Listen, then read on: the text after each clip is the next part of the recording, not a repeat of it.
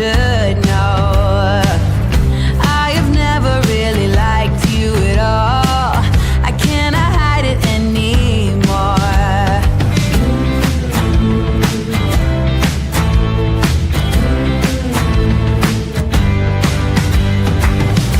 I've been thinking about the future, trying to forget about the past.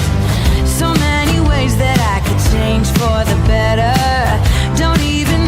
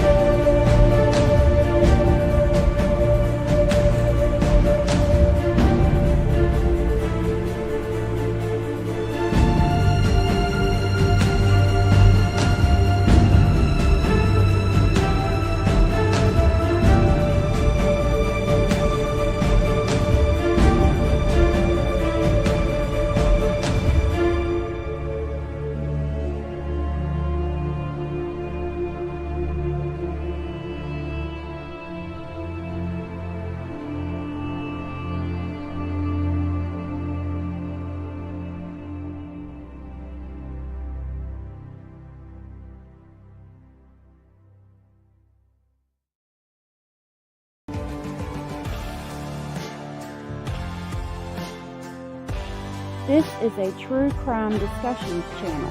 We speculate. This is all just speculation. Because it's true crime, it's for mature audiences only.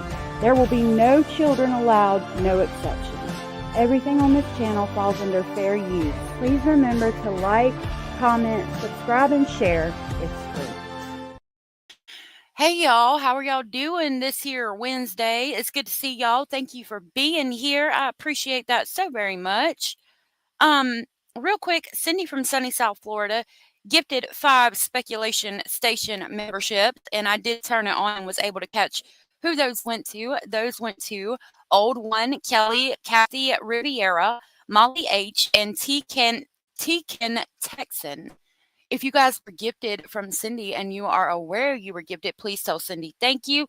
And I will play the crazy train to pick y'all up on the way to Speculation Station in memory of Ozzy.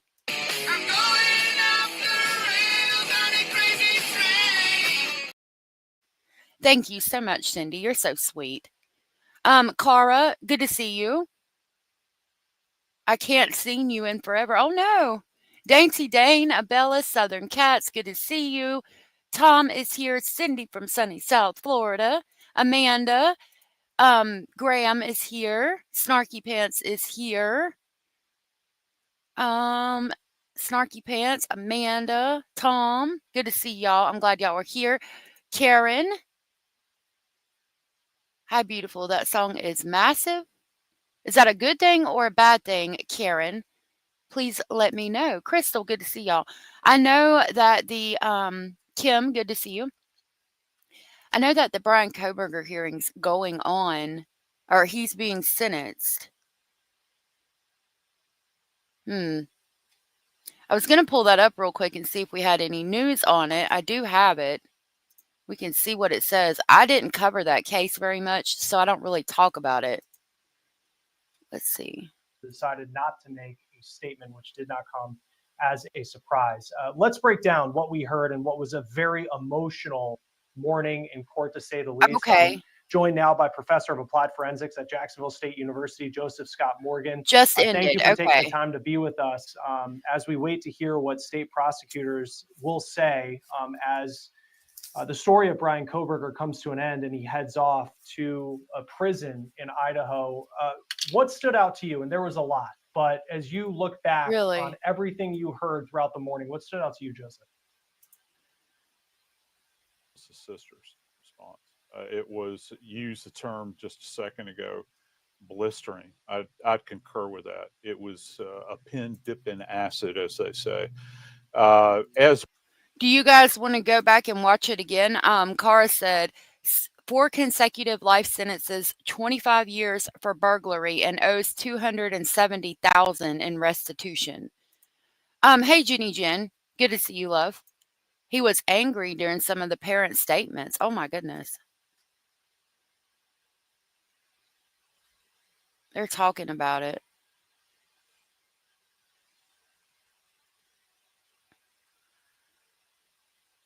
Do y'all want to watch it? I'll start it, and then y'all let me know if y'all want to watch it again.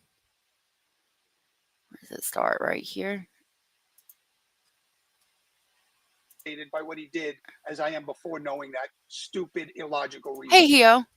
No, and that's very important context as we head into today. And did get a question from Cheryl, who asks, have other families arrived? At this point, we know that all families have arrived except for the family of Ethan Chapin, which that family. Neither party submitted a sentencing memorandum or other materials for the court. Court is familiar with the file and the evidence submitted previously by the parties as it has reviewed them throughout the case and in anticipation of trial. Is there any legal cause why sentence should not be imposed at this time? No, Your Honor. Got some mixed reviews. Does the state, before impact statements and arguments, wish to present evidence today? Your Honor, the state does not intend to present evidence in a documentary, since we have provided the court with photographs that we would like to use during the course of our sentencing argument. Sure. All right. Thank you. But no testimony other than impact statements? That's correct, Your Honor. I am gonna, well, I was thinking about speeding it up a little bit, but I don't wanna, I'll keep it at regular for the impact statements because that's pretty, emotional. All right, so with that, let's start with then impact statements. Oh, well, Ms. Jennings will be introducing. In my understanding, just so I'm clear, Look at I him. indicated through the trial Shaking court his head. administrator that we need to see if any of the victims wish to have the camera not running and audio only. And my understanding is all of them indicated they are fine with the video. Is that correct? Yes, Your Honor, that's correct. All right, very well. Go ahead. Your Honor, the first, and we're taking these in the order, victim impact statements in the order that the charges were listed in the indictment. The first charge being burglary. So we will have Bethany Funke's statement, and she has asked that her friend Emily Allant read that statement. All right, any objection to that? All right, very well. yeah, I didn't follow it much either, Amanda. I know about it, but not a lot. Thank you, Your Honor. I'll be speaking on behalf of Chris. Bethany, and so, yeah, here it reads. My name is Bethany Funke, and I was roommates with Maddie, Kaylee, Xana, and Ethan. I not only lost some of my best friends, but I also lost a sister. Never in a million years would I have thought that something like this would have happened to my closest friends. I thought that we were going to wake up and go upstairs, see them and tell them how they had scared us and that they were going to tease us about how we are constantly scaredy cats. I make jokes about it as we would go to Taco Bell like always. But sadly, that is not what happened and what turned out to be my worst nightmare. When I first woke up that morning, I had no idea what happened. I woke up around 7 with a terrible toothache. So I called my dad, who is a dentist, and he asked what I should do. He told me to take Advil, so I did, and I went back to sleep.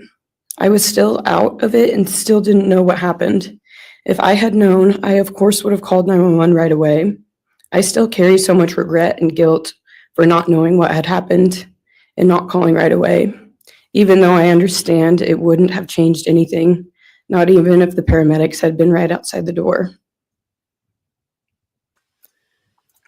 That's a hard thing to come to terms with, and I'm glad that she's able to understand that nothing would have changed even if the paramedics had been on their front step when she called, which is sad, but I'm glad that she knows that.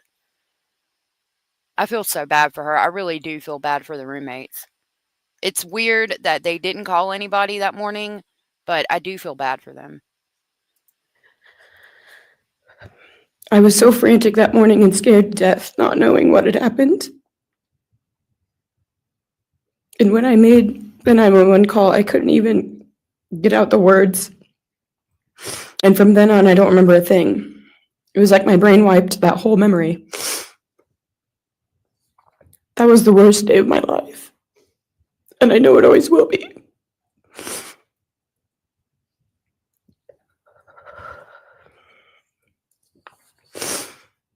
While I was still in shock, trying to process the fact that my friends were truly gone, I had been attacked by the public.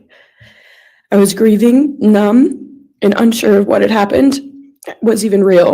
And at the same time, I was getting flooded with death threats and hateful messages from people who did not know me at all or know the dynamic of our friendship. Social media made it so much worse, and strangers made up stories to entertain themselves. The media harassed not just me, but also my family. People showed up at our house. They called my phone, my parents' phones, other family members' phones, and we were chased while I was still trying to survive emotionally and grieve the loss of my friends. I hated and still hate that they are gone, but for some reason, I am still here and I got to live. I still think about this every day. Why me? Why did I get to live and not them? For the longest time, I could not even look at their families without feeling sick with guilt. I did not know what to say or what to do. I was terrified that my presence just made their pain worse, and I was still here when their kid Their siblings and their friends, their loved ones should have been here instead. Oh my God, that's a hard thing to deal with too, that I'll be honest, I hadn't even thought about. Like, yeah, how do you go to a funeral for your friends knowing that you survived and their family's there, and they're thinking, why did you survive and my child didn't? Oh my God, my heart breaks for her. Jeez. Oh my After God. everything happened, I was afraid to go into my own backyard or alone in my house. I was scared that the person who did this would come for me next. I was always scared that the media would try to catch me at any moment of any day, even when I was just walking around my house. I made my parents close all the blinds during the day so no one could see me even in the slightest chance. I barely left the house, and when I did, I made sure I was never alone. I slept in my parents' room for almost a year. I made them double lock every door, set an alarm, and still check everywhere in the room just in case someone was hiding. And I still check my room every night before, and I double lock it. I have not slept through a single night since this happened. I constantly wake up in panics, terrified. Someone is breaking in, or someone is here to hurt me, or I'm about to lose someone else that I love. The fear never really leaves. For a long time, I could barely get out of bed, but one day I realized I have to live for them. They did not get the chance to keep living, but I do, and I will not take that for granted. So now every day I remind myself to live for them, and everything I do it with them in mind. I'll be the first to tell you that I was wrong about something, okay? And like I have been kind of hard on her about the whole, texting family and not calling paramedics and things, and I feel really sorry about that. I didn't even begin to contemplate all of the PTSD and all of the things she was going through, and I'm sorry for that. This poor child, my God. I don't even know what to say. I'm sorry. I should not have done that. I am still scared to go out in public, but I force myself to do things because I know that they would want me to keep living my life to the fullest. I am beyond blessed to still be here, and I refuse to take that for granted when they did not get a chance. Our house was not just a house, it was a home. It was where we laughed till we couldn't breathe, make meals, did crafts, binge watch reality shows, played games, and spent lazy days on the couch. It was movie nights, wine nights, morning debriefs, pranks, hot chocolate, cookies, and warmth. I would cherish those memories forever, and I will not let what happened erase how special our home was or how much those memories meant to me. Now I would like to share some bits and pieces of who they were as people and some of the memories that we shared. One of my favorite memories was Halloween, and we all went to Sigma Chi. But instead of partying, we just sat in an apartment, talking and laughing all night long. I do not think I've ever laughed that hard in my life. We did not care about the party. We were just happy to be with each other. Xana was 1 in a million. She was the life of the party.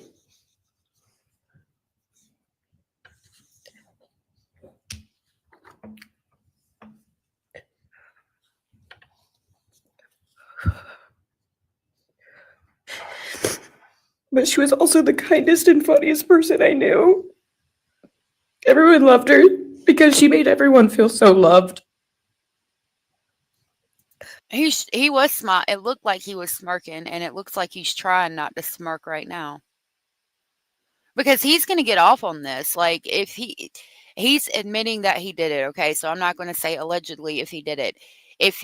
Since he admitted that he did this, he's getting off on hearing about the pain he caused, because more than likely that's the type of person he is. Allegedly speculating. She was just someone you always wanted to be around, no matter the circumstance. One of my favorite days with Xana was when she laid on the couch, when we laid on the couch together all day watching movies and snacking. Or when she, Maddie, and I would go and get margaritas, chips, and salsa. She would also light up a room with her presence alone. Kaylee had the most beautiful, radiant smile, and she was so kind, but also one of the funniest people I've ever known. She loved playing little pranks. She always had us laughing so hard that we could not breathe. She was so full of energy and life. I really believe that she could have ruled the world if she wanted to, and she would have been America's sweetheart. Ethan was the sweetest, most genuine guy. He was always smiling and always making other people smile too. Ethan was the kind of person you wanted around. He was so kind and easy to talk to and just so fun. And the way he cared for Xana was truly something to admire. And really was proof that storybook love and true romances really do exist.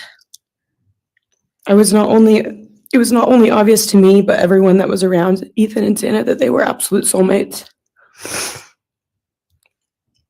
Maddie was not only one of my best friends, but she was the older sister I would have always wanted. There was no one I looked up to or admired more than Maddie. She was truly a ray of sunshine, and everyone was drawn to her. She was so kind, loving, funny, fun, and passionate. She had the sweetest soul and wanted nothing but the best for everyone, and to love and show love to everyone. She took me under her wing and always made me feel so safe and included, and above all, loved and valued. She never failed to make me laugh or put a smile on my face. Still to this day, I am beyond grateful that she chose me to be her sorority little, and I thank God every day that I not only got to know her, but had her as one of my best friends. Honestly, I cannot pinpoint one favorite memory with Maddie because I have so many, and this would be a very long read if I did.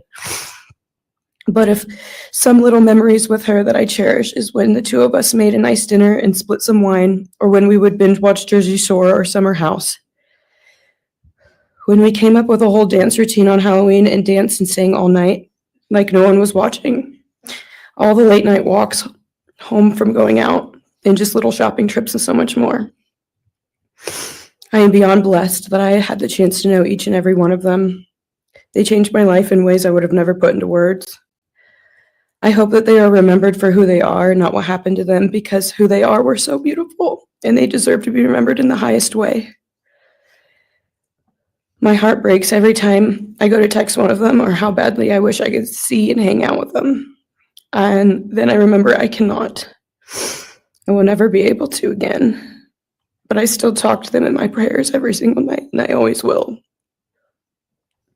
I wish more than anything I could hug them one last time. And I wish I could tell them how much I love them. And even though I cannot, I still tell them every night. I will keep living for them as long as I am lucky enough to still be here. And they were all truly one of a kind. And they will be in our hearts forever and always. Thank you. And please convey to Bethany my appreciation for her courage, and I hope that she heals. Next is Dylan Mortensen. We're asking for some accommodations for Ms. Mortensen and that she be allowed to sit in my seat. Sure.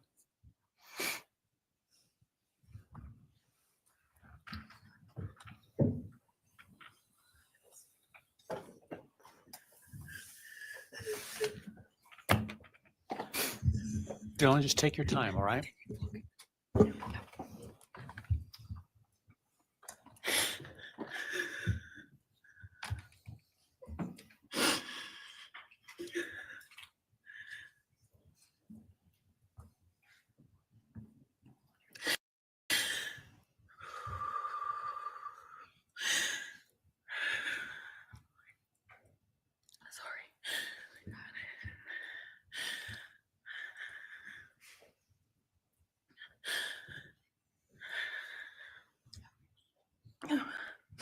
Thank you, Your Honor.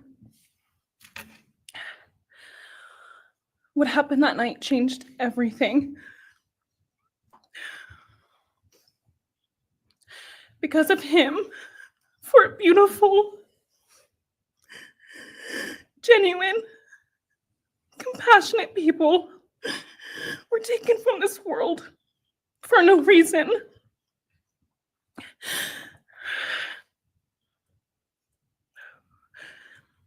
He didn't just take their lives. He took the light that carried it into every room.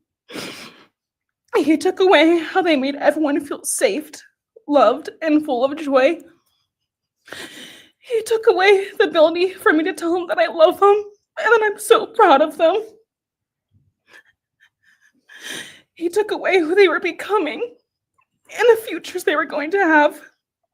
He took away birthdays, graduations, celebrations,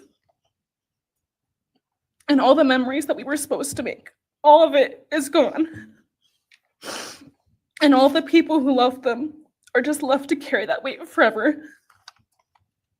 He didn't just take them from the world, he took them from me, my friends, my people who felt like my home, the people I looked up to and adored more than anyone.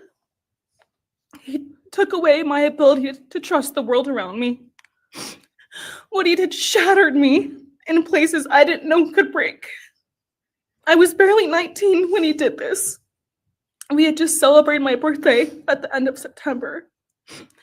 I should have been figuring out who I was. I should have been having the college experience and starting to establish my future. Instead, I was forced to learn how to survive the unimaginable. I couldn't be alone. I had to sleep in my mom's bed because I was too terrified to close my eyes. Terrified that if I blinked, someone might be there. I made escape plans everywhere I went. If something happens, how do I get out? What can I use to defend myself? Who can help? And then there are the panic attacks. The kind that slam into me like a tsunami out of nowhere. I can't breathe. I can't think. I can't stop shaking.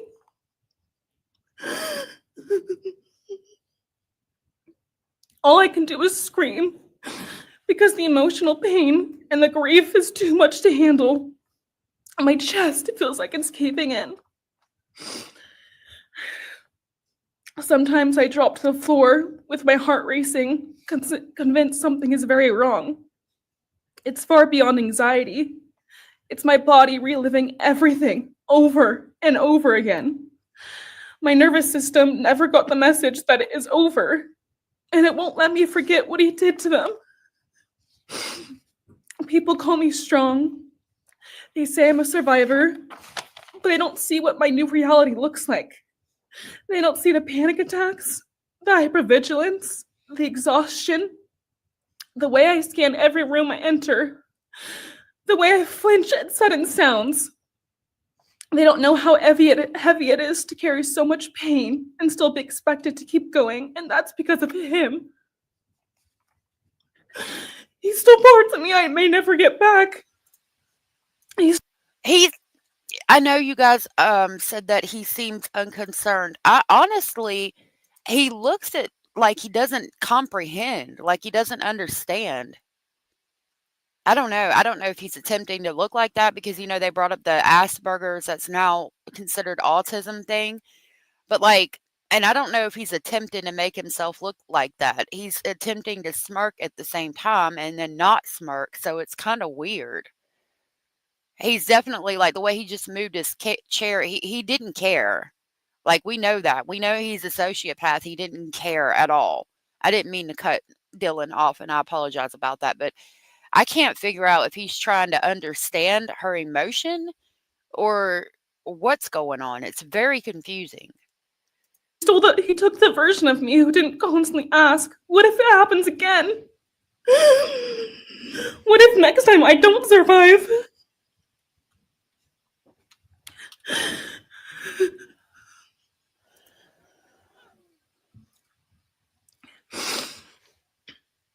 He may have shattered parts of me, but I'm still putting myself back together. Piece by piece, I'm learning how to live in this new version of life. It is not easy. It hurts, but I'm still trying. And I'm not trying just for me. I'm trying for them, my friends. About a year ago, I had a dream about them.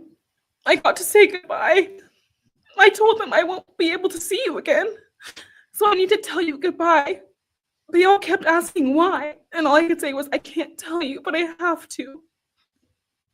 When I woke up, Oh my God. I felt shattered and heartbroken, but also strangely grateful. Like maybe in some way that dream gave us the goodbye we never got. Still, no dream can replace them, and no goodbye will ever feel finished. He is a hollow vessel, something less than human. A body without empathy, without remorse. He chose destruction. He chose evil. He feels nothing. He tried to take everything from me. My friends, my safety, my identity, my future. He took their lives, but I will continue trying to be like them, to make them proud. Living is how I honor them. Speaking today is to help me find some sort of justice for them. And I will never let him take that from me. He may have taken so much from me, but he will never get to take my voice. He will never take the memories I had with him. He will never erase the love we shared, the laughs we had, or the way they made me feel seen and whole. Those things are mine. They are sacred, and he will never touch them. I get to feel sadness. I get to feel rage. I get to feel joy even when it's hard. I get to feel love even when it hurts. I get to live. And while I will still live with this pain, at least I get to live my life. He will stay here, empty, forgotten, and powerless. Dylan, thank you so much for your courage. I appreciate it.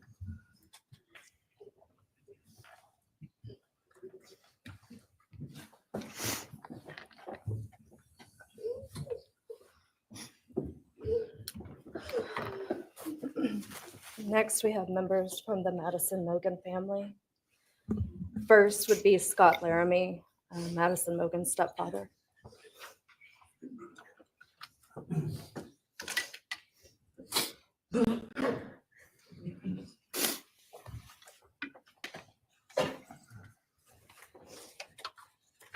Standing by him is Karen Laramie, Madison's mother. Thank you, Your Honor. My name is Scott Laramie. I'm Maddie Mogen's stepfather and the husband of Maddie's mother, Karen Laramie. I will read this victim impact statement on behalf of Karen and myself. Maddie was our gift of life, our purpose, and our hope. Maddie quickly became Karen's joy, identity, and purpose in life. I joined Maddie's life when she was 2.5 years old. Experience transformed me into a life of joy, love, and family. Maddie was bright, beautiful, kind, empathic. She listened carefully to others and was observant, seeing and caring about the hearts and the minds of all she encountered. She loved music and music festivals. She had a wonderful sense of humor. She excelled in school. She was an easy child to raise, almost never requiring discipline, and almost always giving us parental joy. One time Karen remembers disciplining Maddie as a little girl. Maddie responded, "You broke my heart," which of course melted ours. She had a keen wit, even at that young age. As she transitioned into teenage years, she prioritized us and extended family over many of the distractions that capture teenagers. She showered us with her presence and love at family events, barbecues, picnics, birthdays, holidays, and others. She spent countless hours with her papa, her uncle David, Aunt Nadine, and her other close family and friends.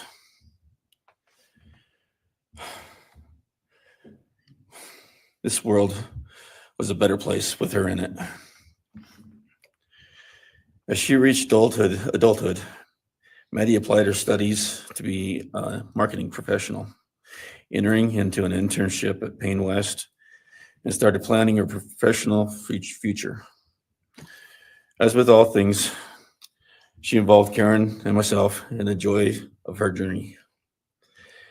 As she transitioned into womanhood, Karen and I continued to be astounded at this wonderful and accomplished person we had created.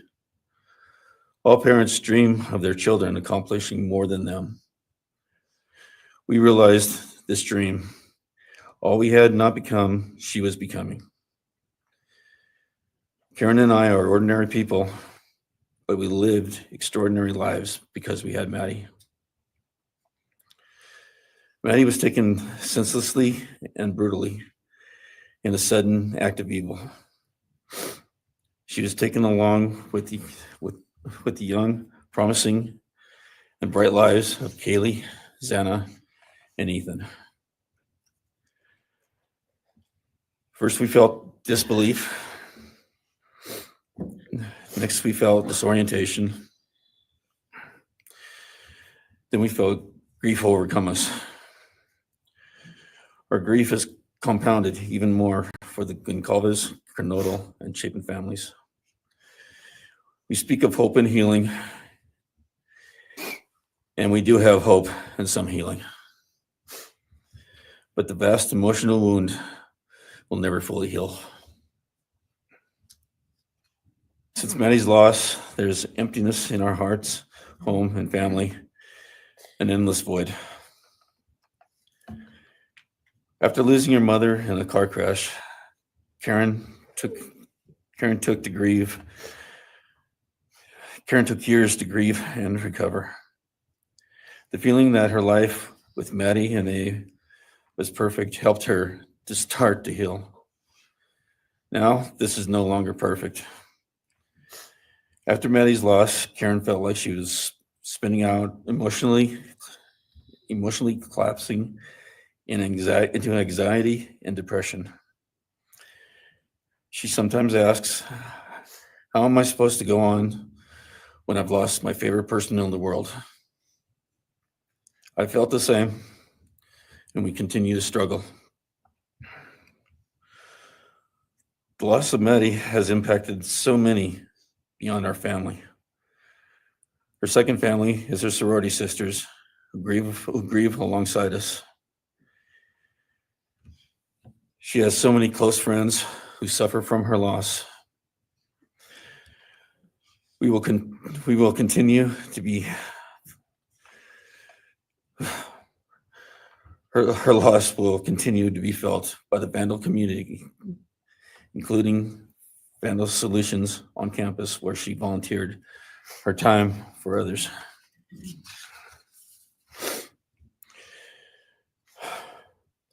It helps us to know Maddie is in heaven now, freed from the trials of this earth. We, however, continue to live on without the grace and support of her presence. We will grow old without our only child, our bright, beautiful friend and daughter. In the end, there are no words that can accurately capture the devastation of losing Maddie. We will endure, and we will go on. For Maddie, we will not let our grief consume us. For Maddie, we will continue to love and care for our family and friends, including the families of Kaylee, Xana, and Ethan. We will remain united with them. We can only hope that others out there suffering similar losses can look to us and see that we can overcome hatred, darkness, and evil. We know the law allows us to comment on the defendant and the sentence. As for a sentence, we support the plea agreement. Society needs to be protected against this evil. As for the defendant, we will not waste the words, nor will we fall into hatred and bitterness. Evil has many faces, and we now know this, but evil does not deserve our time and attention. We are done being victims. We are taking back our lives. We will turn our time, talents, and attention to hope, healing, and helping others and to the future. We invite all those who have suffered with us on this to join us in our journey. We can make this world a better place. We can move on from tragedy. Adversity will visit us, evil will visit us, but we will overcome. We can and will endure.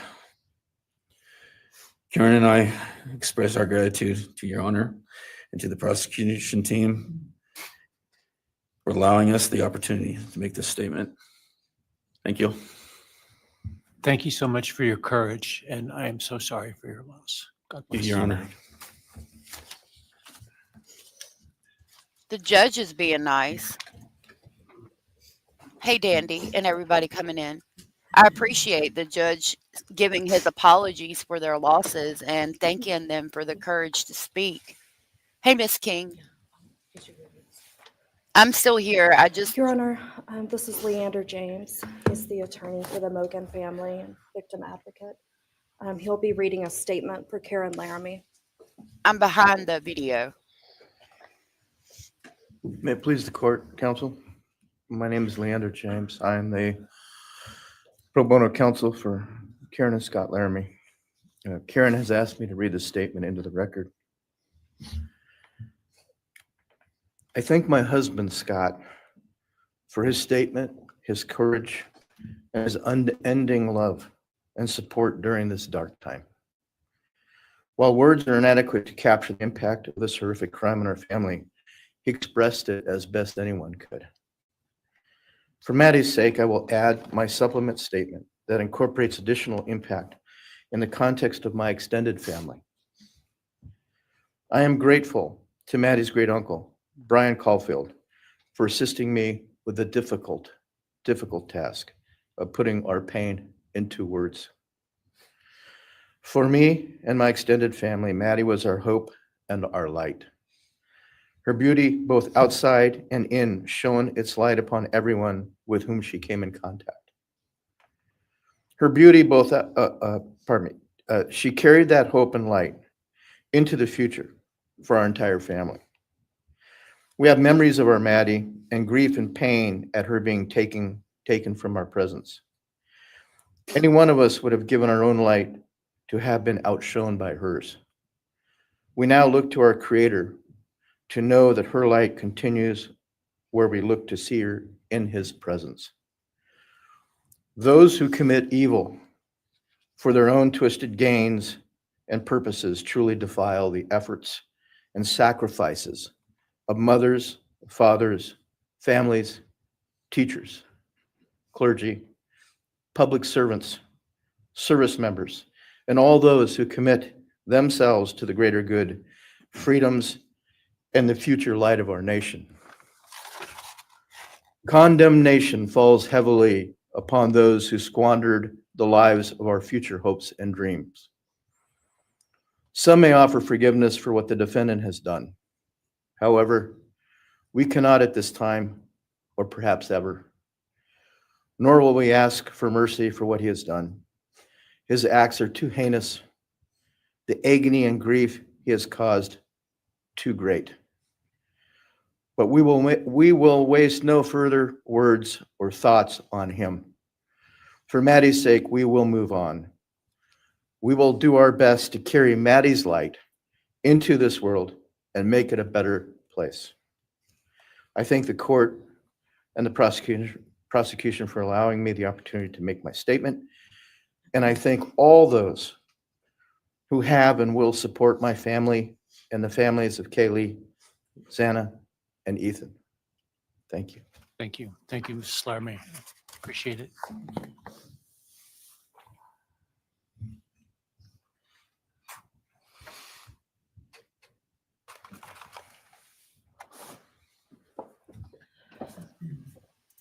Next is Ben Mogen. Okay, the Mogens are about to come up. There's a live press conference right now outside the courtroom. I'm gonna try to pull it up. Hold on.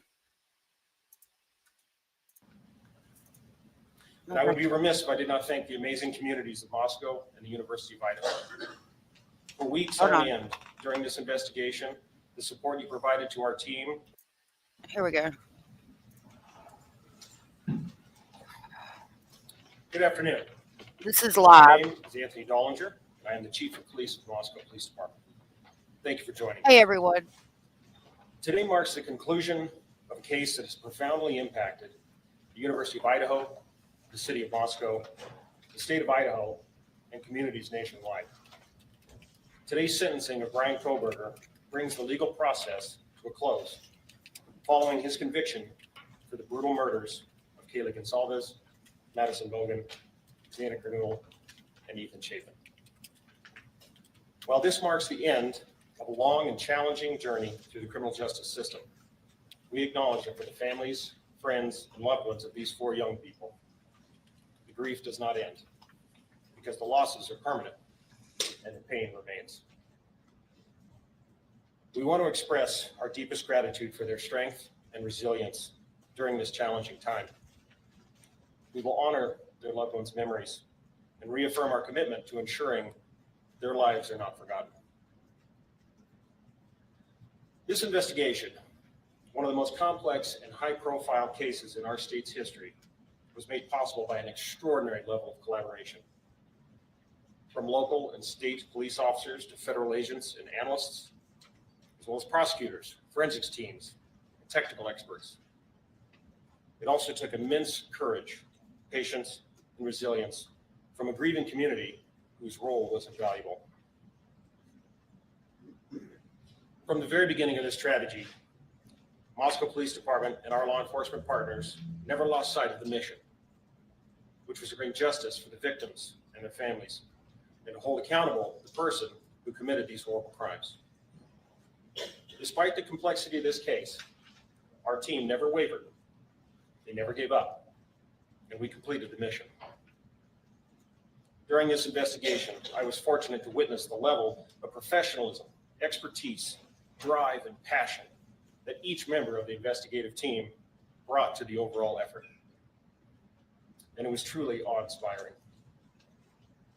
To all who came to our aid and assisted in this immense undertaking, I cannot express my gratitude enough. We are forever thankful. And I would be remiss if I did not thank the amazing communities of Moscow and the University of Idaho. For weeks on end during this investigation, the support you provided to our team was greatly appreciated. The numerous phone calls, letters, and seemingly endless stream of food helped keep our spirits high and encouraged us to press on. Today, we want to provide an opportunity to hear from the key agencies involved in the investigation, prosecution, and overall response to this case. Each agency played a vital role in pursuit of truth and accountability. Further remarks will be provided by the Latah County Prosecutor's Office, followed by the Idaho State Police, the Federal Bureau of Investigation, and the Office of the Attorney General. Each speaker will provide brief comments, followed by a limited Q&A session. With that, I'd like to introduce Latah County Prosecutor Bill Thompson, representing the Latah County Prosecutor's Office. Thank you, Anthony. Welcome, everybody. It's been a long time since we've been able to stand in the same room together. You have to listen to me talk. I'm sorry. First off, I want to thank the folks here in Ada County. I can tell you I would much prefer to be in Latah County right now and be able to talk to the people most directly impacted by this. But Ada County has been a phenomenal support and protector for the integrity of this case. And I just want to send that shout out right now. So today, you are all, I think, listening in either in person or with the live stream. We have reached the conclusion of the judicial process And we believe we've achieved accountability and finality and certainty for everyone who has suffered from this, so we can try to move on. As you are aware, Mr. Kohberger pleaded guilty to all 5 counts of the indictment. He pleaded guilty as charged. There was no plea bargain to change charges, drop charges. He pleaded guilty straight up, and he admitted under oath to Judge Hippler the allegations are true. He has also received a life and death sentence, and that he is going into the Department of Corrections custody, and he will remain there until he dies. And our communities are protected from him. Our communities are safe from him. And we have finality and conclusion, not just for the families, but for everyone who suffered because of this. Chief Dollinger talked about the extraordinary teamwork on this case. I can tell you that Ashley Jennings, my senior deputy, and I, we were with the investigators from day one. We worked as a team beyond any team that I've seen in my almost 33 years as a Latah County prosecutor and 45 years as an attorney in Idaho. This level of collaboration is indescribably phenomenal. And in this room, we have representatives of the FBI and your Special Agent Grover. We have representatives from the Idaho State Police. We have representatives from the Moscow Police Department. We have representatives from the Office of the Idaho Attorney General. I can tell you,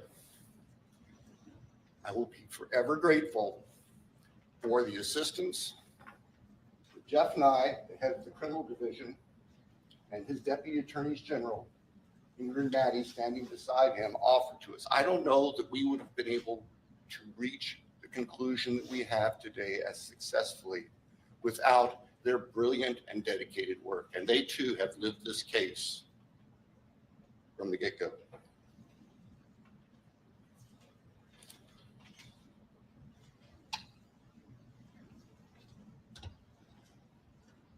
Our hearts and prayers go out to the families, not just the immediate biological or legal families, but the university family, the 1122 King Street family. You all saw the group picture, and you've seen that group picture so many times over the past 2.5 years. And now you have real faces to go with those young, vibrant people who, 4 of whom were killed 12 hours, half day after that picture was taken. It's so sad. We respect the families. We realize that we had tough decisions to make, and we made them, but we did not make them in a vacuum. As I said in court today, we reached out to the families. We asked their thoughts. We listened to what they had to say. We accept and recognize that not everybody agrees with the decision we made, but this isn't a popularity contest. And we made what we thought was the most appropriate decision under the law and on the facts to give this case closure in a sense that would never be realized otherwise. Judge Hippler talked today about, I guess, the fallacy of expecting that there would be some miraculous coming clean and disclosure from the defendant. In the first instance, as the judge said, he doesn't have the power to compel that. We, the state, don't have the power to compel that. And as a practical matter, it would not be helpful. It would give him a forum to share whatever he thought to control the dialogue. Not going to happen to our victims. We can't allow that to happen. Thank goodness. We didn't need another Stephen Stearns situation.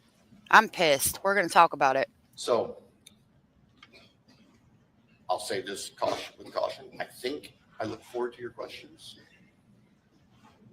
I will be perfectly honest with you. I will answer them as best I can. If I can't tell you the answer to something, I'll tell you that. And I ask for your assistance and your respect as we walk through that, because there are still people who are suffering, and I'm not going to victimize families. I'm not going to victimize the deceased again.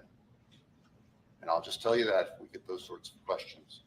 But we'll get that in a little bit. Right now, what I would like to do is hand the podium over to Colonel Bill Gardner from the Idaho State Police so he can share his agency's perspective on this. Thank you.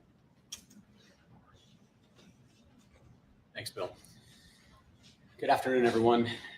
I'm Colonel Bill Gardner, Director of the Idaho State Police. To the families, your courage and strength throughout this painful process, it indeed kept us moving forward. Your strength, and particularly your love for one another, was inspiring, and it motivated all of us. You've carried a burden no one should ever have to bear. This investigation demanded the very best from everyone involved. Crime scene teams, forensic scientists, intelligence analysts, and investigators answered the call with professionalism, precision, and resolve. They did not do it for recognition. They did it because 4 innocent lives were taken, and the victims and their families deserve nothing less. It is clear this case required a team approach. Not only did the Moscow Police Department, the Latah County Sheriff's Office, the Idaho State Police, and the FBI come together quickly, but others provided significant assistance behind the scenes. I'd like to highlight a few of those. I personally want to thank Colonel Paris of the Pennsylvania State Police. Once this case moved across the country, the Pennsylvania State Police went out of their way to provide resources and support while our people were on the ground there. Also, it's important to note that from the moment this case began, Governor Little was fully supportive of the investigative process. He provided funding and support to make sure the job was done right. And finally, as was already mentioned, the Idaho Attorney General's office provided significant input and help during the preliminary motions. We relied heavily upon their expertise as we moved throughout this whole process. As law enforcement officers, we often say that this is more than a job, it's a calling. This case reminds us why we answer that call, why we stand for victims, why we fight. In this case, why we fight pure evil, and why we keep going. Even when the road is long and answers are hard to find. In this horrific case, I am proud of the work that was done and the people who carried it out. They exemplified the very best of our profession and helped bring closure to 4 families. I'll now turn the podium over to Salt Lake City FBI Field Office Supervisory Senior Resident Agent, Brett Grover.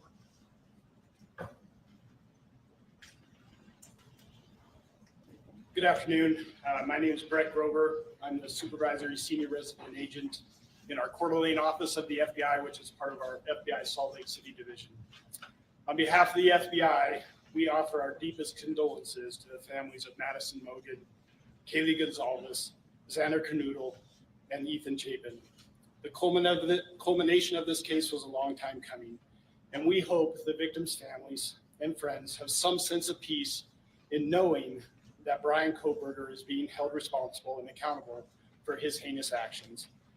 The FBI is proud to have supported the Moscow Police Department in the state of Idaho with the investigation and prosecution of this case.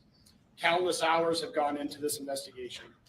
The FBI dedicated significant resources to include digital and forensic analysis, intelligence support from our folks at FBI headquarters and field offices around the country, and victim services, which continue to this day. Today's sentencing also demonstrates how the responsible use of investigative genetic genealogy, or IGG, can transform a crime scene into accountability and closure. The IGG process involves the use of DNA analysis combined with traditional genealogy research to generate investigative leads for unsolved violent crimes. In late 2022, IGG provided a crucial investigative direction for investigators working this case. But I want to be clear, IGG was just one tool that led us here today. It's a powerful complement to the core investigative work done by both the FBI and our partner agencies. The bottom line is that successful cases like this are about strong partnerships and a shared goal. The goal of keeping our communities safe, and providing a measure of justice for the families of our victims. Thank you. I'll now turn the time over to the Attorney General for the state of Idaho. Good afternoon. I'm Raul Labrador. I'm the Attorney General of the state of Idaho. Today's a heavy day for the families who lost their children, for the community of Moscow, and for the entire state of Idaho. With the sentencing today, a painful chapter closes in one of the darkest and most heartbreaking moments in our state's history. We're here because 4 young lives were stolen from us far too soon. They were full of promise, they had dreams and aspirations, people who loved them, and communities that believed in them. Their loss is immeasurable. Their absence is felt every day, not only by their families, but by classmates, friends, neighbors, and all of us who came to know their names and their stories. There is no sentence that can bring true justice for this kind of evil. Nothing we do today can undo the heartache or fill the empty chairs at family tables. But today's sentencing ensures one thing, that the perpetrator will never again walk free. In fact, he will never harm another family. I want to extend my deepest gratitude to Prosecutor Bill Thompson, whose steady leadership has guided this case from the beginning, to the people of Latah County for their trust and commitment to justice, and to the state of Idaho, and to the state, also to the local and federal law enforcement communities who have been focused on bringing justice for the victims. I also want to recognize Jeff Nye, who's the chief of my office's criminal law division, and the team of attorneys in my office who work side by side with local prosecutors. Their contributions were quiet but vital. They help protect the grand jury's work. They push back against legal challenges and successfully defended the use of advanced forensic tools that helped identify Kohberger. These were groundbreaking legal efforts done with resolve, with care, and in the name of public safety. Their outstanding legal work spared the families and the public from a drawn-out, painful trial that would have reopened wounds and prolonged the family's agony. When I became the Attorney General 2.5 years ago, I interviewed Jeff Nye. He was not the chief of the criminal division at the time. And I asked him if there was anything he would change in the office of Attorney General. If you get to know Jeff, he had a long list. It was a very long list of things that he would change in the criminal division. But the first thing he talked about was the fact that our office was not helping local prosecutors with their prosecution. It was a take it or leave it kind of approach, that we either took the case and handled all the matter, or we did nothing at all. And he said that there were important cases where we could actually assist in the Office of Attorney General. It's one of the reasons I hired him to be my chief of the criminal division. And I think today culminates the wise decision that he had to make those changes and the important change that we made in the office. This moment didn't come easily. It was the result of tireless effort, careful preparation, and unwavering pursuit of the truth. Behind the scenes, our legal teams worked diligently to defend dozens of legal challenges. Their efforts not only helped ensure a just outcome, they also spared the families and the community from the painful trial and endless appeals that would have reopened deep wounds. To the families of Madison, Kaylee, Xana, and Ethan, no words from any of us, no legal ruling, and no sentence from a judge can heal what you've endured. But I want you to know this. My sincere wish is that you have not carried this burden alone. Idaho grieves with you. Idaho stands with you. And your children's names will not be forgotten. We honor them, not only with our words today, but with our commitment to protecting others in their memory. I will never stop fighting for the people of Idaho, and I thank every single member of this community who has just reached out to the families and supported them. And may God bless the souls of the victims and the families who have suffered. Thank you. Now we will transition into our question and answer phase. Joining me at the podium will be Bill Thompson from the prosecutor's office and the two lead investigators, Brett Payne and Darren Gilbertson. Just a couple of things before we begin. We recognize that everyone has a lot of questions. We're going to try to do our best to get to as many as we possibly can. Also, keep in mind that there are still some things that we are unable to talk about because of either privacy interests for the victims and their families, and or they are under seal currently in the court. So if those items do come up, then that will certainly be the answer that you will receive. Is that a new, did you just And make keep that? this He's sort of so orderly. sweet. I will try to be the one to Let me see.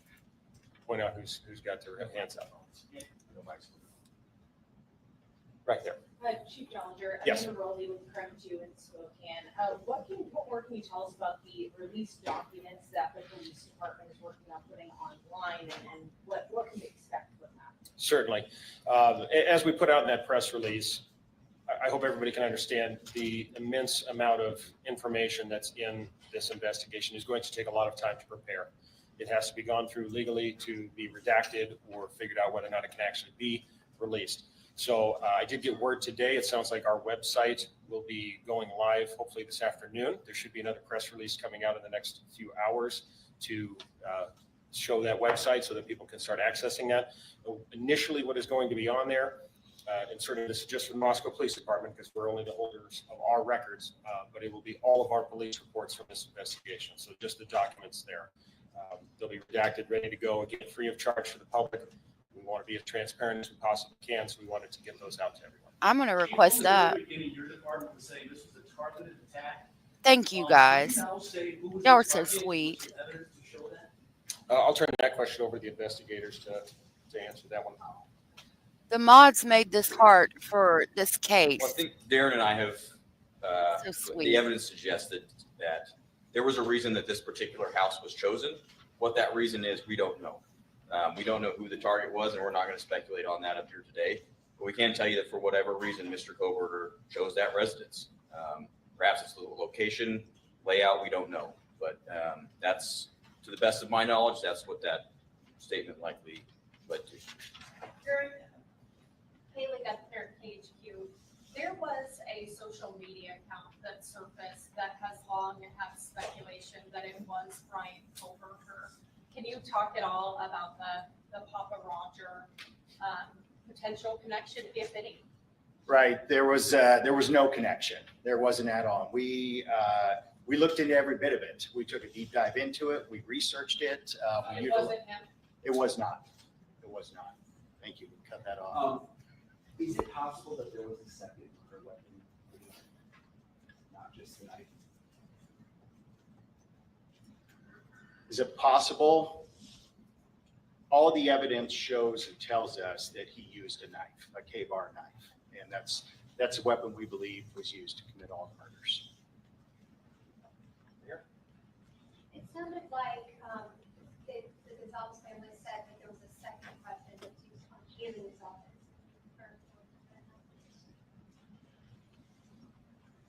Out of respect for the families, that's something that you'll have to get from them. If they wish to share that with you, it'd probably be through them, not through us. Thank you, Donna. That was so sweet. It seemed like he chose that house. There's no clues as to why he chose that house. You know, after working in Moscow for several years as Chief Dollinger, that area is frequented by many, many people at all hours of the night when college is in session. So what Darren and I have surmised is that perhaps it's the old hiding in plain sight. There's lots of people around. There's lots of vehicles around at all hours. It's not isolated where you'd be noticed. So that's where that comment comes from. It does. And no, it doesn't make sense. And it's if you're in that neighborhood at all, it's a very complicated neighborhood. It's very closed in. But at the same time, there's everything from college kids to adults that live there, people that have full-time jobs, part-time jobs. So any one of us could come and go. DA Thompson, during the plea hearing and then again today, it seemed like your voice quivered a bit when you were either putting up photographs or mentioning, and then again today, it seemed like your voice quivered a bit when you were either putting up photographs or mentioning the victims' names, and just wondering about the emotional toll. And I have one other question. Yeah, you're right. My voice was quivering. Y'all were in there. There's a lot of powerful emotion. The losses are almost indescribable. And maybe my filters aren't as good as they might have been 45 years ago when I started in this business. But I think you also saw that even Judge Hippler was affected and impacted by this. There's no easy way to remain stiff-lipped and dry-eyed through this kind of tragedy. There just simply isn't. I'm sure you're not aware of this yet, but there was a photograph where they zoomed in on a picture that Brian Kohberger had on the defense counsel table. It was an image of a black heart. I don't know if you've heard this or you've seen the image. Hearing this, your thoughts? First, I've heard of it. Hearing this, your thoughts? First, I've heard of it. There is something I need to say, though, real quick. This is the product of, I'm sure I'm getting old in my failed memory, but there's one other person I need to recognize, and this is very important to us because this was a key person that was going to take us through trial, and that's Josh Herward, the former United States Attorney for the District of Idaho, who left office and voluntarily joined our office as a special deputy to help us. My apologies for the oversight, as I wasn't reading my notes correctly, but thank you for that little interlude. Chief. I guess my question is for Mr. Thompson, since you're still up there, and Bethany was on crime. You said that it was your decision to accept this plea agreement. It brings finality. He will die in prison. But Corporal Payne said they don't know who the target was and why he targeted this house. Was there a reason why, as part of the agreement, you didn't require Ann Taylor to have her client sit down with you all and to answer some of these questions? I think that Judge Hippler addressed that today very, very well. Of course, Judge Hippler addresses everything very well, we found. The law does not give the court or us the power to require a specific factual allocution. And just let me finish. And we recognize that. We recognize that we could have said, well, in order for us to move forward, we want a factual allocution. But I have to be perfectly candid. I don't believe that there's anything that would come out of his mouth that would be the truth. I don't believe that there's anything that would come out of his mouth that would be anything other than self-serving. And I don't believe there's anything that would come out of his mouth that would not further victimize the families. And so that just simply wasn't a factor. We made our decision based on our assessment of the law and the facts. We made our decision based on being able to obtain accountability and certainty, not just for the victims' families, but for the communities and for the state. And that's where our obligations go. In the end, and the old Harry Truman thing, the buck stops on my desk. Well, that's what I got when I was elected prosecutor 33 years ago. I never dreamed it would involve something like this, but we don't shirk our responsibilities just because it got big and nasty. Thank you. Corporal Payne and Lieutenant Gilbertson. First of all, I want to say to you, Corporal Payne, that the chief of family told me that you called him every night during that nearly 7-week manhunt, even though you didn't have to. And I just think that goes to show that there's no character to this. So that being said, I'm curious as to where you think. I'm curious as to where you think or believe the murder weapon is, where you think or believe clothes Kohberger was wearing that night are, how do you think he avoided forensics? Well, I can just tell you, and forgive us if we go back and forth, it's just kind of how we roll. There is no evidence that we found that would lead us to any specific, even general location as to where the murder weapon or the clothes have been. And we searched. I mean, the FBI, again, to their credit, we had folks doing soil samples and so all sorts of things to try to come up with somewhere to start searching for these things, and we just never found it. As far as the forensics piece, I'll let Darren speak to Yeah, that. and on the weapon, it wasn't a lack of trying. Everywhere that we had evidence of where he went, based upon phone records, based upon the evidence that we had gathered, we searched that. We went there. We did searches on the ground, in the water. We did searches. We sent soil samples to try to figure out maybe where a shovel had been used. So we searched everywhere that we possibly could. But the reality is we're looking for a singular small, it's not that small, but K-ball. It's not that small, but K-bar knife. And that's it. So it's endless of where it could have been, and we just were not able to find it. So. What about the clothes and visibility though, to avoid forensics at the scene, in a murder scene where we now know Kohberger Gonzalez was stabbed 34 times and then another victim was stabbed more? Right. So the reality is I don't know that why it somebody can skips. carry this out and still not get covered in blood. That's the reality of it. And this does happen. And there's plenty of studies of that. And we've had some of the world's experts that we've asked those same questions because we've struggled with that. Why do we not find more here and there? And the reality was if somebody has the training, if somebody has thought about it, if somebody wears the right type of clothing, that could be the outcome. And that's what we were left with here. Chief of SARS of CNN, Mr. Thompson, did you do psychological testing on Brian Kohberger? Did that weigh into your decision to have a plea deal? And the stabbings, multiple stabbings are very personal. How did you assess that mode of murder?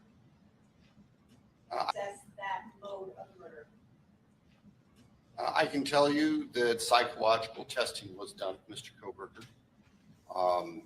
The results of that do not rise to a defense to his conduct under Idaho law.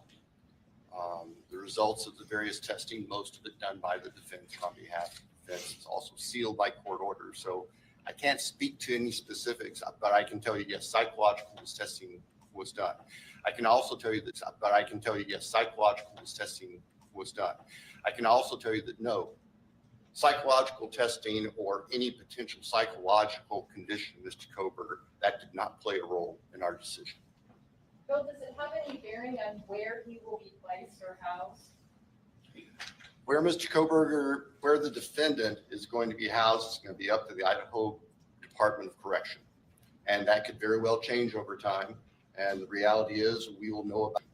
And that could very well change over time. And the reality is we will know about it after it happens. I don't know why it keeps doing that. Did you monitor Mr. Kohberger's communications while he was incarcerated? And did he say anything that was helpful or give you any insight as to why he did this? Stop jumping. Yeah, we did monitor it, both while he was housed in Latah County and then once he was moved down to Ada County. We have hundreds, thousands of hours of monitoring that was done, but there was nothing of evidentiary value that was gained from any of it. Will you be releasing those conversations?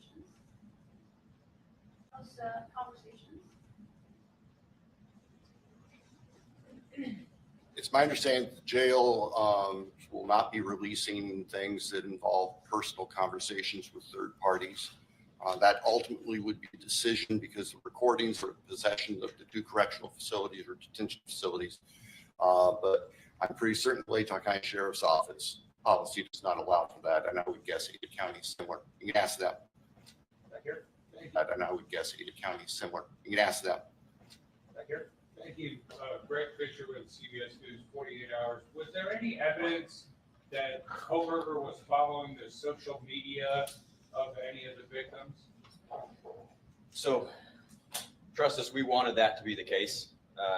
We've looked for a link and we have not found one. Not one.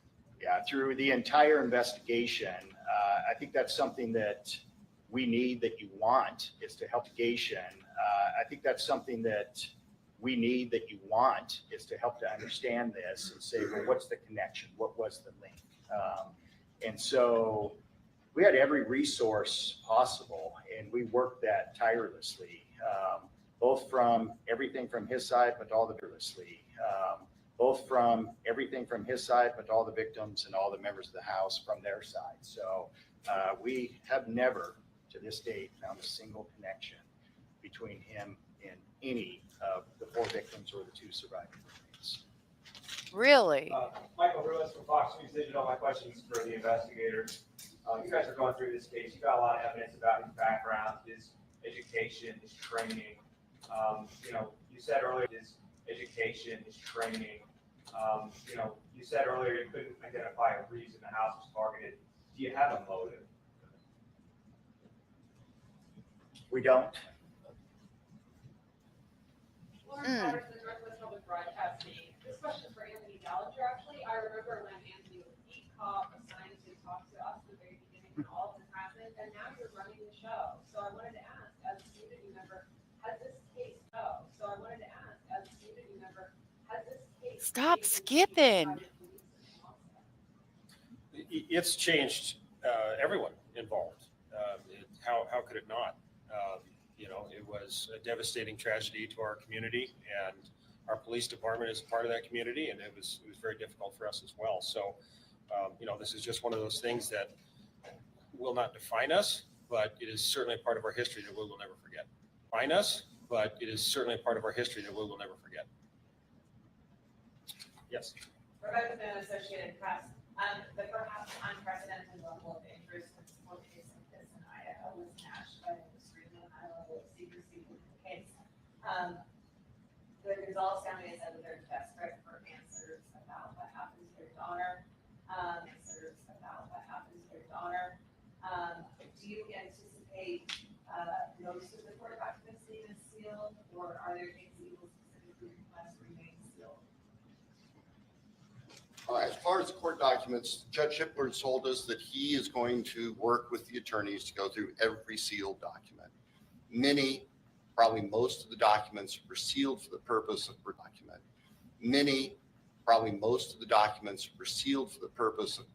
against tainting a jury pool. And those documents I would expect would become unsealed. Requests for discovery, various things like that.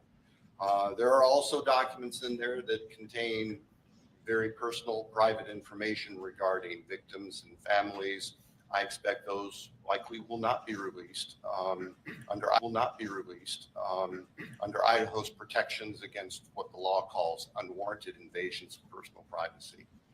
I realize that can be frustrating for folks who want to be able to explore this thoroughly, but we have to balance, and the law balances the privacy of the people who have suffered, including the victims who are dead, with giving the public as much information as we responsibly can. Alex Duggan, the Spokesman Review. I'm just wondering, did a lack of knowing the reason or the motive concern you when prepping for trial? Because juries tend to want to explore the motive or reason for a crime. And also, how do you as investigators and attorneys grapple with that? Because if you can't rationalize something irrational, then how do you continue knowing that maybe you won't get an answer? Well, I'll tell you from an investigator standpoint, we already know and realize we often don't get to know that. We want it. We all do. We naturally want that. But the reality is, it's not something that we have to have, or that we get. And the reality also is that oftentimes those very things that you're asking about, they're only known to one person. It's the person that commits those crimes. And I think that's probably what we have here. And I would add that going through this whole investigation, I'd probably say it's easier than it was for Bill's offices. We were focused on a task. We had a task to do, and it was discovering evidence and interviewing folks and that sort of thing.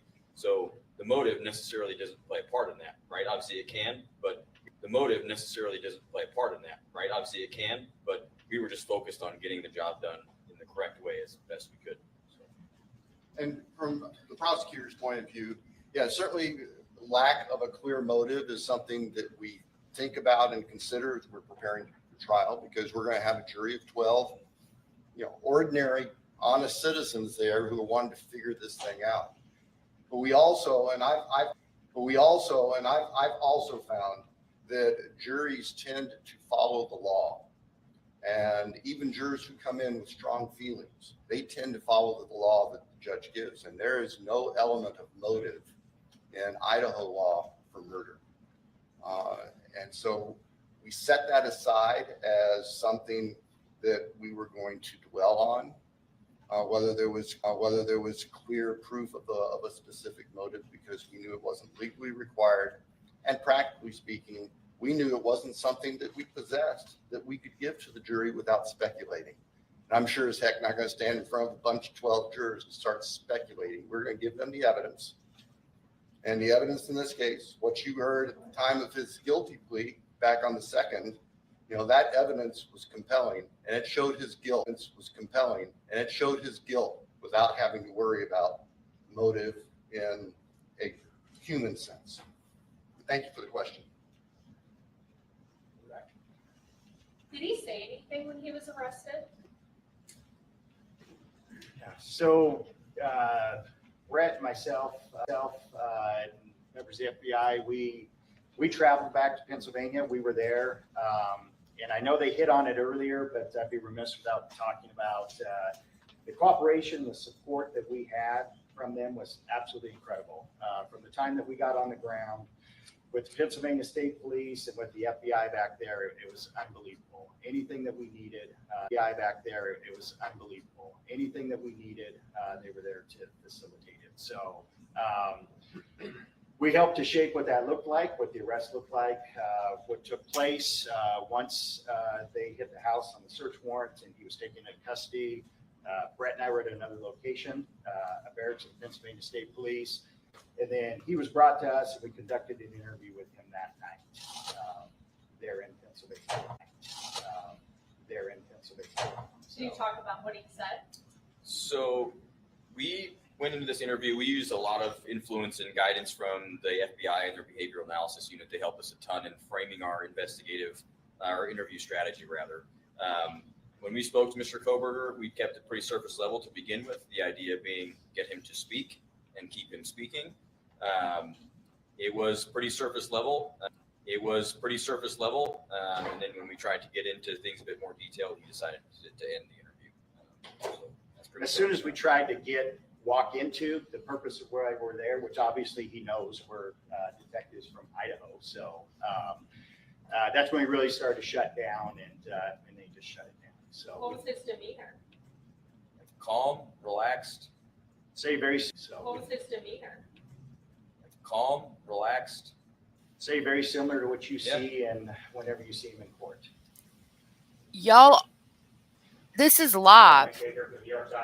I don't know why it does that. Ah. The only thing we're really able to talk about is that we didn't get any tips or any evidentiary items from the family. So, good point, Heather. Going back to 2000, skipping CD players. If you ever had the idea of what made Mr. Kohberger take a plea deal yet? No.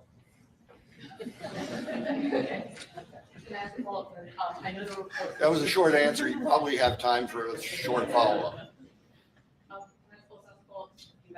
know there's some reports that there was Kohberger hides the container and there was Kohberger hides the container at the house. Did you ever determine what that was? No, and the belief was in the one survivor roommates in her statement, and that's out there, was that she observed something in his hand when she saw him, but we don't know what it was. You had an expert who was going to testify about completing something off of this work computer.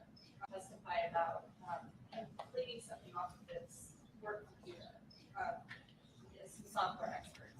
Was there any evidence that he had tried to wipe anything from his phone, software-wise? The bar charts, I believe, is their name. Yeah, and so this kind of goes into the connection to the victims as well. That's a similar question. We had the world's foremost experts on this look into it, and there was evidence that he had used software to wipe many of his devices relatively effectively.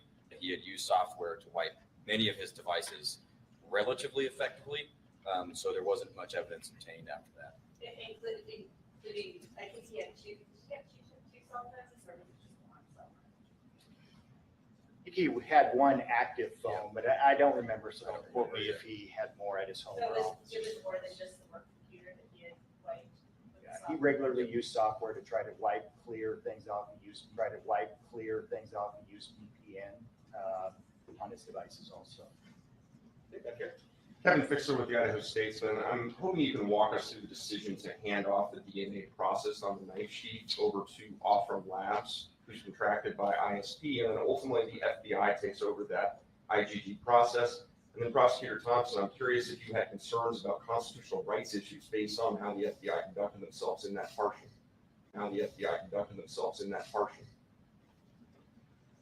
I'll start and I'll just speak briefly to, when we were notified that we had a DNA from the knife sheath, and it was a single source male DNA, touch DNA, then we knew that we had capabilities to take that further. So that you're correct, the Idaho State Police has a contract with Offram Laboratories in Texas.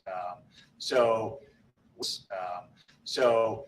we flew that over there and they started the process of working that in what was the beginning of the IgG process. And at some point during it, we were working with the FBI, which we did closely throughout the entire case and every aspect of it.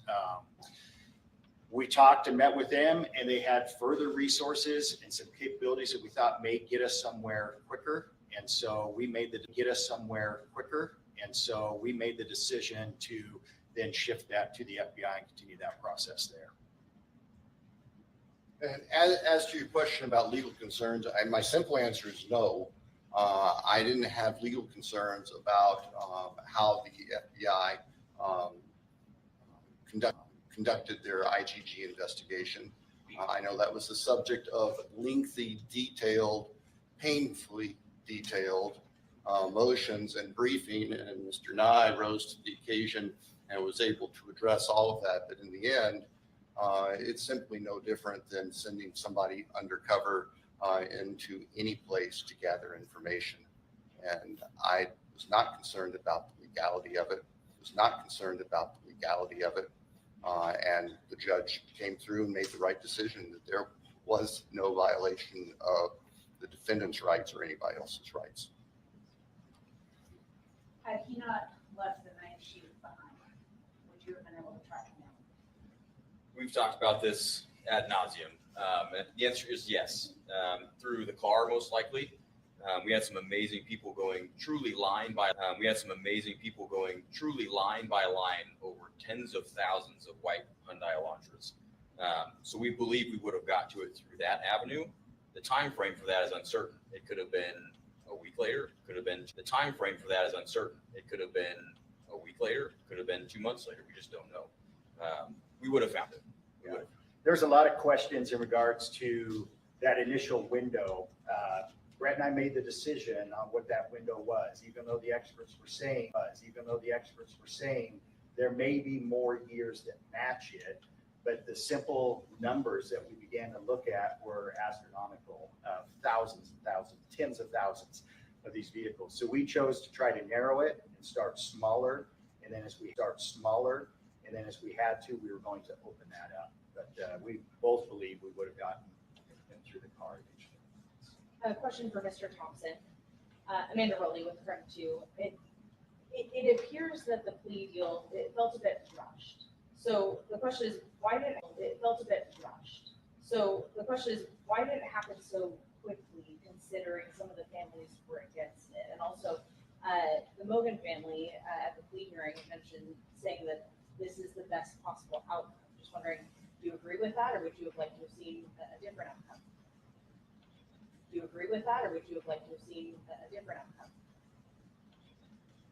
Well, I think we agree with the Mogen family. Our decision was that this is the best possible outcome, all things considered, and factoring into that, that the defendant was prepared to plead guilty as charged. Now, if that hadn't been a factor, we'd be picking a jury for trial starting right now, or starting this week. What was the first part? Why was this such a quick? It felt rushed. So why did this happen so quickly, even though the family? Now, I hear you. The process moved quickly. There was no doubt about it. And like I outlined for the court earlier today, things changed dynamically the week following the June 18th hearings on the defense motion for a continuance and the alternate perpetrator motion, where Judge Hippler made it very clear that the defense was not going to prevail on either of those. And so the reality of trial was there, and there was nothing else in its way. We were continuing to prepare for trial. We had been doing that for trial. We had been doing that for months. And as I mentioned, that's me bringing Mr. Hurwood in to help us because the Attorney General's office was not able with the manpower to help us all the way through trial. We were ready to go. When we were approached by the defense about the possibility of a plea, our first question was, is your client prepared to plead guilty? And it took them a little while to give us that answer. In the meantime, we reached out to the families and we talked to the families and we solicited their input. And we considered that in making our decision. The fact of the matter is, and I think Judge Hippler commented on this back on July 2nd when we were in court, is that the logistics of the upcoming trial with 10,000 prospective jurors being summoned in, the court staff with 10,000 prospective jurors being summoned in, the court staff making arrangements and preparing to process that part of the case dictated that if the case was going to resolve, it needed to resolve quickly. And so that kind of drove the pace over that weekend, the last weekend of June, at the end of the weekend when we understood from the defense that the defendant was, that the defendant was prepared to plead guilty.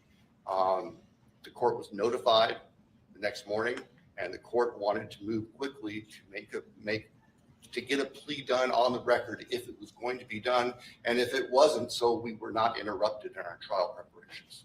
The trial logistics were the main concern, just as Judge Hippler had said prior, right? With the jury as a factor. And yeah. With the jury as a factor. And yeah, the practical aspect is that the trial machine was running, and if it was going to be interrupted, that had to be known as soon as possible. I think that's the fairest explanation. Michelle, 48 hours. I just had a question about when we were looking into Kohberger's past. Was there any early signs of trouble, or what did his background look like? Well, we can't go into his younger years. I believe that's actually still under seal. Correct me if I'm wrong. But what I can tell you is the things we do know about him was that his education. Led him down a path that was very much focused on forensics, crime scenes, that sort of thing. So that was really what we focused on in his background, is what led him down this path. How may he have prepared for this? And I think that was a big component of that, was just his schooling and his choice of potential future profession. And just so there's no speculation here by what Detective Payne just said. Documents under seal involving Mr. Kohberger's background, they may or may not be released down the road. I can tell you that there is no evidence of any criminal history of any significant nature. There was no evidence of a history of violence. There was no evidence of a history of a factual predisposition to do the crimes that he committed here. So if there are any concerns among your listeners or readers that somehow he was a serial killer in waiting with all of these prior actions, we are not aware of any behaviors like that that preceded what happened here in Idaho. Take this question here, and then we're gonna have two more after that. Yeah, I know already from CBS News, this question is for Mr. Thompson. Mr. Thompson, you talked about anything that the victim's before the plea deal was reached, including Gonzalez's. Have you spoken to the Gonzalez's afterward about their displeasure with this, and if so, what's that conversation? We have spoken with families afterwards, and I can tell you that families that did not agree with our decision have made that very clear to us. And I don't expect anything different. I respect, and we respect, that everyone is going to grieve differently, even within family units. And everyone is going to, in family units. And everyone is going to look at the case and possible resolutions from their own light, and they are entitled to that as victims. I'm not going to pretend that everybody was just fine with our decision, because there were families and family members who were not. And we accept that, we recognize that. It's just a fact, and family members were not. And we accept that, we recognize that. It's just a fact of life. It was stated earlier that the target is unknown. However, it's been speculated that the convicted may have encountered Maddie while she was serving at the Magritte restaurant due to the vegan menu options. When his digital data was analyzed, were there any location pins or any information there that could have connected him to where Maddie worked? No, there wasn't. Like I said earlier, we wanted that. We looked for it in every possible way, digitally, financially, physical location, anything you could think of, anything that we thought, where is the connection? Where's the overlap? And we searched tirelessly and never found Was it. at that restaurant. I can't say that he was never there at all, but we never found any evidence at all from interviewing everybody that we possibly could, talking to every person that would have that information to be able to show that he was there or that there was a connection through the restaurant. Last question here. Just two follow-ups to earlier questions, if that's okay, so to make sure we're understanding everything correctly. First of all, my question about the family. You said that you gave me evidence from the family. Was there any hindrance in the investigation from the family? And was there any specific evidence you were hoping to get? Are you talking about his family, Kohberger's? There was not any hindrance, anything, nothing that impacted us carrying out the investigation. Thank you. And then the second follow-up, when you mentioned, like, obviously we follow this line of interest in the studies. Did anything in your investigation indicate that that was chosen as part of a planning process as opposed to just an area of interest? There was nothing aside from, we have some of his coursework where he did, a crime scene recreation, that sort of thing, but it was all part of his studies. So I don't think that any of us attributed that to a planning process per se. Certainly it was a learning process, but whether or not it was a planning process ahead of what he did, we'll probably never know that. Yeah, and I would say we didn't find anything that would be any different than a student similar, a different student in the PhD program. Then I'm understanding that the planning process, that your investigation about payment was part of the planning to that purchase of the Taylor Mag on Amazon division, the first, I guess, step toward. Did he plan it? Did he buy it with the purpose of that? Is that what you're asking? Yeah. We don't have know. anything to show or prove that he did that. We don't have know. anything to show or prove that he did that. Well, thank you all. That concludes our Q&A section today. Hopefully we tried to get as many of you folks' questions answered as possible. I'm sure you're going to have further questions. And certainly the question was already brought up about public records requests. Just keep in mind that if you're looking for those in the future, you will need to go to each individual agency or entity that has the keepers of that agency or entity that has the keepers of those records. So just to reiterate, the website that City of Moscow is going to be putting up hopefully today, that will only be Moscow Police Department records, and those will be our police reports. So we understand that this case has captured the attention of literally the world. And today's news conference was not held to relive the tragedy, but to honor those lives that were lost. To acknowledge the conclusion of this legal process and to reinforce our wavering commitment to justice, a commitment we share with you. I want to take a moment to thank the members of the media here today. We understand that you do have a vital role. In helping the public comprehend the intricacies of this case, and your continued professionalism in covering this emotionally charged and complex case is appreciated. No additional comments from law enforcement will be made today. And if you have further questions, please feel free to submit those through the agency's public information officers. Thank you very much. Okay. Now that we went back to 2001 with our CD players and watched it skip, we'll go back to the hearing, the trial and the victim impact statements. Now that we have jumped in our time machine and went back to 2001 with our CD players and watched them skip. I appreciate all your kind words for Mr. Speculating. Yeah, he called me just then while we were live and said he had just made it into Tennessee. Y'all are so very sweet. And I think it was you.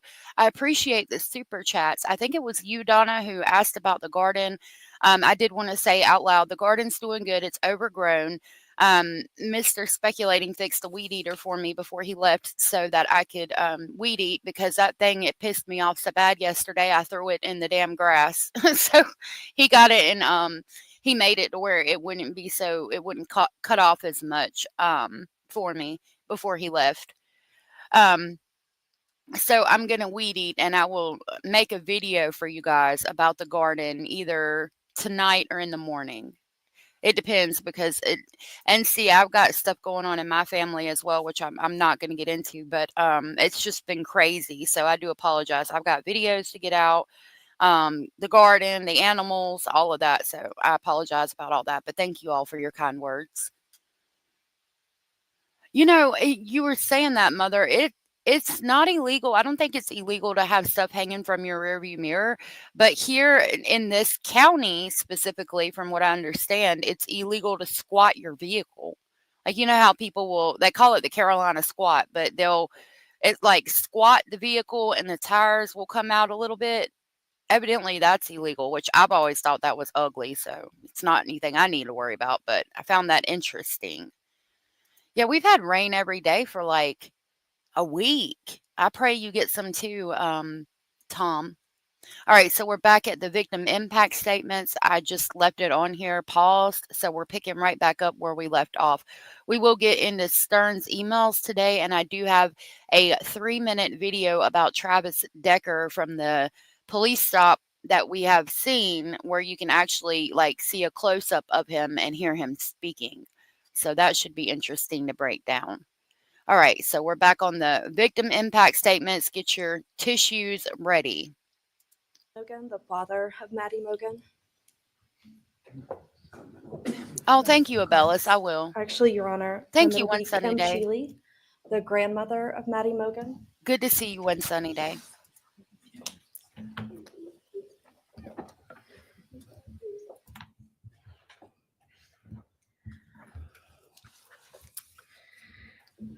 My name is Kim Cheely.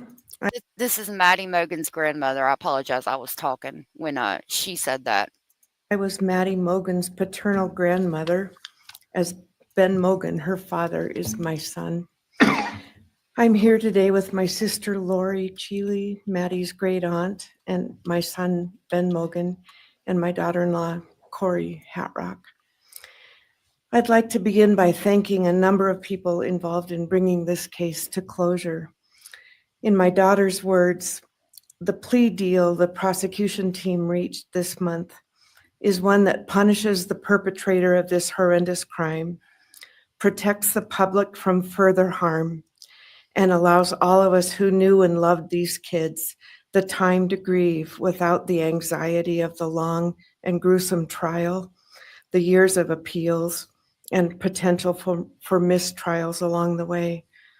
My family and I are so grateful to Bill Thompson and his prosecution team for their dedication and painstaking work that forced the perpetrator to admit his guilt. We want to thank the Idaho State Police, the Moscow Police Department, the FBI, and Judge Hippler. We'd also like to thank the University of Idaho officials who have treated the families of the victims with such dignity and kindness, and who have honored the 4 victims beautifully. Maddie was my first grandchild, so when she was born, all her grandparents had the distinct pleasure of deciding what we'd like to be called. I chose Nana, pretty original. But when Maddie was about a year and a half old, her papa, Ben's dad, and I were planning to visit the new little family in Oregon. Maddie didn't have an extensive vocabulary at the time, but for some unknown reason, she called bananas ba-deedle-deedles. When Karen and Ben told her Nana was coming to visit, she figured, I say deedle-deedle for that word. So I became deedle-deedle, shortened to Deedle when she was about 6 or 7, and I was Deedle all her life. I don't think her stepdad, Scotty, ever knew my given name was Kim. Maddie's and my birthdays were one day apart, and a couple years before she was killed, she gave me this necklace with Deedle and Maddie engraved on it, and I added an angel wing, and it's one of my treasured possessions.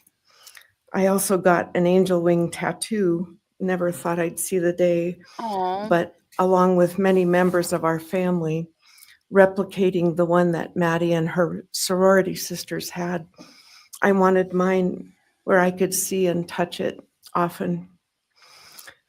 From preschool through grade school, I stopped teaching piano lessons early on Wednesdays and picked Maddie up for bubble baths, brownies, and books. It was our special time together, and she went home those nights in her jammies with a pan of warm brownies for her family. Although Karen and Scotty raised Maddie and did such a lovely job of parenting, we Mogens were lucky to have her for holidays and many other family gatherings. We'll always have our treasured memories of Maddie growing up in our big, extended, cooperative family. And I thank Karen and Scotty Laramie for being so generous and open and sharing Maddie with her Mogen side of the family. When the 4 kids were murdered, the foundation fell out of our world. Initially, the fear was truly debilitating. The first 6 weeks were excruciating. Despite the vigils, memorials, candlelight gatherings of students, friends, family, community members. After the arrest, in the past 2.5 years, my family has lived with grief, with the effects of traumatic grief, of which I was blissfully unaware before all of this. I now have a stack of books on grief. I've attended grief classes at hospice. I've tried EMDR, a technique that helps replace disturbing visions with something more comforting. My son Ben, his 2 sisters, Maddie's aunts, and I have all experienced depression and anxiety and sleep disturbance, requiring medical intervention at times. We've all sought counseling off and on. The struggle with media attention was extremely difficult, especially for Ben. No one should live through the violent murder of one's child. Some days it's beyond me how the parents of these kids are still upright. I'm thankful for the strong families and communities that are supporting the survivors. At the time, I could think of only 2 blessings surrounding the horrific murders. One was that Ben was living with my partner Tom and me at the time, and that we could support each other emotionally through it all. Sadly, Tom died a year ago of a rare brain cancer, and he won't be here to see justice served. Oh my goodness. He was our family's rock, and we all miss him every day. A second blessing is that my mother died of COVID several months before the kids were killed, and she didn't have to live through the horror. It was difficult to identify blessings. So we've all lost our dear child and a future with her. I ache for the loss of the dreams that she and her true love, Jake, held. And my heart goes out to Karen and Scotty and your side of Maddie's family. You've had more than your share of loss. My heart aches for the kids' roommates and the families of the other victims, and also the family of the perpetrator. I'm glad she said that. That's a hard thing to say, too. Going forward, we Mogens are choosing to put our energy and focus into honoring Maddie's too short life and sweet spirit by celebrating Maddie May Day, which my two daughters established. Aww. On May 25th each year, Maddie's birthday, we encourage folks to do random acts of kindness in Maddie's name. In my daughter Katie's words, may we all protect our peace in whatever way possible, unite in community, and focus on joy. Please do an act in kindness in Maddie's honor during this week, so a glimmer of Maddie's light may live on. Thank you. Thank you, and appreciate your courage, and bless you and your family. Thank you.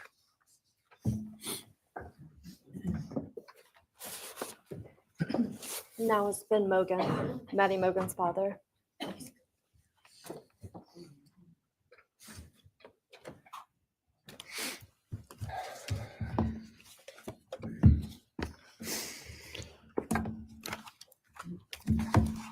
I'm Benjamin Mogen. I'm Maddie's dad. And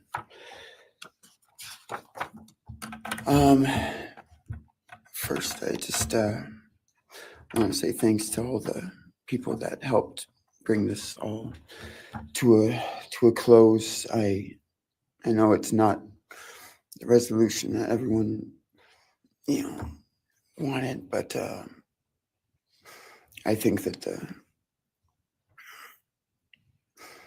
that everyone worked so hard, and we really appreciate all their efforts. It was such a hard thing to go through for everybody.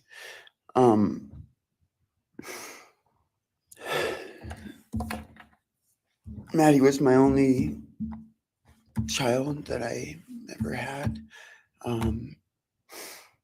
She's the only great thing I ever really did, and the only thing I was really ever proud of. And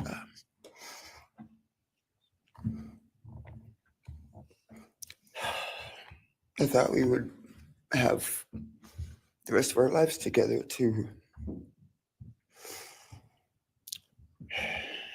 be together and know each other, and I took for granted the times she was in college, and I thought, oh well, we'll have the rest of our lives to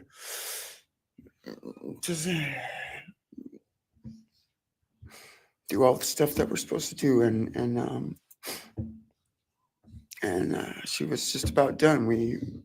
She actually earned all of her credits for her college degree, and Karen and Scotty and I got to go and get her diploma that she actually earned, and she served every bit of that. And but I thought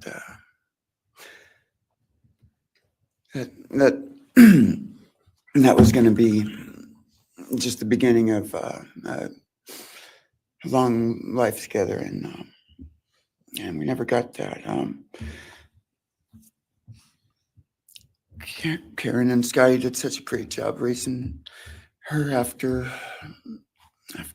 Karen and I split up, and I'm so thankful for Scotty and the role that he played in her life when I wasn't able to. But we got to spend a lot of great times together, Maddie and I. She was my favorite person to go to a concert with. We got to see some fun shows together, and I told her, if there's ever a show that you want to go to, you let me know, and I'll get you tickets for you and your friend, or if we want to go together, we'll make it happen. And my favorite memory with her was when the Mac Miller show sold out here in Spokane, and everyone wanted tickets, no one could get them, and they on the last day before the show they did a radio thing, and I got 4 meet and greet tickets for Maddie and her friends and me to go and see the show, and that was her favorite artist at the time was Mac Miller, and he's gone now too, and my little cousin Zach drove us all there that night, and he's gone too tragically, and anyway, the last thing that she ever wrote to me was this Father's Day card. Is his attorney that woman sitting right there beside the victims? Because I was wondering why she was smiling and looking at them like so weird. Is that his attorney? I thought it was the prosecution. And I'm so glad I still have it. Me too. I'm just going to read what she said. It says, "Happy Father's Day. I hope you have the best day.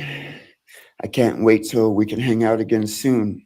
I'll be in Coeur d'Alene 624 to 74. Hopefully we can find a time then. I love your birthday card that you sent me, by the way. Maybe we can see a concert sometime soon. I'd love to see the gorge when it's not so smoky out. I hope you're doing well. I'm proud of how far you've come. Thank you for always encouraging me to do my best. Love you lots and lots. Love, Maddie May." She did encourage me to not just to do my best, but to live on. I went through a lot of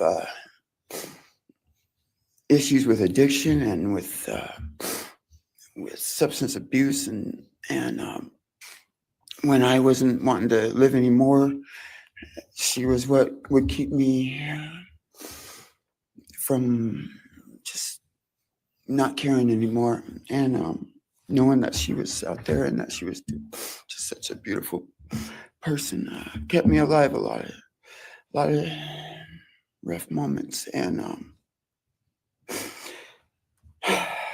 I'm so glad that she was able to meet Jake. He was the only one that actually ever got to take her to the gorge. They went and saw Watershed together, and yeah, they had a heck of a time. I'm so glad she got to. That's a really special place for me, and she always wanted to work out there with me in the summer sometime. She never got to, but at least she got to see it once with Jake. He was such a great guy. He is such a great guy. And I really wanted to see what a future with them would have looked like. I'll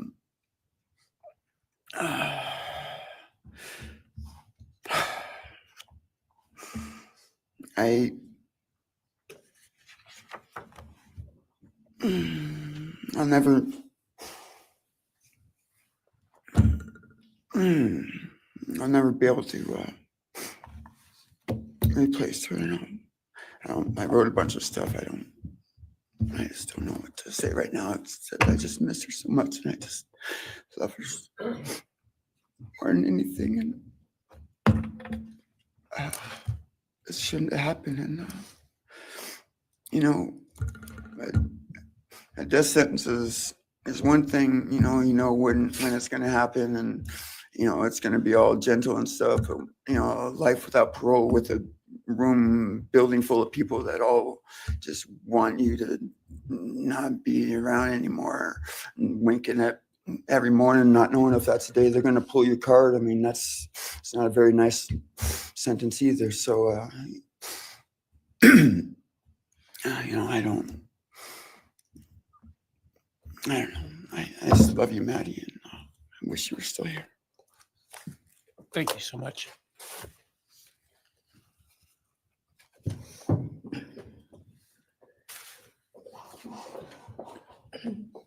Your Honor, next would be members from the Kaylee Goncalves family.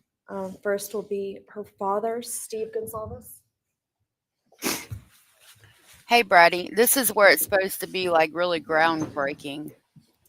He spoke out a lot. Oh, yep, he's turning the podium to face him head on. Here we go. Hey, Brady. Today, we are here to finish what you started. Today, you've lost control. Today, we are here to prove to the world that you picked the wrong families.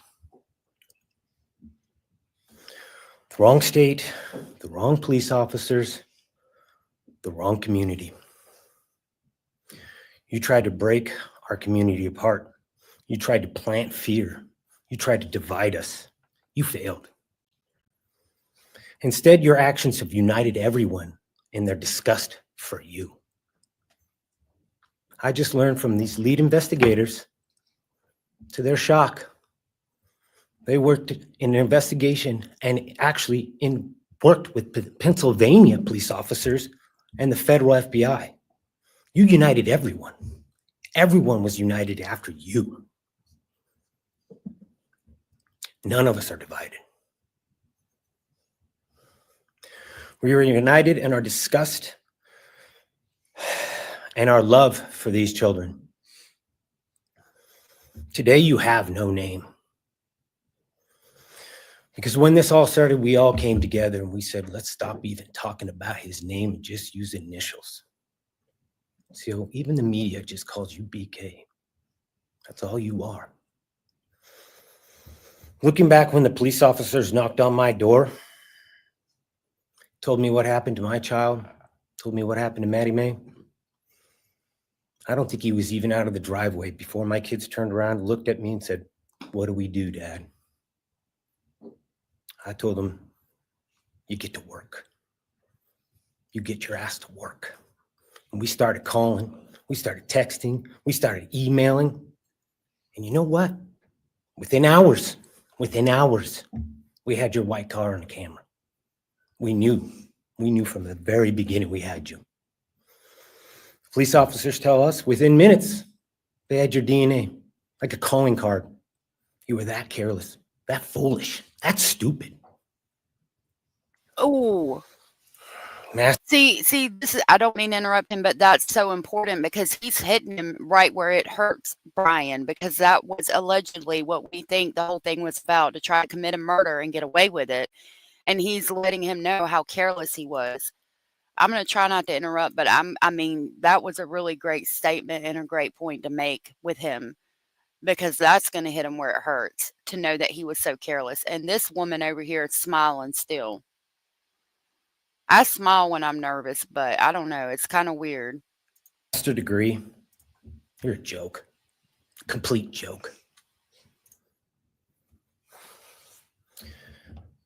But we took this disaster and we did what we could. We put everything online. We took our kids, we took our images, we took everything that they did, their videos, their photos, the girls' pranks, Ethan singing. We put it out there, we shared it with the world. And the world united. And all they ended up, when they talked about this case, is they talked about Kaylee Jade, Maddie Mae, Xana, and Ethan. Everything what these people meant to us, a father, a mother, a brother, a sister, we shared that with our community. Then we shared it with our state. We shared it with the country, and eventually we shared it with the world. The world's watching because of the kids, not because of you. Nobody cares about you. You're not worth the time, the effort to be remembered. In time, you will be nothing but two initials forgotten to the wind. No visitors, nothing more than initials on an otherwise unmarked tombstone. From this moment, we've all started. From this moment, we will forget you. We want to all leave in closing. One last thing. You picked the wrong family, and we're laughing at you on your trip to Penn. That will be today or tomorrow. I'll close with, God bless all the men and women that worked on this case and all the hard work that you guys did. You guys allowed us to grieve and allowed us to get through this. The amount of work that you guys put together and the way that you guys put it together was beautiful. There was hard times to be expected, but thank you all. God bless. Thank you. That was good. He knew where to hit him where it hurt. Your Honor, next is Stephen Goncalves, Kaylee's brother. Because he wants to be remembered. Alivea Goncalves, Kaylee's sister. Hello, I'd like to start by thanking the court for allowing me the time and opportunity to speak today. My name is Alivea, and I'm the big sister of Kaylee Goncalves, and I was blessed to love Madison Mogen as a sister too. I'm not here today to speak in grief, I'm here to speak in truth. Because the truth is, my sister Kaylee and her best friend Maddie were not yours to take. They were not yours to study, to stalk, or to silence. They were two pieces of a whole, the perfect yin and yang. They are everything that you could never be. Loved, accepted, vibrant, accomplished, brave, and powerful. Because the truth about Kaylee and Maddie is they would have been kind to you. If you had approached them in their everyday lives, they would have given you directions, thanked you for the compliment, or awkwardly giggled to make your own words less uncomfortable for you. In a world that rejected you, they would have shown mercy. Because the truth is, I'm angry. Every day I'm angry. I'm left shouting at the inside of my own head everything I wish I could say to you. The truth about me is when I heard the news, I didn't cry. I listened for them. I promised them I would, that I would fight for them, that I would show up no matter what it cost me. I swore I'd never let them feel alone. Because you see, I've always been their heavyweight. I've always been the one to fight the battles they didn't feel ready to fight themselves. All it ever took was a call, and they knew I would handle it for them, no matter the time, no matter the cost. They could wave their white flag because they knew I would never back down, not for them, and not even death could change that. Somewhere along the line, I started to think about what I would say to them if I was given just one last chance. If I could gather enough heartbreak or love or sacrifice or whatever it took to get just one message across, what would I say? Throughout this entire process, I've written my feelings down at every moment, my wishes, my love, my denial, my anger. And as one final act of love, I'd planned to read these thoughts, even jarring and discombobulating and not even making sense. Because for me, that was true love. As bare and as naked as it could be, not laced in pretty words or dressed for the occasion, but written through bleary eyes at 2 a.m. with clenched fists, angry at this reality. My true final act of love was to continue on without them, for them. That dream to read aloud my love to them, to bring meaning through pain, was the latest blow in realizing you don't deserve it. And Kaylee and Maddie don't need it. Kaylee and Maddie have always known my love, and they would never ask me to prove it by further victimizing myself to a defendant who has shown no guilt, no remorse, no apprehension. They would say to me, why would you give the satisfaction of showing vulnerability now? You promised you would never back down. Ooh. And for that clarity, I'm thankful. Ooh. I won't stand here and give you what you want. I won't offer you tears. I won't offer you trembling. Disappointments like you thrive on pain, on fear, and on the illusion of power. And I won't feed your beast. Instead, I will call you what you are. Sociopath, psychopath, murderer. I will ask the questions that reverberate violently in my own head, so loudly that I can't think straight most any day. Some of these might be familiar. So sit up straight when I talk to you. How was your life right before you murdered my sisters? He didn't move. That's his act of defiance. He didn't move. He's making sure to stay completely still. He's pissed. When she said to sit up straight, he didn't flinch. That's his act of defiance. I really like her. She's telling it like it is. Did you prepare for the crime before leaving your apartment? Please detail what you were thinking and feeling at this time. Why did you choose my sisters? Before making your move, did you approach my sisters? Detail what you were thinking and feeling. Before leaving their home, is there anything else you did? How does it feel to know the only thing you failed more miserably at than being a murderer is trying to be a rapper? Did you recently start shaving or manually pulling out your eyebrows? Why November 13th? Did you truly think your Amazon purchase was untraceable because you used a gift card? How do you find it enjoyable to stargaze with such a severe case of visual snow? Where is the murder weapon? The clothes you wore that night? What did you bring into the house with you? What was the second weapon you used on Kaylee? What were Kaylee's last words?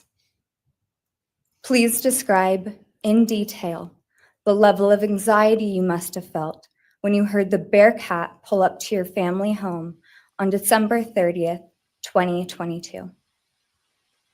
Which do you regret more? Returning to the crime scene 5 hours later, or never, ever going back to Moscow, not even once, after stalking them there for months? For those of you who are listening, she's asking him questions from the questionnaire that we've gone over that he put out online as part of his quote unquote schoolwork. Lily Gal, it's good to see you. Yeah, the second weapon, mention of the second weapon. That's interesting. If you were really smart, do you think you'd be here right now? What's it like needing this much attention just to feel real?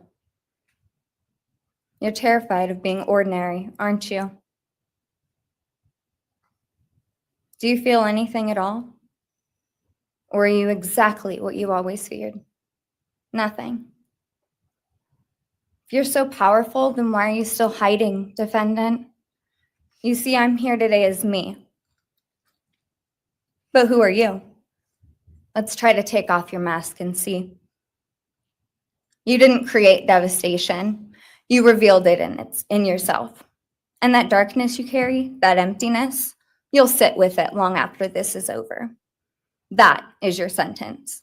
And it was written on the wall long before you ever pled guilty. You didn't win. You just exposed yourself as the coward you are. You're a delusional, pathetic, hypochondriac loser who thought you were so much smarter than everybody else. Constantly scolding, turning your nose up to grammar mistakes, nitpicking and criticizing others. You wanted so badly to be different, to be special, to be better, to be deep, to be mysterious. You found yourself thinking you were better than everyone else, and you thought you could figure out the human psyche and see through it, all while tweaked out on heroin. Lurking in the shadows made you feel powerful because no one ever paid you any attention in the light. You thought you were exceptional, all because of a grade on a paper. You thought you were elite because your online IQ test from 2010 told you so. All of that effort just to seem important. It's desperate. There is a name for your condition, though. Your inflated ego just didn't allow you to see it. Damn. Wannabe. You act like no one could ever understand your mind, but the truth is you're basic. You're a textbook case of insecurity disguised as control. Your patterns are predictable. Your motives are shallow. You are not profound. You're pathetic. You aren't special or deep, not mysterious or exceptional. Don't ever get it twisted again. No one is scared of you today. No one is intimidated by you. No one is impressed by you. No one thinks that you are important. You orchestrated this like you thought you were God. Now look at you, begging a courtroom for scraps. You spent months preparing, and still all it took was my sister in a sheath. You were She's laughing at him. God, he is pissed. He's still in the same exact posture too, making sure not to move an inch. so hard to seem dangerous, but real control doesn't have to prove itself. The truth is, the scariest part about you is how painfully average you turned out to be. That kills The him. truth is, you're as dumb as they come. Stupid, clumsy, slow, sloppy, weak, dirty. Let me be very clear. Don't ever try to convince yourself you mattered just because someone finally said your name out loud. I see through you. You want the truth? Here's the one you'll hate the most. If you hadn't attacked them in their sleep, in the middle of the night, like a pedophile, Kaylee would have kicked your fucking ass. Thank you. Thank you. She chewed him up and spit him out.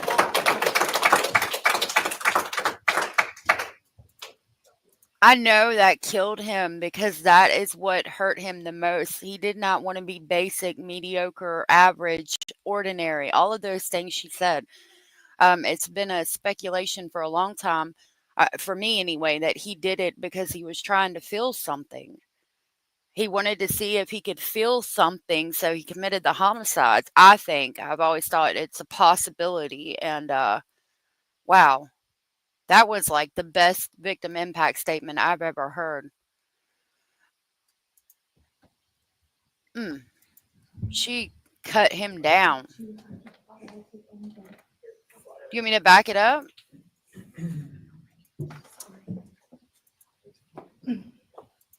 Next is Christy Goncalves, Kaylee Goncalves' mother. Let me see. It's long. Let me see what y'all are saying. Yeah? Okay, hold on. Try to get it. Okay. I think that's where she comes in. Truth is, my sister Kaylee. Oh, no. Hold on. We put everything online. We took our kids, we took our images, we took everything that they did, their videos, their photos, the girls' pranks, Ethan singing. We put it out there. We shared it with the world. Hold on. I'm going to pull that up. And the world united. And all they ended up, when they talked about this case, is they talked about Kaylee Jade, Maddie May, Xana, and Ethan. Everything what these people meant to us, a father, a mother, a brother, a sister, we shared that with our community. Then we shared it with our state. We shared it with the country. And eventually we shared it with the world. The world's watching because of the kids, not because of you. Nobody cares about you. You're not worth the time, the effort to be remembered. In time, you will be nothing but two initials forgotten to the wind. No visitors, nothing more than initials on an otherwise unmarked tombstone.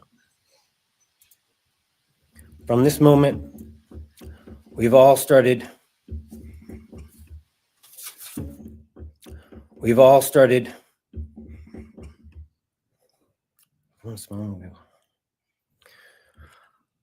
from this moment, we will forget you.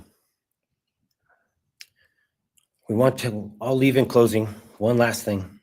You picked the wrong family, and we're laughing at you on your trip to the pen that will be today or tomorrow. I'll close with, God bless all the men and women that worked on this case and all the hard work that you guys did. You guys allowed us to grieve and allowed us to get through this. The amount of work that you guys put together and the way that you guys put it together was beautiful. There was hard times, to be expected. But thank you all. God bless. Thank you. Okay. Before we go to her again, I wanted to share this with y'all just to kind of bring it home a little bit. Hio sent me this. This is video of the roommates pretending to be each other. These are our victims. Guys, smells like dirty dick in here. Murphy, you've been a bad boy.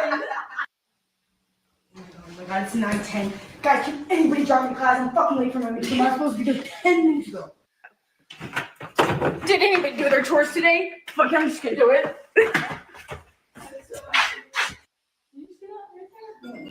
Oh shit, you guys, it's 8. Gotta go. Jake's calling. Oh, Jake's calling. Oh my god, I look horrid. Oh, you look so cute. Get out of here. You seriously gotta get out of here. You're fucking stinking this shit out. Hey guys, I know I talk about myself a lot, but like, what would you guys do in my situation? Damn, where are you going? Yeah, I gotta go pull you out. Failed trouble already. Does anyone do like a wine night? Like, let's just do a wine night. Yo, is it okay if I have a party? Like just 3 or 4 people at most. It's so sad. I'm glad that we have that to remember them by. Oh, I'm not even on the screen. All right, hold on. I'm going to pull it back up so we can watch her speak again after watching that. Your Honor, next is Stephen Goncalves, Kaylee's brother. Hold on a minute. Why did it? Stephen's actually going to pass. I'm going to go. Oh, okay. I was like. Alivea Goncalves, Kaylee's sister. Burns him with Hello, every word. I'd like to start by thanking the court for allowing me the time and opportunity to speak today. My name is Alivea, and I'm the big sister of Kaylee Goncalves, and I was blessed to love Madison Mogen as a sister too. I'm not here today to speak in grief. I'm here to speak in truth. Because the truth is, my sister Kaylee and her best friend Maddie were not yours to take. They were not yours to study, to stalk, or to silence. They were 2 pieces of a whole, the perfect yin and yang. They are everything that you could never be. Loved, accepted, vibrant, accomplished, brave, and powerful. Because the truth about Kaylee and Maddie is they would have been kind to you. If you had approached them in their everyday lives, they would have given you directions, thanked you for the compliment, or awkwardly giggled to make your own words less uncomfortable for you. In a world that rejected you, they would have shown mercy. Because the truth is, I'm angry. Every day I'm angry. I'm left shouting at the inside of my own head everything I wish I could say to you. The truth about me is when I heard the news, I didn't cry. I listened for them. I promised them I would. That I would fight for them, that I would show up, no matter what it cost me. I swore I'd never let them feel alone. Because you see, I've always been their heavyweight. I've always been the one to fight the battles they didn't feel ready to fight themselves. All it ever took was a call, and they knew I would handle it for them, no matter the time, no matter the cost. They could wave their white flag because they knew I would never back down. Not for them, and not even death could change that. Somewhere along the line, I started to think about what I would say to them if I was given just one last chance. If I could gather enough heartbreak or love or sacrifice or whatever it took to get just one message across. What would I say? Throughout this entire process, I've written my feelings down at every moment, my wishes, my love, my denial, my anger. And as one final act of love, I'd planned to read these thoughts, even jarring and discombobulating and not even making sense. Because for me, that was true love. As bare and as naked as it could be, not laced in pretty words or dressed for the occasion, but written through bleary eyes at 2 a.m. with clenched fists, angry at this reality. My true final act of love was to continue on without them, for them. that dream to read aloud my love to them, to bring meaning through pain, was the latest blow in realizing you don't deserve it. And Kaylee and Maddie don't need it. Kaylee and Maddie have always known my love, and they would never ask me to prove it by further victimizing myself to a defendant who has shown no guilt, no remorse, no apprehension. They would say to me, "Why would you give the satisfaction of showing vulnerability now? You promised you would never back down." And for that clarity, I'm thankful. I won't stand here and give you what you want. I won't offer you tears. I won't offer you trembling. Disappointments like you thrive on pain, on fear, and on the illusion of power. And I won't feed your beast. Instead, I will call you what you are: sociopath, psychopath, murderer. I will ask the questions that reverberate violently in my own head, so loudly that I can't think straight most any day. Some of these might be familiar, so sit up straight when I talk to you. How was your life right before you murdered my sisters? Did you prepare for the crime before leaving your apartment? Please detail what you were thinking and feeling at this time. Why did you choose my sisters? Before making your move, did you approach my sisters? Detail what you were thinking and feeling. Before leaving their home, is there anything else you did? How does it feel to know the only thing you failed more miserably at than being a murderer is trying to be a rapper? Did you recently start shaving or manually pulling out your eyebrows? Why November 13th? Did you truly think your Amazon purchase was untraceable because you used a gift card? How do you find it enjoyable to stargaze with such a severe case of visual snow? Where is the murder weapon, the clothes you wore that night? What did you bring into the house with you? What was the second weapon you used on Kaylee? What were Kaylee's last words?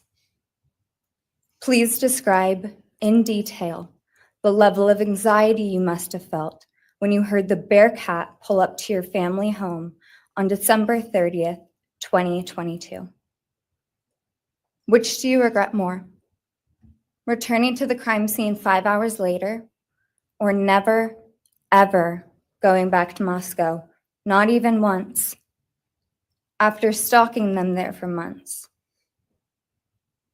If you were really smart, do you think you'd be here right now?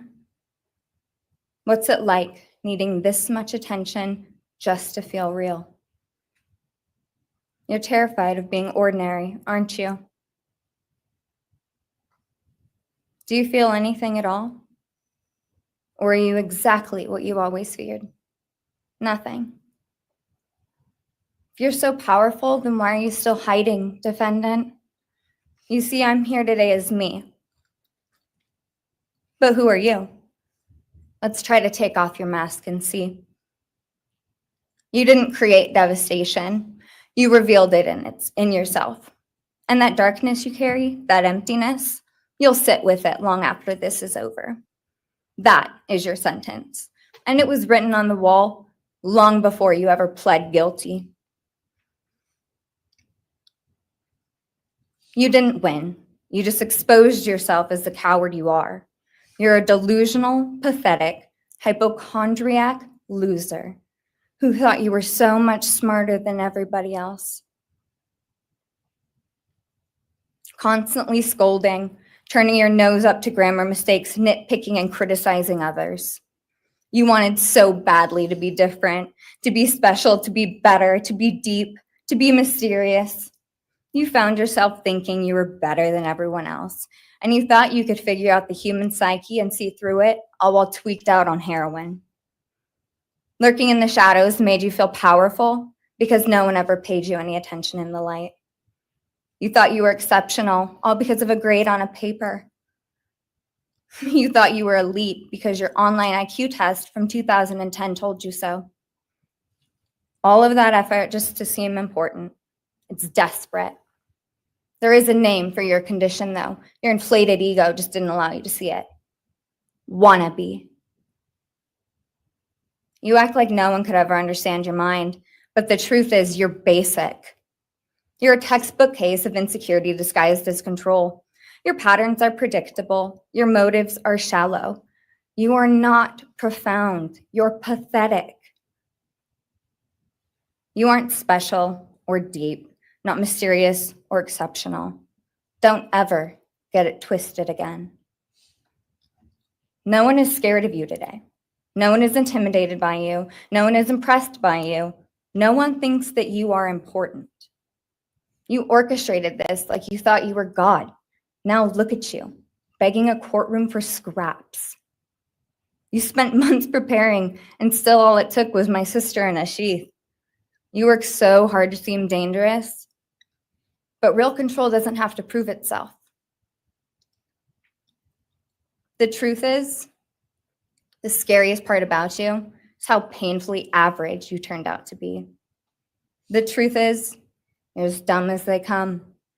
Stupid, clumsy, slow, sloppy, weak, dirty. Let me be very clear. Don't ever try to convince yourself you mattered just because someone finally said your name out loud. I see through you. You want the truth? Here's the one you'll hate the most. If you hadn't attacked them in their sleep, in the middle of the night, like a pedophile, Kaylee would have kicked your fucking ass. Thank you. Thank you. Woo!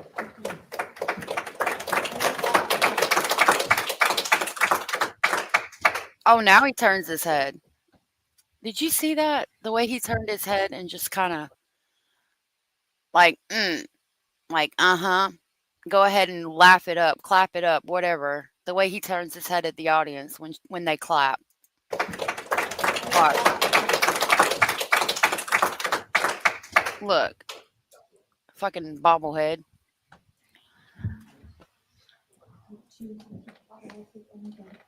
She chewed him up and spit him out.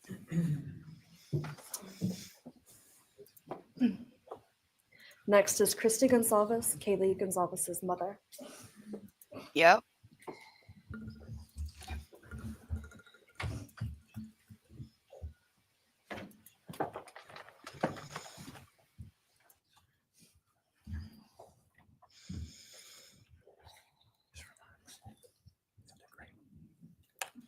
Lily Gal, you're so funny. Yeah. Thank you, Your Honor.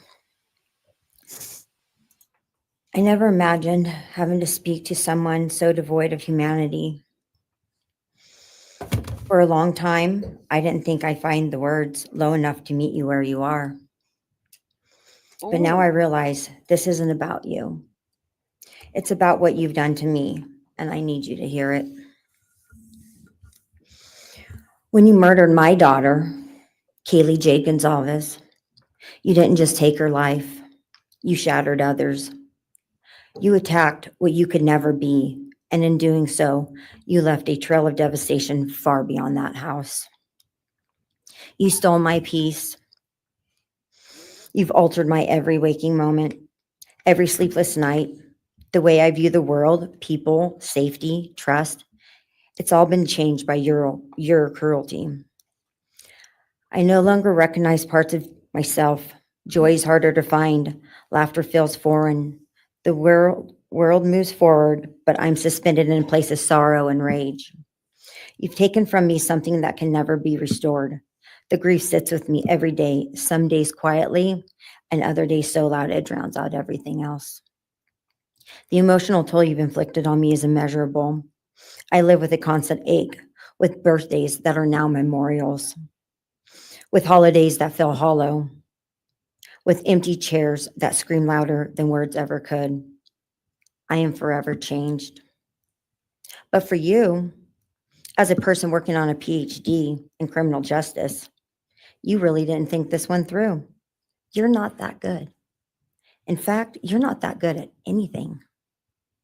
You couldn't secure a job. You couldn't get along with others. You couldn't even get a female to look in your direction. All because you are pathetic. Ooh. Now you're a joke in this courtroom. I wish I could crown you with a jester hat to complete your orange jumpsuit clown look. A dead killer doesn't kill again. So while I'm disappointed the firing squad won't get to take their shots at you, I'm confident that the men in prison will have their way with you in more ways than one. You will finally get what you wanted, physical touch. Just probably not how you were expecting it. Now, I will say it is possible for him because he's more than likely not going to stay in protective custody very long if he goes at all. He might go because it's high profile, but after that, he's going in gen pop and they'll get him. See, you haven't beat the system. You've simply entered a new one where the rules are cruel and the consequences will never end.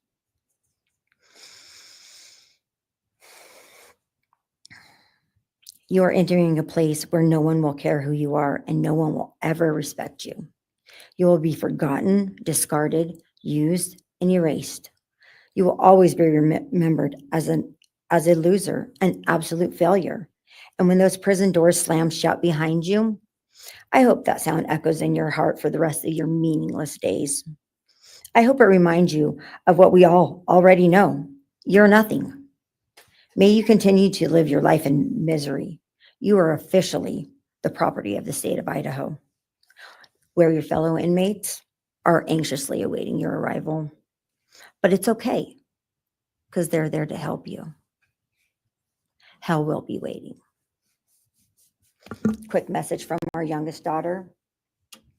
Aubrey wanted to say, you may have received A's in high school and college, but you're going to be getting big D's in prison. Damn.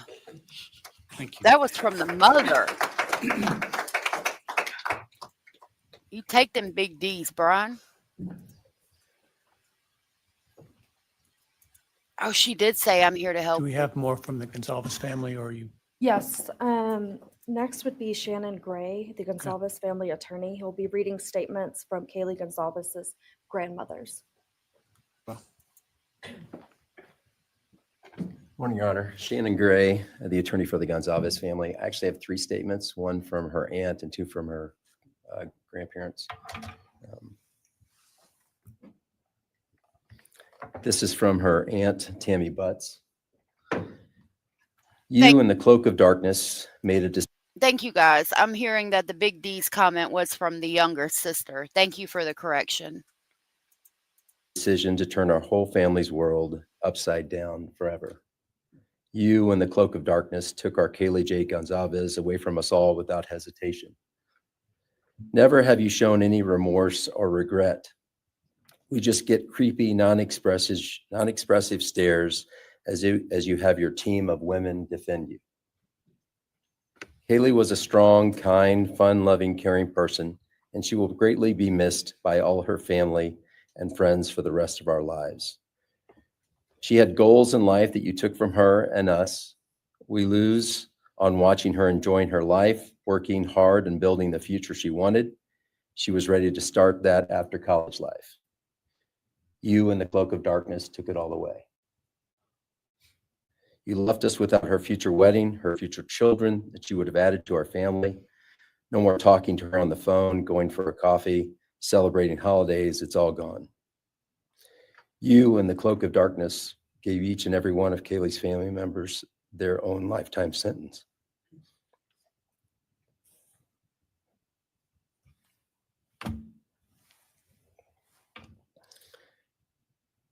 You in the cloak of darkness also took our Maddie May from all of us. She was so genuine, caring, polite. She was part of our family. You came in, harmed our children that were younger women than you in their own beds. This is the attorney, and it sounded like even he was tearing up as he read that. You're nothing, you're a coward. It's not right that you have received life. I pray that you meet your end in the cloak of darkness, burn in hell. I have two other statements, Your Honor.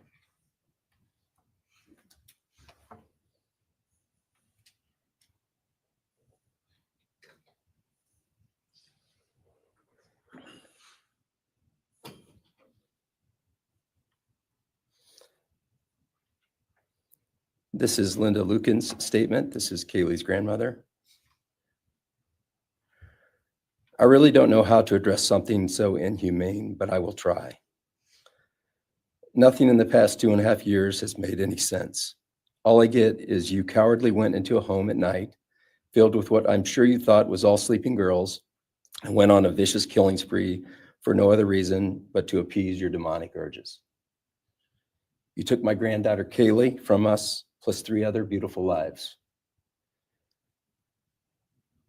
You took my granddaughter Kaylee, beautiful, sweet-souled, doll-faced Kaylee, who was getting ready to start her amazing life, who had such a bright future, who was loved by so many, who you were so envious of. She had a life you could never have. You are so beyond human. You're definitely a demon from hell. I truly wish your punishment would be the same death you inflicted on our kids. But I think you will meet some new friends in prison who will be there just to help you. Thumbs up. He said thumbs up. I think that's what it sounded like. And I have one last statement, Your Honor.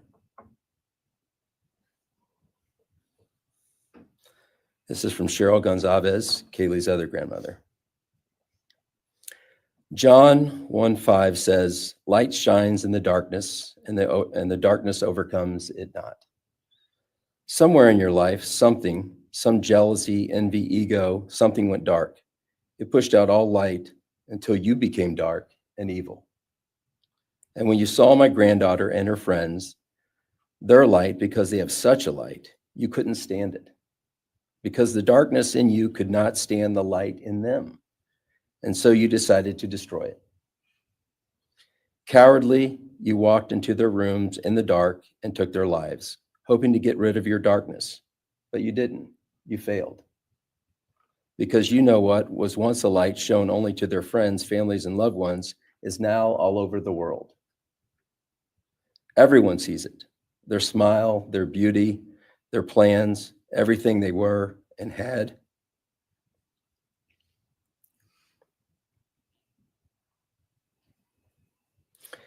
And you think you put a close to it, even that, but you didn't. Because they still exist.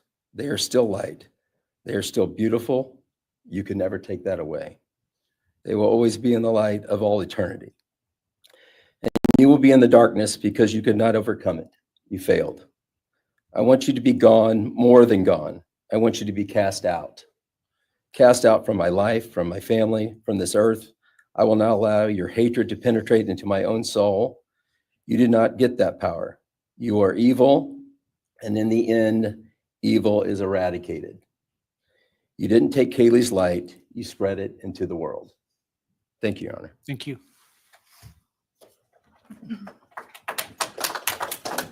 Right. If the are you moving to a different family now? All right, why don't we take a 10-minute recess? All right. Okay. We have the power to skip. I'm not going to play the video just because we got to talk about a few other things before we end for today. So I'm going to go ahead and skip ahead to the next victim statements. And first would be Jasmine Kernodle, Xana's sister. So now we're at Xana's sister. That was the attorney speaking on behalf of some of the members of the Gonzalez family that we just heard. No, he spoke right before the sister, Vero, where you came in and the sister was speaking. He spoke right before her. Everyone who's been involved in this Now he shifted. work and dedication you guys have put into this. I just want to thank everyone. I can't hear for the you. Support and just my family and friends who've been around through this time. I went back and forth on whether to speak today because the truth is, you don't deserve power over my feelings, my words, or me. Thank you. in the end, I realized this moment isn't about you. It's about justice for Xana, Ethan, Kaylee, and Maddie. It's about honoring the beautiful people they were and still are in God's eyes.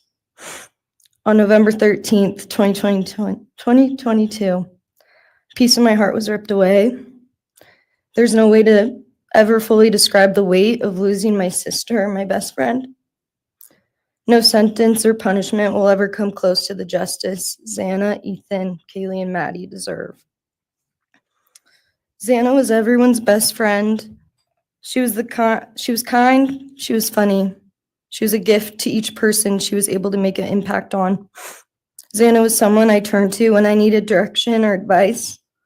Although I am her older sister, I often found myself looking up to her. She had a radiant energy that everyone loved, and she always knew the right way to approach a problem. She knew how precious and special life was, and she truly did live every day to the fullest. Yet her story was cut short by an act of evil. I believe in a God whose justice is not bound by this courtroom. I find peace knowing that judgment ultimately belongs to Him. For your sake, I hope one day you feel the full weight of what you did. I hope you take accountability.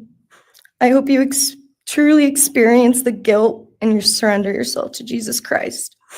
Because no punishment on this earth can ever compare to the isolation and pain of eternal separation from God. Xana deserved more. They all did. But I come here to say this. I am strong. I am brave. I'm a fighter, just like Xana. And you don't get to control how I move forward or what I believe. I walk with the comfort of knowing I will see my sister again. Xana didn't get the future she deserved. She won't be the maid of honor at my wedding, the cool aunt to my future children. I'll never hear her laugh or see her light up a room ever again. But I will carry her with me for the rest of my life. I will live in her honor, fight to be the best kind of woman and someone she's proud of, to make sure the world never forgets who she was. Xana's story doesn't end with what was taken from her. It lives through the love she gave, the people she touched, and the legacy our family will protect. Her light still shines, and her voice will echo louder than this pain. You didn't take that from us, and you never will. Thank you.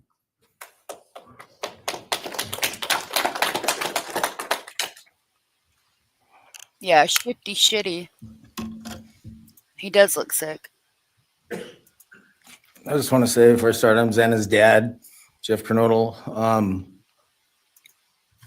It's been a hard road down, because she's gone. And I want to thank everybody, other their families that's speaking so far, spoke about things.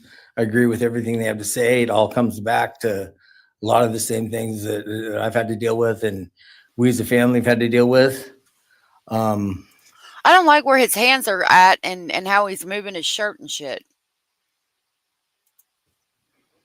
And that brings me, basis of what I'm talking about a little bit is on my way up here, flying up here in the plane and about halfway through the flight, this little girl calling out for her dad. Hey, dad. And then in my mind, I was kind of half asleep. It's dark on the plane.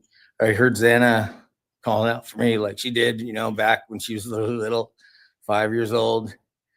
And those times were hard. It was chaotic, but we always had something to work toward that was in a positive direction compared to right now, which is necessarily not as positive as that for sure. And I know I miss Xana a lot. My life's been changed, and Xana had a great impact on me. And the impact was when she was gone, I realized how important she was. Thank you. His hands are cuffed to his waist, and I do appreciate you pointing that out. It just was odd the way he was like moving his shirt. Thank you, Anne, for pointing that out. I did hear that more damage was done to Xana than the others, like he was more specifically after her. Okay, that makes sense because I was with Heather here. I was wondering if like we were getting a clue or something the way he shifted shittily when they talked about Xana or when they brought Xana up. He might have a shock belt. I'm not sure what they said. Real quick, a lot of you have asked if his parents were in court, and it says no. Brian Kohberger's parents were not in court today. Excuse me. The family of Ethan Chapin, one of the victims, has stated they will not be making victim impact statements at his sentencing hearing, which means they are not attending the court session. And okay, I got another thing we'll read in a minute, but we'll finish this first about the restitution issues because we're going to talk about that with Stefan as well. Okay, Anita, have a good day, love. He's about to find out what real Billy Badasses look like in a TikTok minute. Pine box bed to follow. I agree, Lily. He's not going to be in protective custody for long if he goes in protective custody at all, and they'll get him. And what she really did for me, influenced me, was way beyond what I ever thought. She'd call me up on the weekends, check on me, see who's with me. She's like accountability to your youngest daughter. And that really made a big difference. It made me really think about things and what it's all about, you know. That's the things that I miss the most is those calls on the weekends, the calls at 11 at night. What's going on? You want to meet my friend? You know, whoever she's with, a couple of her friends, I can meet them, talk to them. And she always did that. And it's pretty cool. Pretty cool. I really miss that. And she made a big impact on me, on other people, her family. But the impact that she made is so extensive on what happened here. And it goes so far. People from everywhere in the world, you know, are following things, and Xana has made a difference in their lives. So, you know, countless people told me that they might not even know her. They never knew anything about her. It's what they see, and they just love her and say how they wish that she could have been their friend. You know, could have been their friend, could have hung out, and it's like, this is a blessing, you know. This is the whole kid was, and definitely was a big blessing in my life, and so is Jasmine. And basically, you know, we worked hard to do the things we did, that, you know, through the times they were growing up, and through those times, I realized that I wanted both of them to graduate college, and that'd be the ultimate thing for them to do to prepare for the world. Then it came back to me. Xana didn't get to finish college. He had it all figured out, and this all just came back to me when I was there, and that little girl was on the plane doing that. It's like where I was going, what I was going here for. And then I just realized and thought to myself about the wonderful life that she had and we had together. And we, you know, I still get to have with Jasmine, but that's the part that really counted. It's the part that really counted, is those memories. And those are what I have left, the memories with her and the ones I can make with her, and the life that I can go on with now, which is what she wants. And I say that in present tense because that's what she wants, because I've been told that, you know, I've had countless ways that she's out there and has a way to communicate, which I'm very grateful for.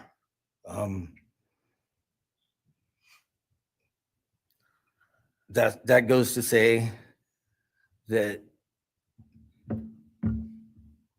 the impact of what happened to them, all 4 kids, goes so much further than just not me, the parents, the families, the community.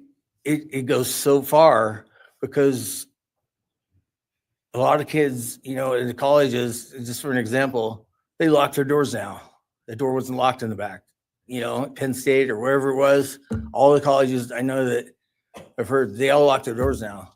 So maybe the impact that it's going to make is going to help out and maybe protect some people. Having this outreach and having the influence of what these kids, what happened to these kids did, you know. All I know is I was 7 miles away when it happened, and I had she wasn't feeling that good. It was 11:30, and I almost went over to Susanna's to say, and I would have been sitting right there in that couch, and you had to deal with me. So they would have had a chance, and I regret that, and I regret not going. But the reason why I didn't is because Susanna said, "Don't be drinking and driving. You got the rental car. Don't be drinking and driving." You know, the week before that, so she was she would have been mad at me to do that. But I really wish I would have drunk and drove, you know, because they would have had a chance, all 4 of them.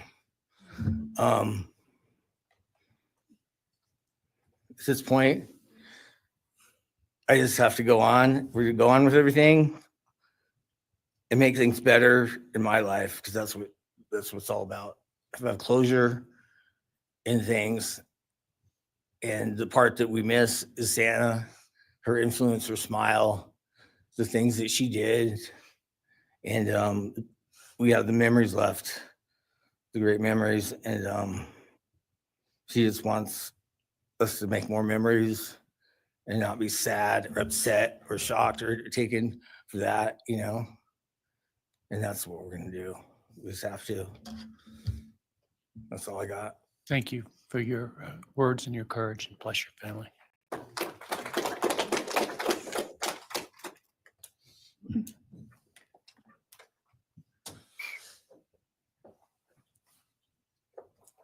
Next, Kim Kernodle would like to address the court.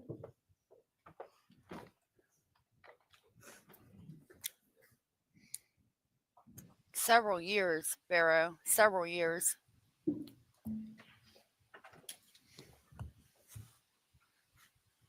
I wonder why Ethan's parents aren't supposed to show up or didn't show up. Yeah, did he fall, Bruce? I didn't quite understand your question either. Thank you, Your Honor. My name is Kim Kernodle. I am Xana's aunt.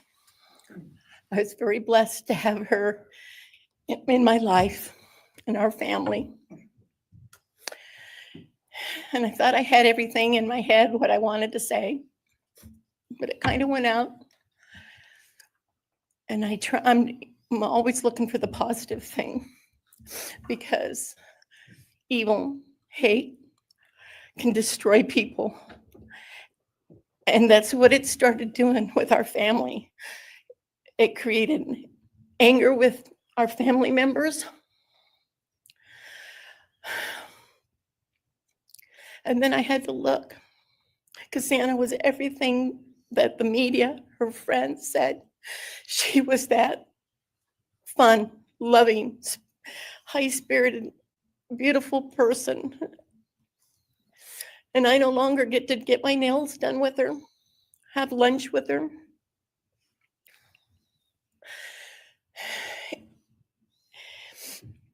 Sorry.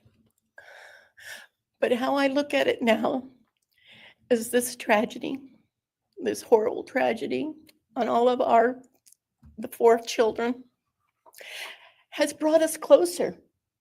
You united us with your actions. We're united now, and we're stronger than ever. We have family and friends now that we never knew we had. And, you know, this is probably going to bother everybody, but Brian, I'm here today to tell you I have forgiven you, because I no longer could live with that hate in my heart. And for me to become a better person, I have forgiven you. And anytime you want to talk and tell me what happened, get my number. I'm here. No judgment. because I do have answers or questions that I want you to answer. And I'm here. I'll be that one that'll listen to you. Okay? Thank you, Your Honor. Thank you very much. My name is Stratton Kernodle, and I'm Xana's uncle, Jeff's brother.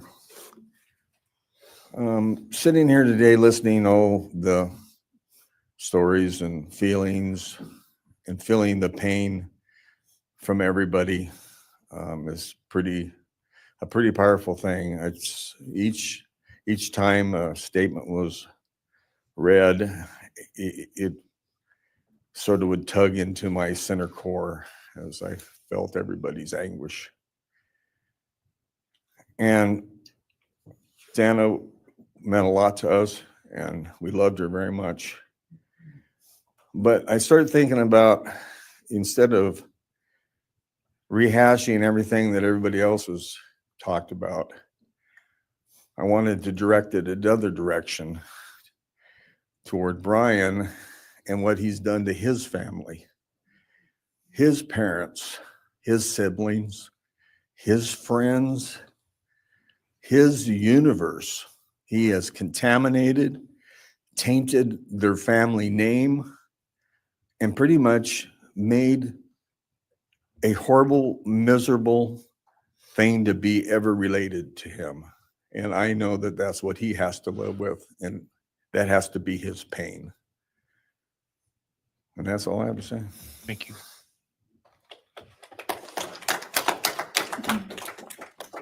It's hard to hear. Next, Your Honor, I believe Randy Davis, stepfather to Jasmine Kernodle, would like to address the court.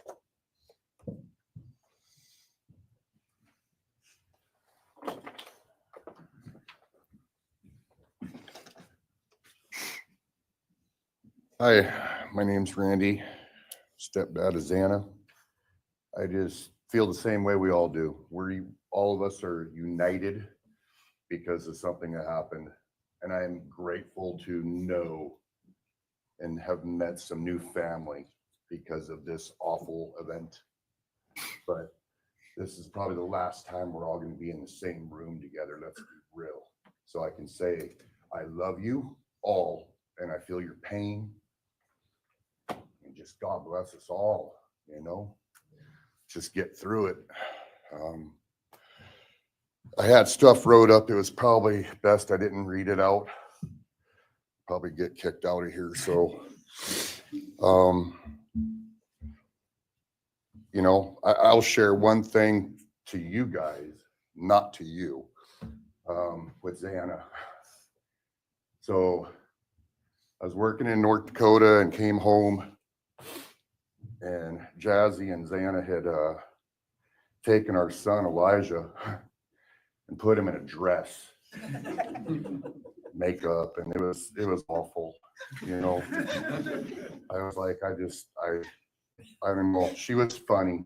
I told her she'd be in the movies and be somebody great one day like that. And now she is just above us as an angel with all the other beautiful kids. So let's hold that to our hearts, because this evil thing is not going to take nothing from us. You, man, I don't know what my limits are here, but I'm really struggling, dude.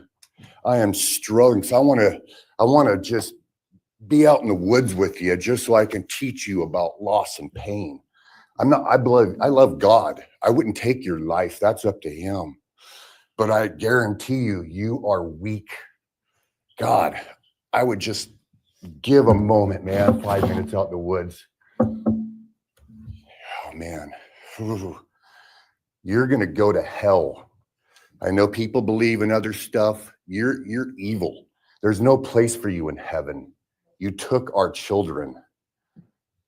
You are going to suffer, man. I'm shaking because I want to reach out to you, but I hope you feel my energy, okay? Go to hell.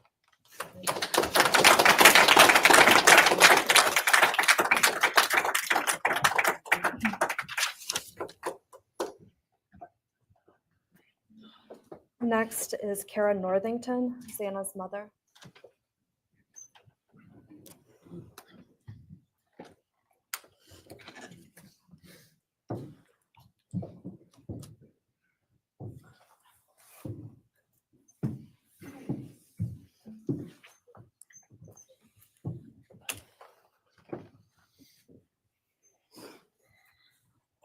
I'm Karen Northington. I am Xana Kernodle's mother. This letter is to you, really, but it's for my daughter, who was murdered by you. Today I stand before you, the man who is responsible for murdering my beautiful daughter, Xana Kernodle. My daughter was beautiful both inside and out. She possessed love for those around her and had a light so bright it will live on forever in our hearts. She brought joy and laughter to her friends, her family, and anyone in her presence. Our Lord and Savior, Jesus Christ, now has her in his loving arms in heaven, where she can never be harmed ever again for eternity. Because of her, I came to know my Lord and Savior, Jesus Christ. Because of her, many will come to Christ. It is Christ who lives in me that has given me the strength to forgive you. It was of no power of my own. In return, the Lord has filled me with joy, hope, and peace that surpasses all understanding. Jesus has allowed me to forgive you for murdering my daughter without you even being sorry or asking for this. This is only possible because he who lives in me is greater than any evil in this world. For God hath not given us the spirit of fear, but of power and of love and of a sound mind. I do not fear you or even let you rent space in my head anymore. This forgiveness has released me from any and all evil you have inflicted on me and my family. It has allowed me to let our Lord deal with you. You have accepted a deal that will prevent you from receiving the death penalty. Nothing man can do to you can ever compare to the wrath of God. Inevitably, you will stand before our Lord and will have to answer to him over the sins you have committed in murdering our children. I pray you come to the end of yourself before that day. Whether you like it or not, heaven is for real and so is hell. The innocent life of Xana that you stole from myself and my family, and the destruction it has caused. I am washing my hands of you and turning you over to my Lord and Savior, Jesus Christ, whom vengeance belongs to. In closing, I want to read a passage from the Bible, Ephesians 6, King James Version. Finally, my brethren, be strong in the Lord and then in the power of his might. Put on the whole armor of God, that ye may be able to withstand the wiles of the devil. For we wrestle not against flesh and blood.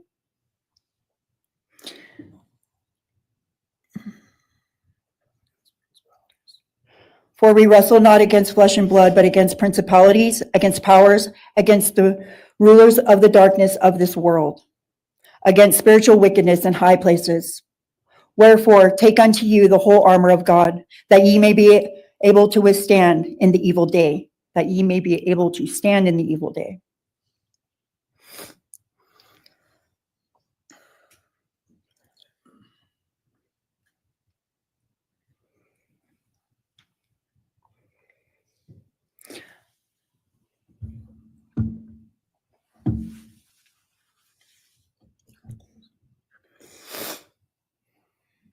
I'm not going to share memories of Xana or any more of the goodness of her with you, because I do not want that to be in your head.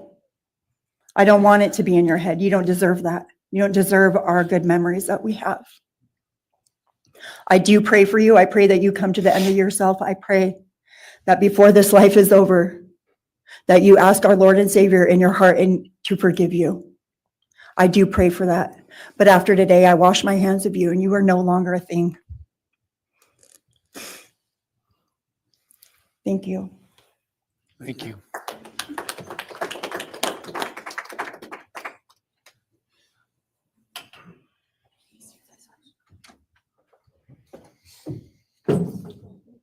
I don't believe the state has any other victim impact statements. Okay.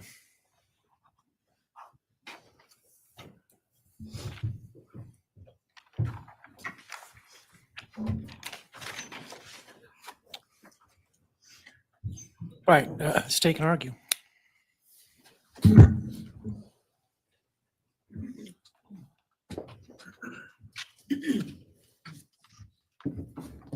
Thank you, Your Honor.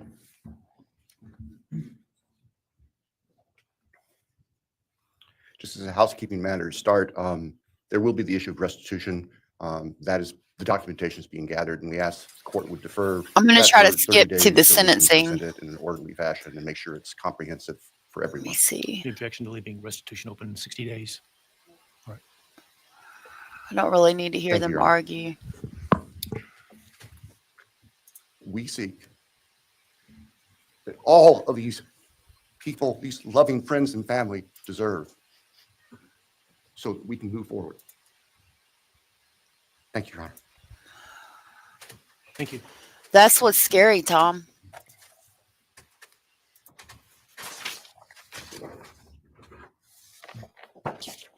His evil made the feed All right, cut. does the defense have evidence to present today? All right. Does defense wish to make argument today?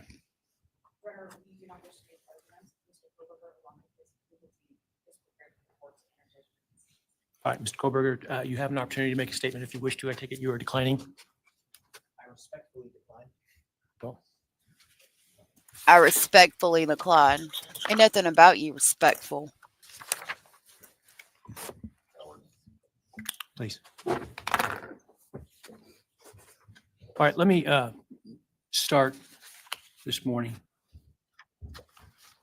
by acknowledging and thanking those that have come here today in support of their loved ones. And I appreciate your courage and your strength. And I hope that you are able to move on as best as possible. Thank counsel for the professionalism that they've exhibited throughout this case. It has been my great honor to preside in this case and to help bring, to the extent possible, some resolution and hopefully justice to this case. During the quiet morning hours of November 13, 2022, a faceless coward breached the tranquility of 6 beautiful young people and senselessly slaughtered them, 4 of them. Who committed this unspeakable evil was unknown for several weeks, but due to the killer's incompetence and outstanding police work by numerous local, state, and federal law enforcement agencies, the person that slithered through that sliding glass door at 1122 King Road now stands before the world and this court unmasked. This unfathomable and senseless act of evil has caused immeasurable pain and loss. No parent should ever have to bury their child. This is the greatest tragedy that can be inflicted upon a person. Parents who took their children to college in a truck filled with moving boxes had to bring them home in hearses lined with coffins. The loss this killer inflicted was not just the death of these people's children, siblings, grandchildren, as we've heard today. It has ripped a hole in their soul, destroying a special part of their very essence. Any person who is a parent defines themselves foremost as such. It is their existence and purpose of being. And it has been stolen from these parents.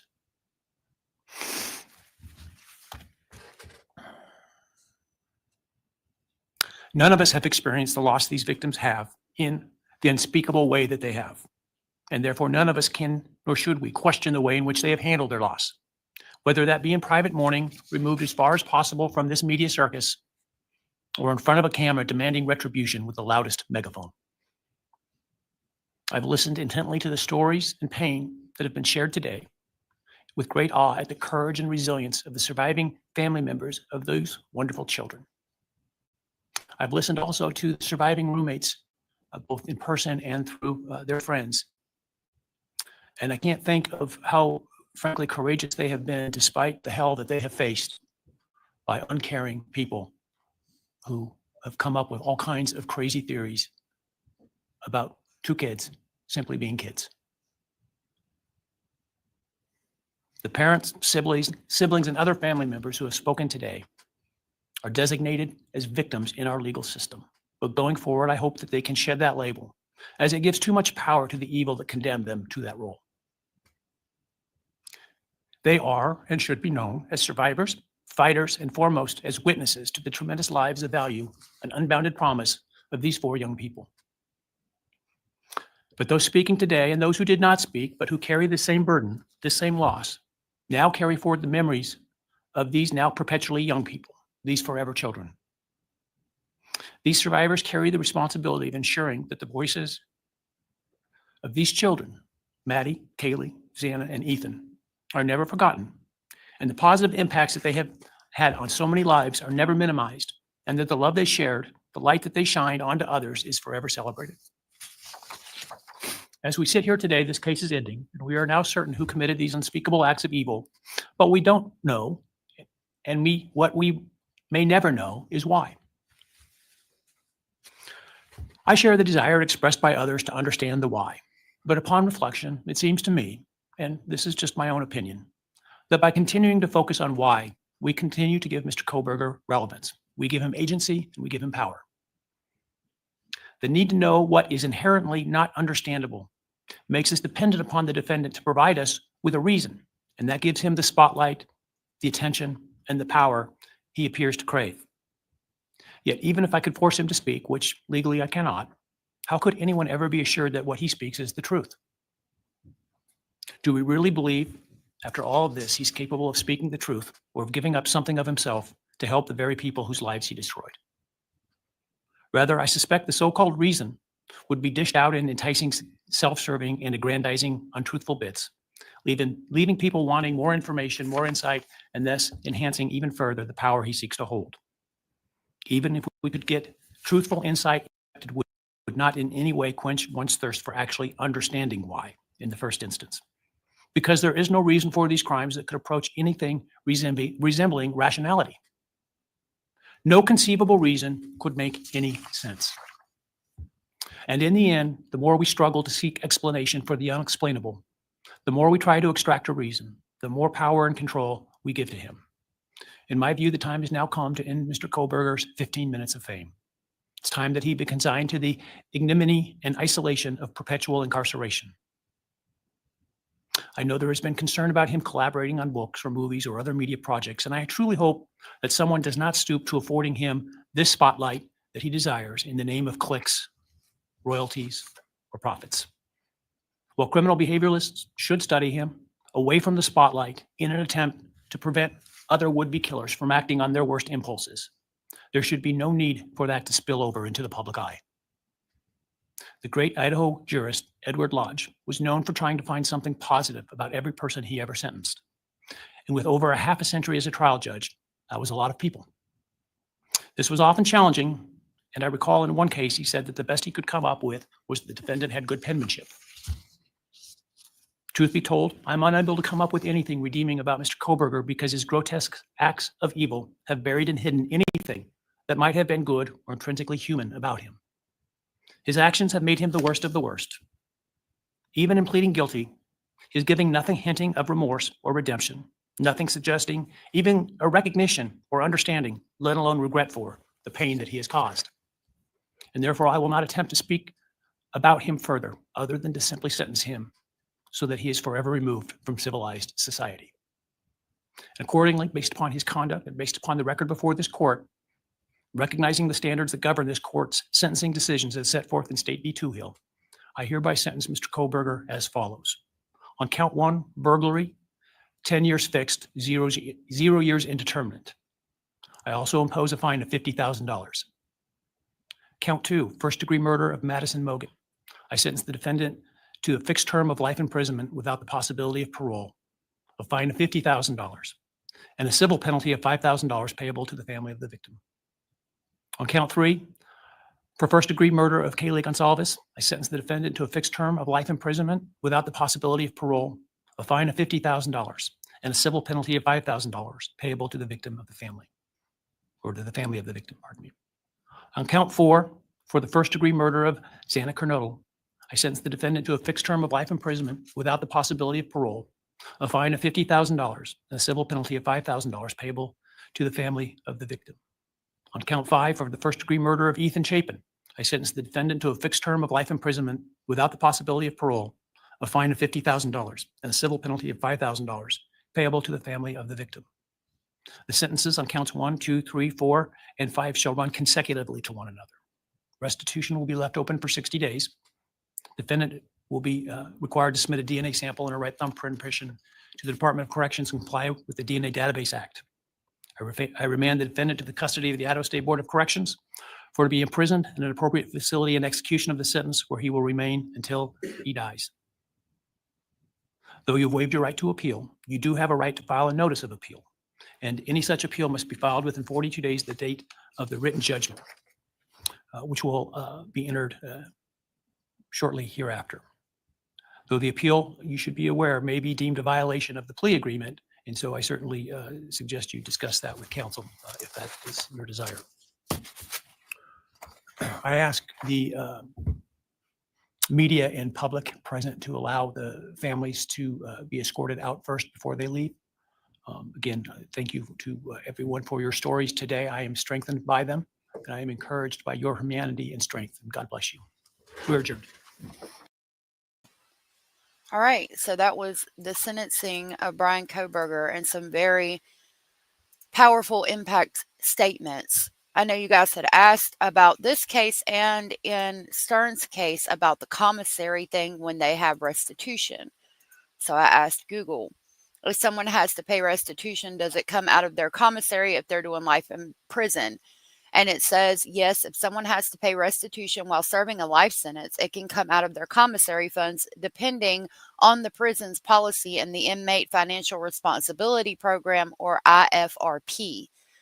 Understanding restitution in prison. 1, obligation to pay. Inmates are generally required to pay restitution as part of their sentence, and this obligation does not cease when they are incarcerated, including those serving life sentences. The court orders restitution, and it must be paid unless specified otherwise in the judgment. The Inmate Financial Responsibility Program, or IFRP. Many prisons have programs like the IFRP, which encourages inmates to pay their financial obligations, including restitution. Under this program, inmates may agree to allow the prison to deduct a portion of their commissary funds to satisfy these obligations. This can include a set amount deducted monthly from their account. 3, commissary funds. If an inmate has funds deposited into their commissary account, these funds can be used to pay restitution. The prison may review the inmate's account every 6 months to determine how much can be deducted based on their spending habits and any deposits made. For example, if an inmate has significant funds deposited, a portion may be allocated to restitution payments, potentially limiting their ability to purchase personal items from the commissary. Geese are honking. In summary, inmates serving life sentences can have their commissary funds used to pay restitution as mandated by the court and enforced through prison policies like the IFRP. This means that their access to personal items may be affected by their financial obligations. If you have specific concerns about a particular case, it may be beneficial to consult with a legal expert or the prison administration for detailed guidance.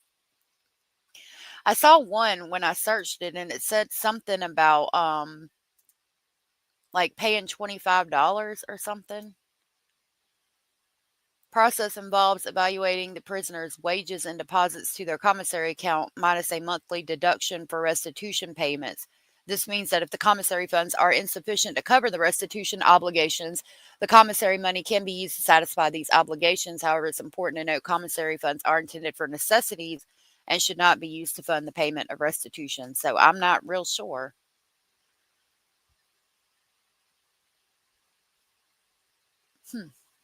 So that's what we got on that through AI. What's the update? Good to see you. Okay, thank you, Hannah. I'll grab those in a minute. We're gonna hold on.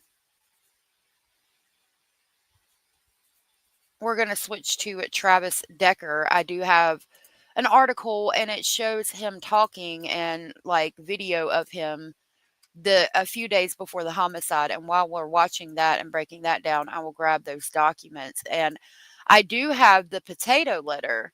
The person who wrote it was nice enough to send it to me. Dang it. Hold on. There we go. Okay, so this article is from K5, which is the news there. That is the one that released the original footage. And this is the day of the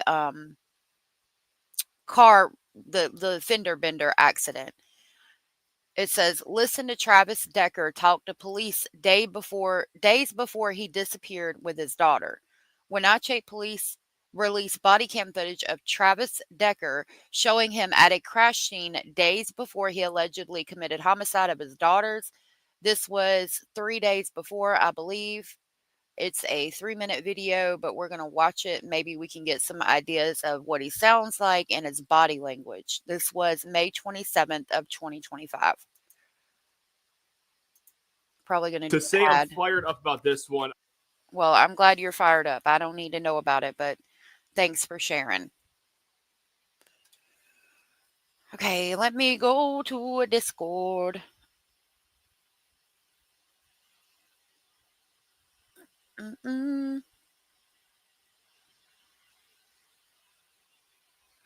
Okay. How Travis Decker looks, acts, speaks. Everybody was rolling and everything was going, and all of a sudden I hit him. It's all here on a Wenatchee police body cam video recorded on May 27th. I wasn't on the accelerator. I was still just getting my foot off the brake. That's 3 days before Decker disappeared with his daughters, Peyton, Evelyn, and Olivia. Searchers found the girls murdered days later at a campsite near Leavenworth. I don't know how all of a sudden it felt like he was sitting at a stop. Light was green. Light was green. All the other cars were rolling. A motorist called police after Decker rammed his Ford Mustang at a stoplight, punching a hole in the bumper. I mean, again, though, I hate the way the cop finished his sentence like that. Why did they do that? They did it with Letitia. He is still missing in action. There's still a manhunt for Travis Decker. So that's the damage he did to the Mustang. Your registration. Sorry, it's all jacked up. No big deal. In the video, Decker admits he does not have insurance or a home address. Where you at now? I'm kind of in transit. Okay. Where do you get mail right now?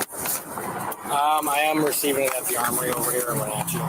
Decker was living out of his truck at the time, his mental state deteriorating according to court records.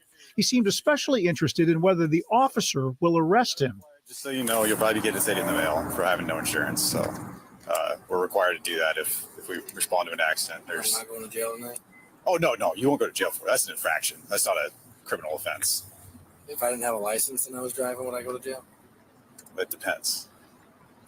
I'm just curious. I don't know this stuff. I don't know. Yeah, well, so it depends. Okay. There he seemed a little bit aggressive when he was like, I'm just curious. I don't know these things. But imagine if he had gone to jail. The girls might still be alive. Watch him again. I don't know if we're going to talk about. Wait a minute. Let's look at symptoms of borderline personality disorder, because that's what they say he has.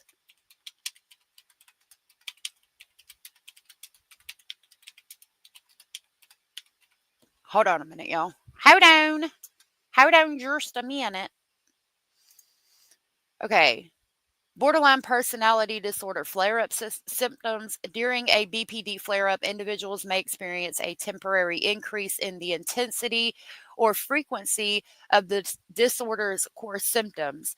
These symptoms can include intense emotional reactions, impulsive behaviors, relationship instability, distorted self-image, and disassociation or paranoid thoughts. He is kind of having an intense emotional reaction, but I mean, if he's scared of going to jail, um, that could explain that. I don't know. His posture right there seemed pretty aggressive. I backed it up a little bit so we can hear that again. Am I going to jail tonight? Oh, no, you won't go to jail for it. That's an infraction. That's not a criminal offense. If I didn't have a license and I was driving, would I go to jail? That depends. I'm just curious. I don't know this stuff. I don't know. Yeah, well, so it depends. Like, See, he seemed aggressive there. I'm just curious. Like, he didn't ask you why you were asking. You know what I mean? Fear of abandonment. Yes, Malibu Surf. Good to see you.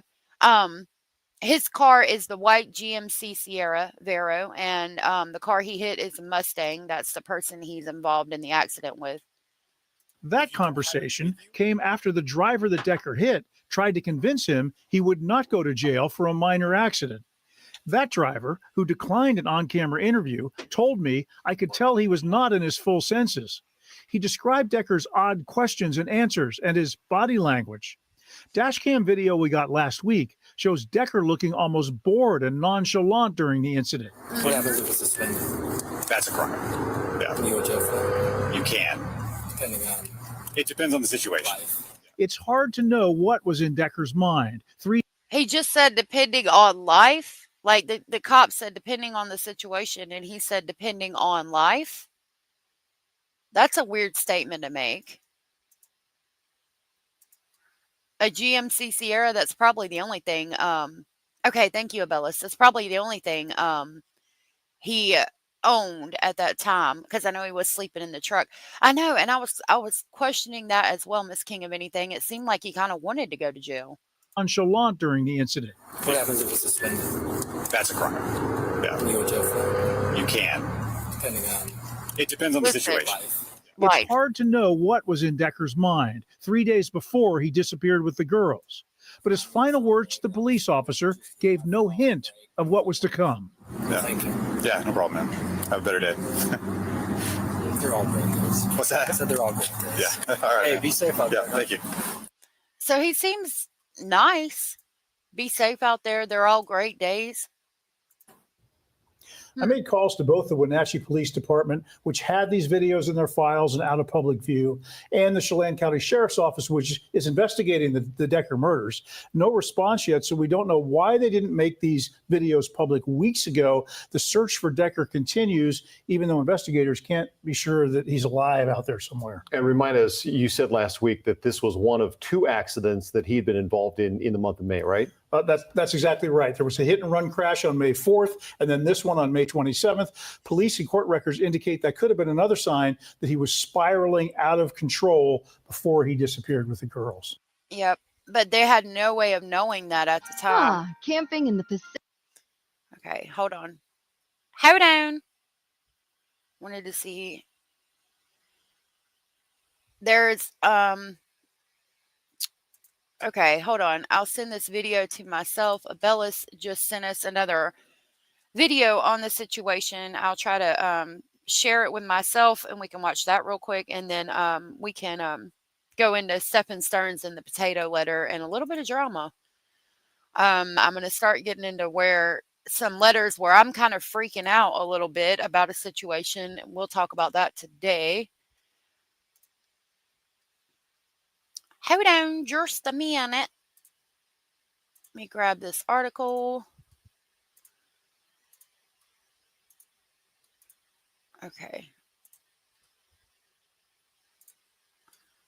We're going to play that close ad. Okay. While they're doing that advertisement, I'm going to pull it up. I'm going to pull it up. All right. Sean.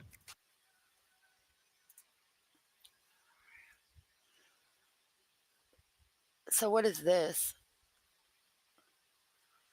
I don't think it's the whole audio again or the whole video. Oh, okay. We can hear him talk. That's loud. Sorry about that. What's going on, guys? This happened at 7 o'clock. Okay. I was coming down this street here, and it was a full stop. Everybody started rolling, and this gentleman hit me in the back. Okay. Where did it happen at? Just right over the side of this light over here, coming this way. Which side of the light did it happen on? Yeah, the one over there. So you were stopped over there? Not this line, but this is your line? Miller. Yeah. So you're coming over where that GMC is. Okay. I'm right behind that car, or around the area. Okay. The car started rolling. I started rolling, and then with his truck in the back here. Okay. Do you have your license, registration, proof of insurance? Yeah. This is my son's car. He let me borrow it. Okay. But Same thing. I got my license. What's that? I got my license. No, the story. What happened? Everybody was rolling and everything was going, and all of a sudden I hit him. I don't know how all of a sudden it felt like he was sitting at a stop. Light was green. Light was green. All the other cars were rolling. I wasn't on the accelerator. I was still just getting my foot off the brake because I know this light's usually really slow. Yeah. And next thing you know, we're sitting. Okay. Well, we stopped there, and I asked them to come over here just so we weren't sitting over. Oh, yeah. When the police first walked up, he seemed a little bit nervous, but right now he's very nonchalant. No problem. Can you give your license, registration, not insurance? So my son doesn't have his registration, but he has his paperwork for the vehicle. Okay. And registration. Okay. Sorry, it's all jacked up. No big deal. License, I don't have insurance.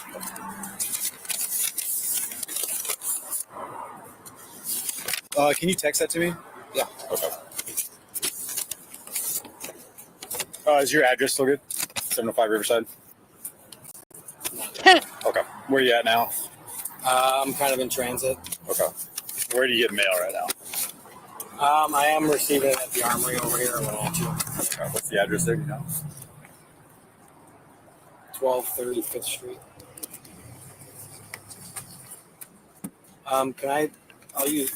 I'll use my ex-wife's address. Okay.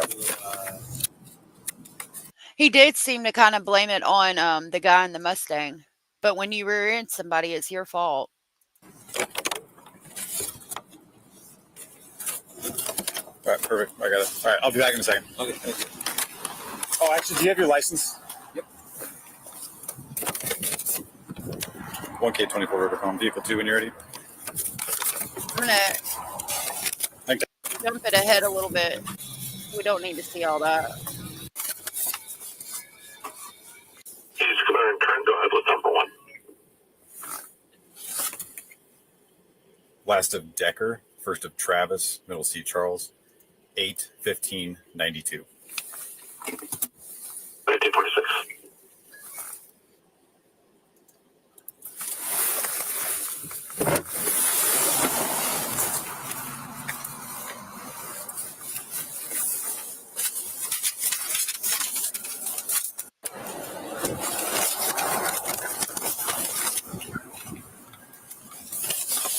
Let's take some pictures real quick. Yep.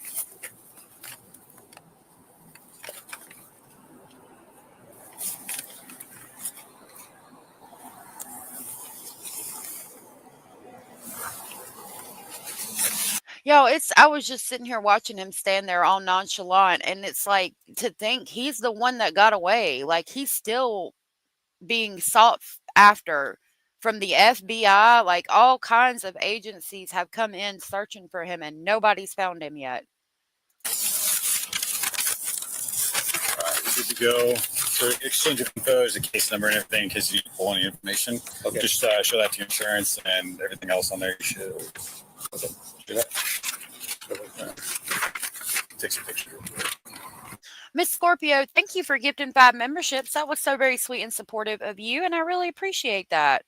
Thank you so very much.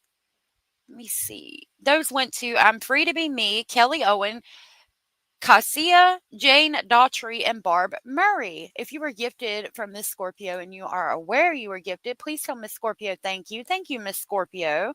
So sweet of you. I will grab the crazy train and pick y'all up on the way to Speculation Station.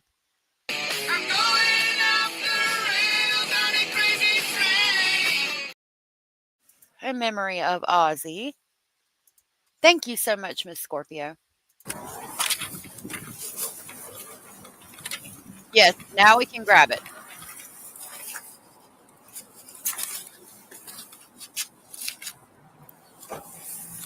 I couldn't imagine. So it's non-reportable damage. There won't be a report or anything, but here's the exchange info. It's got his information, his insurance. Sorry, what? What you were saying. Oh, it's non-reportable damage, so I won't be doing like a state accident report or anything on it. What's the difference? I'm just curious. $1,000. $1,000 of damage causes triggers what's called a state So accident. it's less than $1,000 a day. I would think so. On his vehicle or mine? Both. Okay. Yeah, I would think so, but that's, I don't know. I mean, Depends on the shop. It depends on the shop, I'm sure. But here's your registration back, your license. So we are required, just so you know, you'll probably get a ticket in the mail for having no insurance. So we're required to do that if we respond to an accident. I'm not going to jail tonight? Oh, no, you won't go to jail for it. That's an infraction. That's not a criminal offense. If I didn't have a license and I was driving, would I go to jail? It depends. I'm just curious. I don't know this stuff. I don't know. Yeah, well, so it depends. Like, if you don't have it with you, but you have one, is that what you're asking? No, like, let's say if I don't have a license. Or it's If you're expired. non-licensed, period, then Or it's expired, or it's... typically you're not going to go to jail, but you'll get a criminal citation for it with a court date 2 weeks out. It's not something that we would typically take someone to jail for. If it's expired, it's actually not a crime. It's just an infraction. What happens if it's suspended? That's a crime. Yeah. Can you go to jail for that? You can. Depending on It depends on the situation. life. Yeah. What's going on. Yeah. It also depends. There's 3 degrees of suspended. So it depends on the degree of suspended as well. What you got to take it away from? Yeah, basically. Right on. Yeah. Yeah. Right on. Yeah. Well, thank you. Yeah, no problem, man. He Have a better seems day. normal. They're all great days. What's I that? said they're all great days. Yeah. All right. Hey, man. be safe out Yeah, there. thank you. Question for you. Yeah, what's up? So, again, this is my son's car, and he's not too happy with me. But Insurance. It happened, and it is what it is. Like, your insurance should still cover. Your insurance should still cover that. okay. Yeah. I mean, from what I'm seeing, he seems normal. There was no sign of a break. This guy intellect is saying to these cops, how far can I go without going to jail? Exactly. Or he wanted to go to jail. I don't know. Well, that's some damage the owner of the vehicle is paying for now. No doubt. You think he's paranoid? Do you see that? See, I don't see that, Tom. That's amazing that you picked that up. I didn't see as much paranoia. I'm not seeing anything wrong. I mean, maybe a little bit by asking the questions about the license, but other than that, he seems normal. He doesn't seem like he's about to have a psychological break. But the thing is, though, I don't want my son's premium to go up. So the damage has to be covered by him, correct?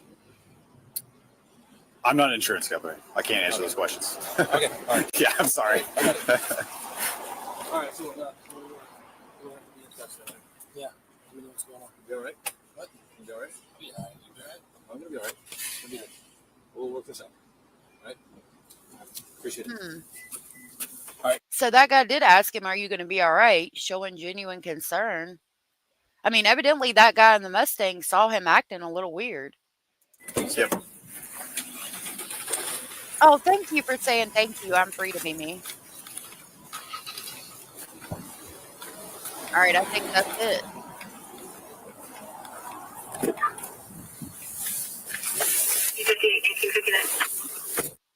Yeah, that's it. I don't know. Thank you for saying thank you. I'm free to be me. That was very sweet of you. He seemed normal to me. What am I doing right now? I am getting this. Okay. Yeah, he seemed normal to me. I don't see anything where he's about to break with reality or anything like that. Now, the guy in the Mustang said that he was acting a little bit weird, but that was from before the body cam got there. So we wouldn't have seen that. My dog thinks he's weird too. Really? Yes, veterans are very poorly treated. And from what I understand, he was trying to get help.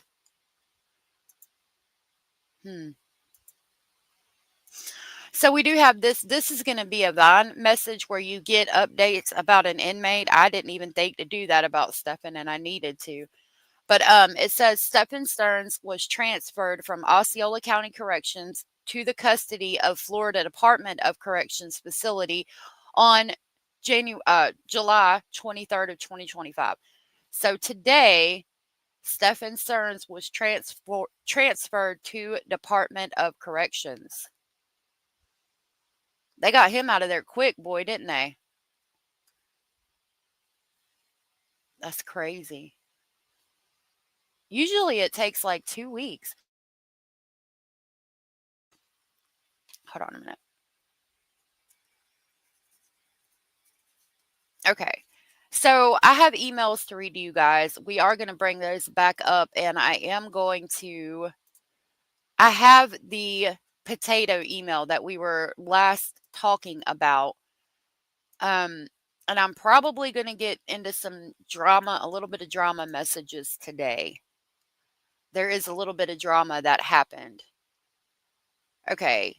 So we left off here at the potato message. Okay. So, All right. So I'll read what I sent to him. This is Wednesday, May 21st, 2025 at 12:19 p.m. He had been asking about the potato message. Now, the potato message was not given to him in jail. The COs or whoever checks the messages and things deemed that it was not appropriate and would not let him read it. So his mother said somebody had it online, and his mother and him were talking about it, and he asked, "What does it say?" And his mother said just some vile things and wouldn't really tell him what it said. And so I watched the video, and he had asked me about the potato message. We had been speaking about it. Those emails are from yesterday. And I told him I would tell him what the potato message said in an email by itself in case they kicked my message back that was about it. So this is what I sent him, talking specifically about the potato message. And I said, I'm going to voice text again because, as usual, I'm pressed for time until the end of the month. The beginning of June, I should be able to write back in my normal writing. Please remember I have a Southern accent, so it might sound weird. You might have to read it out loud and put some Southern slang on it. So the email starts with, I wonder what I'm going to give you, basically a breakdown. So it says, I wonder if you are aware that you have become so popular.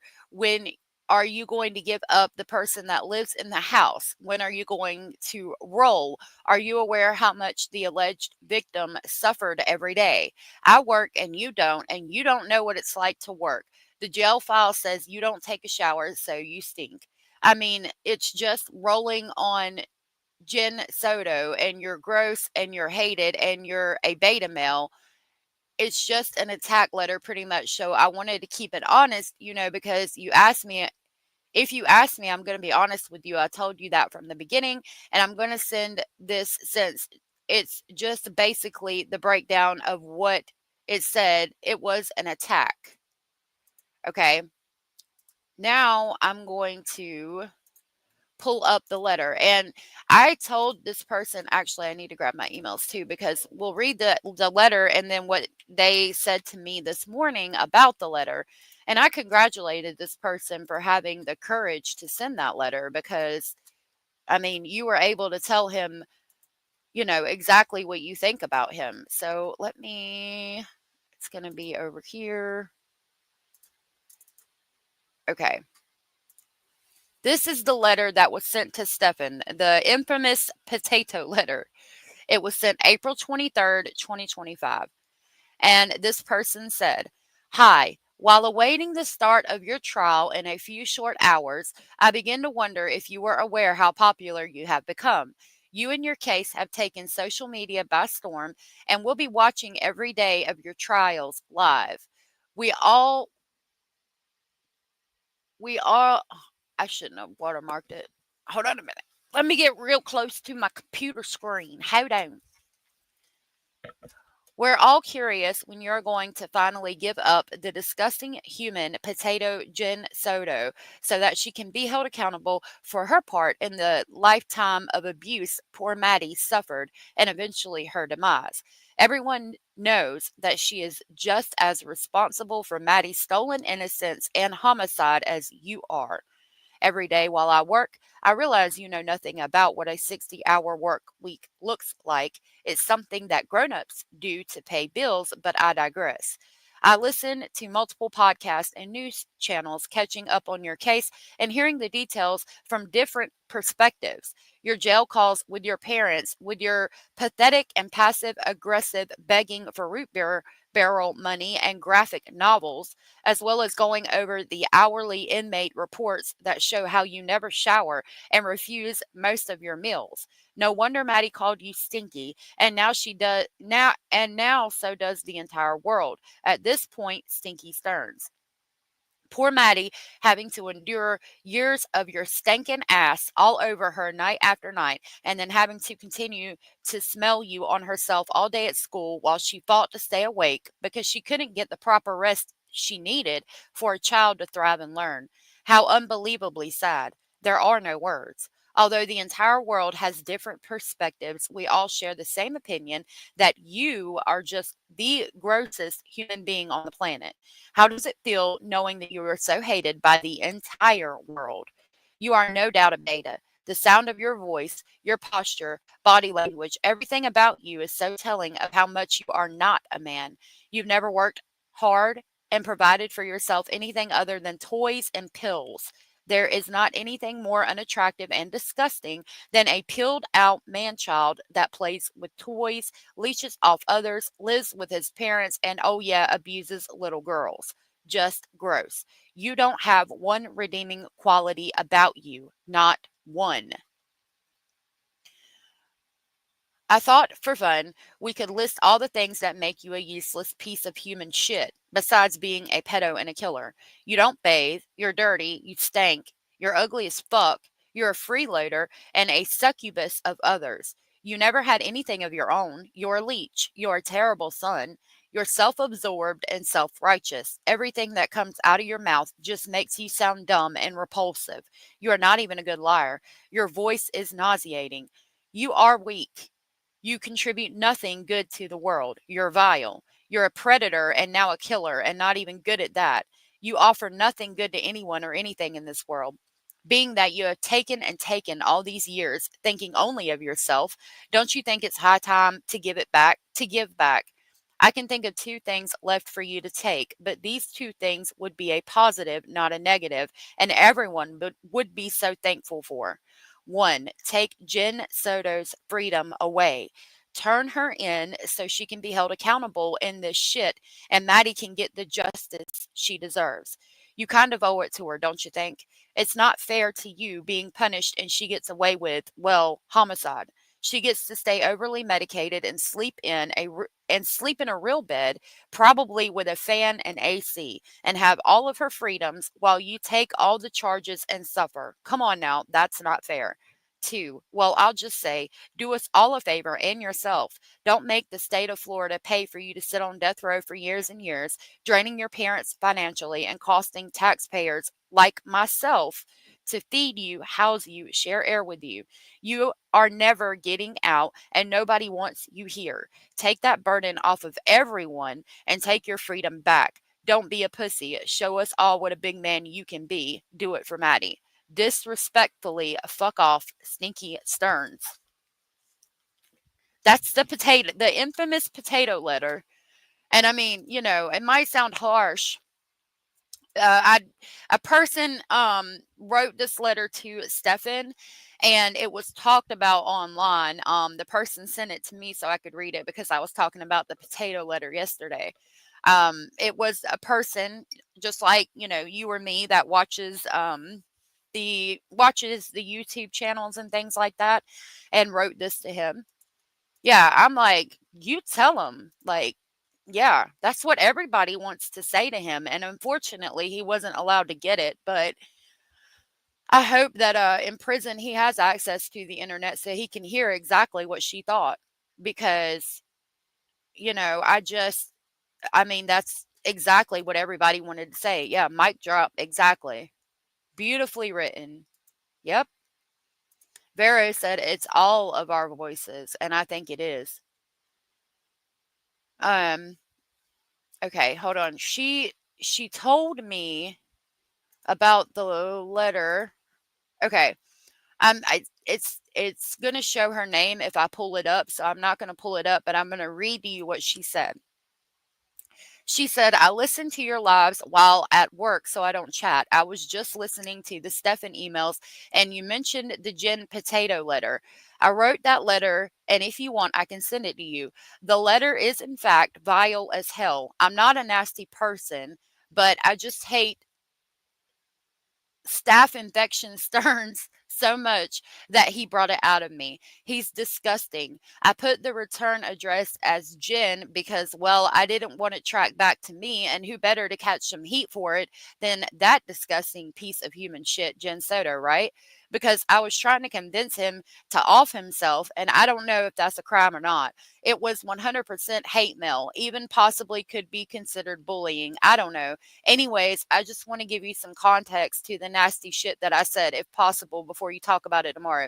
It's ugly, but it's nothing that he doesn't deserve to hear. Sadly, he didn't get it, but I'm happy to hear from your emails today. Thank you for that. That it's eating him alive wondering what it says. I love that. If you get this email and would like me to send it to you, just let me know and I'll send it to you. I'm kind of new to your channel and I'm enjoying it. Thanks for giving me some good drama-free content to listen to. And again, I hope she doesn't feel bad about the letter. I hope she doesn't feel bad about the letter and all of that, because I don't think what she did was wrong at all. I'm glad somebody was able to do it. I'm glad somebody had the courage to send him that. Yeah, no, I didn't write that. I couldn't write that. It's so eloquently written. I can't write that eloquent. She's very eloquently written, worked 60-hour weeks. Like, I could never. I have a lot of respect for this person. I mean, and while she admits that it's a vile letter, I mean, he deserves nothing less. I wish he could have read this letter himself. I really do. And I wish he would do. I wish he would turn Jen Soto in, and I hate to say it, but I mean, I don't know if I do. I do wish he would off. I do wish he would off himself. I'll say that out loud. And let me show you why real quick. That's the other thing I wanted to talk about. Why I wish he would do that. We're going to go here. Let's try Maddie Soto plea hearing. Excuse me. Okay, I typed in Maddie Soto, misspelled it, plea hearing. There's the part of the plea hearing. But news about homicides, Stefan Stearns. Maddie Soto's killer makes sick admission at shocking plea hearing. There's the actual plea hearing. There's family remembers. Stefan Stearns plead no contest. A lot of it has to do, I mean, most of the videos, as you saw when we were looking at them yesterday, they all start off just like, I think it's this one. The daughter of his ex. Right. And she truly was a joy. An outrageous statement from Stefan Stearns, the man who's now entered a plea agreement for the murder and sexual abuse of Maddie Soto. Stearns, how do you plea to first-degree premeditated murder in 20? So yes, it was Kelly. I wasn't going to share that, but if she wanted to share that, she can share that. Yes, it was Kelly. Kelly wrote that, and I appreciate you, Kelly, very much. Michelle said, I kowtow to you, Kelly. But as you can see, and I'll play a little bit more of it, all of the videos talking about the plea hearing, about justice for Maddie, start off with his fucking sick victim statement, his fucking victim impact statement. That's all it is now. It's all his victim impact statement. He made justice for Maddie become all about him again. It's always all about him. I wish he would end it, but he's too much of a coward. For CF 1293. No contest. I look at the shocking plea deal that allowed Stearns to avoid a possible death sentence and the painful words from Maddie's dad.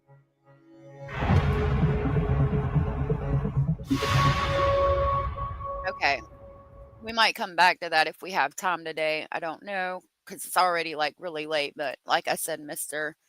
Speculating is not here. So, and I've got dinner ready for the night, so I can stay with y'all a little bit longer. I applaud you, Kelly, very much for sending that, because you had a lot of courage that a lot of us did not. And I applaud you very much for that.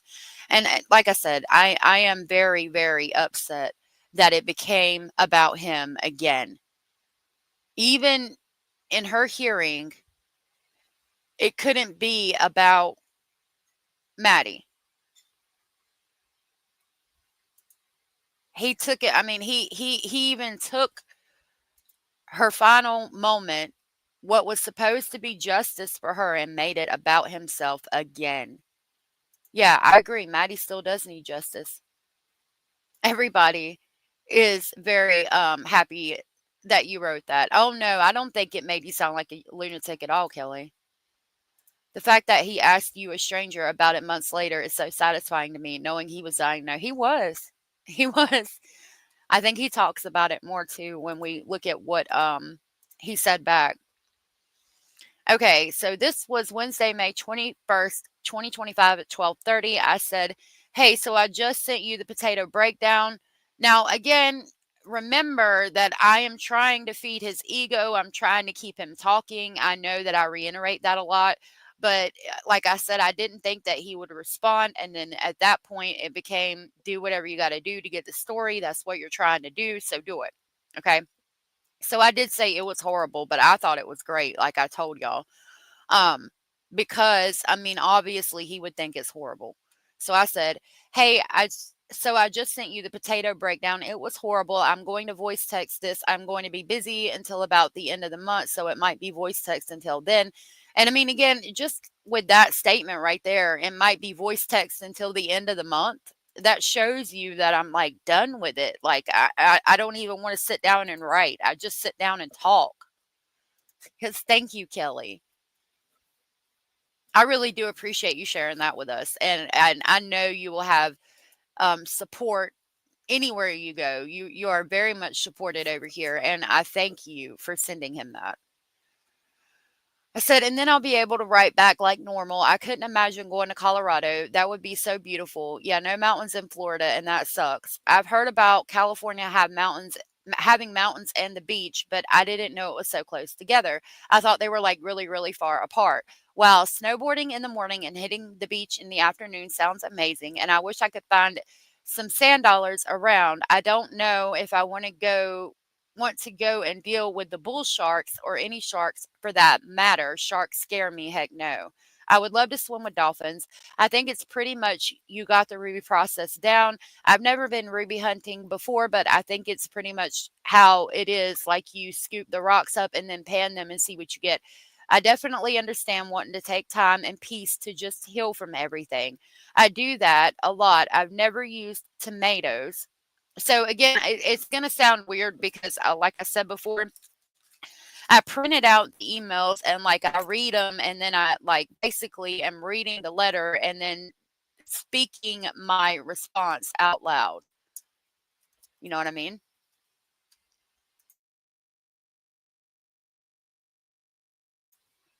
Abraham said, definitely not a lunatic. Dandy said, Colorado is beautiful and we don't need any more weirdos here. Thanks. Michelle said, we love how you investigated this. We all know your intentions and appreciate you sharing. No need to explain your intentions. We love you. and the allegedly speculating team and family. I love y'all too, and I love our allegedly speculating family. Thank you for that. I said, I've never used tomatoes. I want to try them, and I definitely need to work on my cooking skills as well. Yeah, when all when all you have to eat is shitty jail food, then you start to like other things that you might not have liked before, because it's like when you have the worst of the worst, then things that you thought were the worst of the worst are not necessarily the worst of the worst anymore. LOL. It's kind of effed up how that happens. I do garden. That's one thing I've been doing lately, is working in the garden and getting medicinal herbs. Right now, the feverfew and yarrow is growing wild, so I get those, and they're really good for pain. I'm actually making a pain salve and dandelion salve right now because I need to try to sell them. So my pain salve is amazing. Like, I use it. I have sciatica, and that pain salve is really great. That's true story. That pain salve that I have is amazing, and I have sciatica, and it gets worse because I'm sitting while I'm live streaming, I'm sitting on my bed Indian style. So I'll put that on after my lives or during my lives, and it takes that pain right away. I continued, I call it fevered yarrow hot rod. I call it fevered yarrow hot rod, but it misdid it. And said, I call it fevered yarrow goldenrod and red pepper. It's got feverfew yarrow goldenrod and red pepper in it. So I'm working on getting medicinal herbs, and my grass is overgrowing in my garden. So I'm trying to pull that and get it out. It's been a feat. I've got 2 gardens actually, so I've been working on that. I do cook the stuff from the garden. But the stuff from the garden, I usually can that, so we have it for later and things like that. I would love to learn how to cast metal too. I would love to learn how to cast metal and do all those things. That sounds really interesting to me. I love to try new things, and then if I stick with them, I usually get pretty good at them, because I guess maybe the bipolar in me makes me focus all my attention on whatever it is that I'm doing in that moment.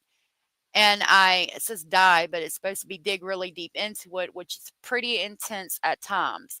I have a question that I thought of for you, and I don't know what you can and cannot say, but I've listened to a lot of things, and I kind of understand what happened that night. And I just wanted to ask if you had any idea why what happened that night, because of the jail calls have been released.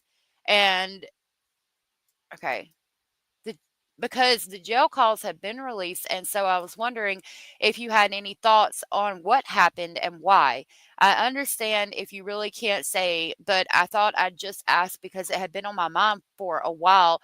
As far as the other, I think if anybody else was involved, you should definitely say something. I mean, honestly, because you don't want to go down for something that isn't your fault, I'll try to write back soon again, and if you write me back, then I'll respond. I'm kind of pressed for time, so I'm not able to sit down and think. So I will more than likely write back later. LOL. Sorry, it's scatterbrained, squirrel-brained today. It is Wednesday, so maybe you're going to get your hot plate soon. I hope you enjoy it. Now here, the messages are getting kind of mundane, and so I'm trying to get him to give me information. Now what I was referencing in that, okay, yeah, it's acting. Thank you, Kelly. Hey, Michelle or Marshmallows. Exactly, Kelly. I was acting allegedly undercover. So what I'm referencing is that, like, I can't say outright, why do you think, because, okay, if we go back to the jail calls, he says he found Maddie, her lips were blue, she was ice cold, and he wasn't even in the room. Okay. Now I can't say, do you know why? Now, I don't believe that's what happened at all, especially when we look at the cause of death with strangulation, right? But that's his story. So I'm asking him, do you know why somebody did that to her, or she would have done it to herself, which is what he was trying to portray at the time. Basically asking him, why do you think Maddie OD'd? Because that was the story he was presenting at the time in the jail calls. But again, I can't say, why do you think Maddie OD'd? I have to word it in a roundabout way, if that makes any sense.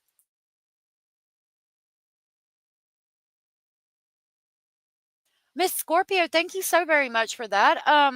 That was so very sweet of you. Thank you for the super chat. Jessica said, you are amazing. I love that. I found your channel and love your freaking voice. Oh, thank you. Thank you so much. I'm trying to quit smoking so I don't lose my voice. Thank you so much for the super chat. That was so very sweet of you. Thank you so very much. I really appreciate that. You're so sweet, Miss Scorpio. Abraham said Jennifer Soto is also a victim of his, and is also responsible for allowing this to happen to her daughter. He pretended to be this dumb person.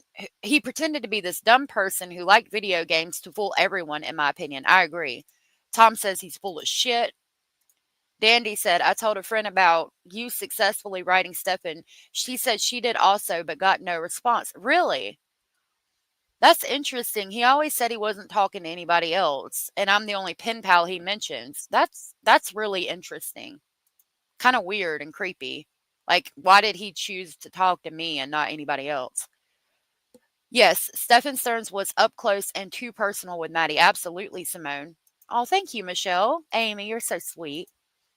We need a valid crime. I will bet that cops have her under surveillance. Yeah, we do. I hope they do.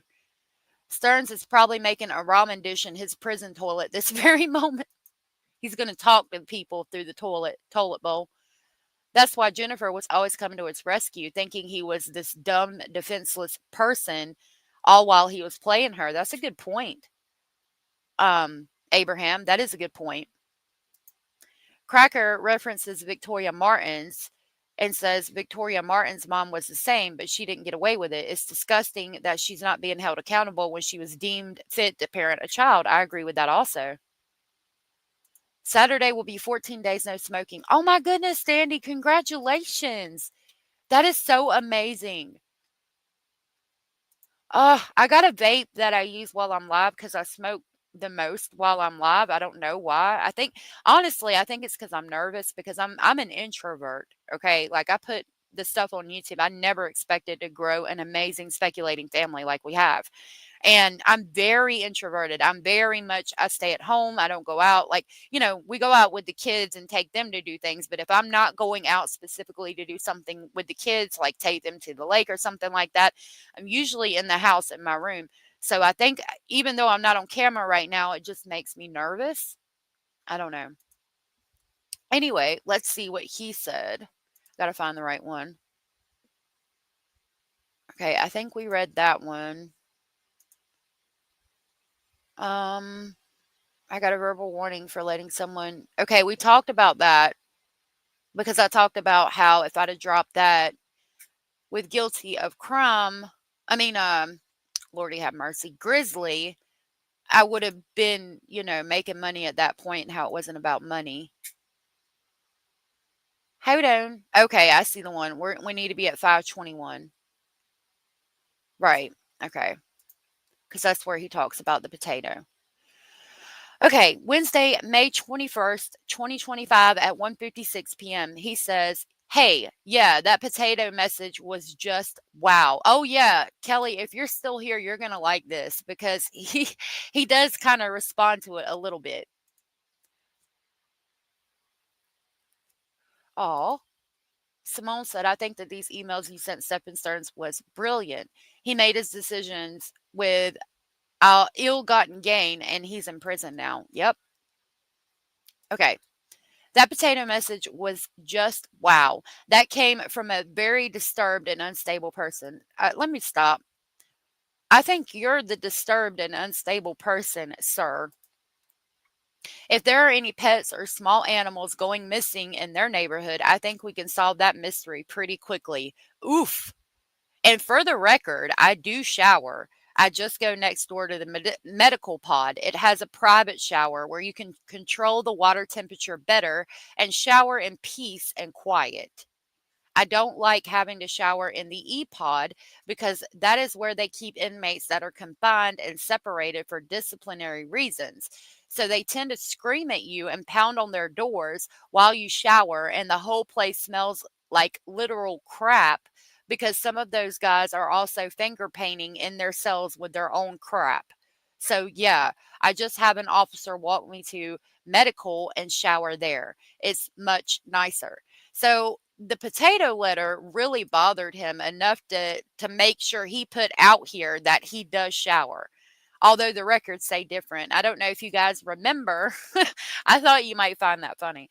I don't know if you guys remember, but I said a while back in one of my live streams, just Stephen Stearns wants y'all to know that just for the record, he does shower. And I said, I can't tell you my source. It's your choice whether you want to believe it or not, but I trust this source with my life. If you go back to my live stream from around that time, you'll hear it. And it's because I got this email where he's like, I do shower, just so you know. I'm like, yeah, stop it. Stop it right now.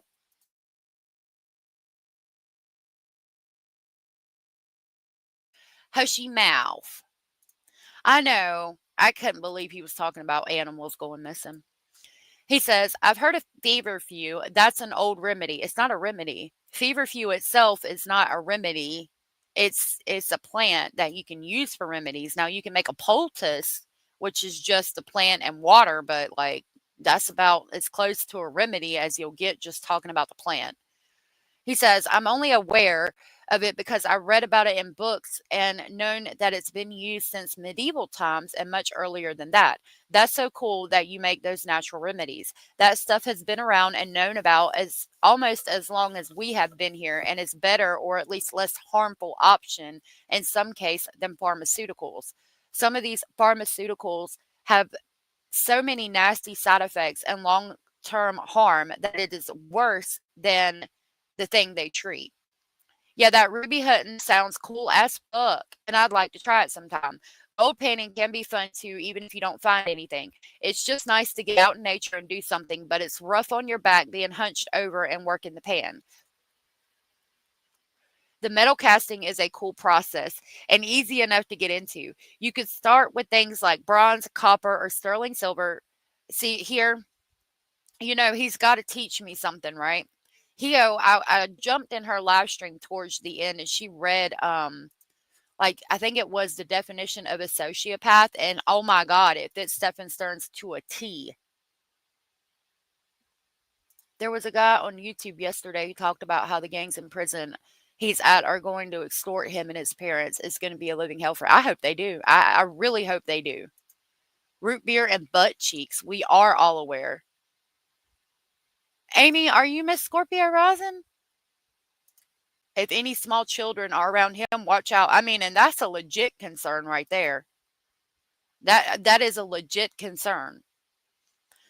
So here he's going to educate me. You could start with things like bronze, copper, or sterling silver, all of which are fairly affordable and easy to work with. You can get by with something like a pottery crucible, a hand torch to heat and melt the metals, and you could use clay or investment to make the molds around either beeswax or jeweler's wax molds. There's a little more to it, obviously, but that's basically the nutshell version. Now, didn't he say he didn't know how to do it? Like he was just looking into it. As far as your question, now this is about Maddie allegedly having taken her life. Okay. As far as your question, yeah, I mean, I can't really get into detail about it too much. If you've listened to the phone messages, I kind of got into more detail than I should have even in those. If you have heard them though, then yeah, I think you might be able to glean a little bit from that and extrapolate, Lordy have mercy, extrapolate some based on that. You'll likely know I have some theory of what I think happened, and that my theory and the state's theory don't match. The problem is they are trying to present their theory as given fact when it isn't. And they have been trying to sell that really hard to the point that the public is basically taking that at face value instead of approaching it with a type of skepticism that is called for in any case like this. My own theory is based on limited information or evidence, and the state's theory is based on even less than that. As I said, I can't get into any specific detail. I will say in general that grief and shock have varying effects on people, and when a person is suddenly faced with something unexpected and traumatic, sometimes their reactions are not what we would think or hope they would be. It's an unfortunate situation to be wrapped up in, and you're right, nobody wants to go down for something that isn't their fault. Certainly, that is true for anyone. Who knows what may happen in the trial, though? It will boil down to the jury in the end, and if the state can convince them of what they want. Sometimes it just comes down to that, and there are plenty of innocent people in prison on death row for things they didn't do. Trials can be kind of tricky at times and a little random. I hope I can get through this. We'll see what happens. Anyway, I hope to hear back soon. Take care. Hey, Screaming Daisies. He knows so much, but yet does so little. Exactly. Great point, Screaming Daisies. Thank goodness I'm done eating. Dunning-Kruger effect. Should have asked him if he wants cheese to go with that wine. No doubt. Those who know the least believe they know the most. That is true, but in this case, I don't think there's, I mean, you know, really the state, the prosecution, no, don't have the fucking information. Stop it. All right, that was the 21st. Okay, we're on the 23rd. Okay, now again, Kelly, keep in mind, I'm responding to the message, trying to feed his ego, all of that. Okay, Friday, May 23rd, 2025, 12:40 p.m. Hey, laugh out loud. Oh my God, I hope no animals are going missing in that area.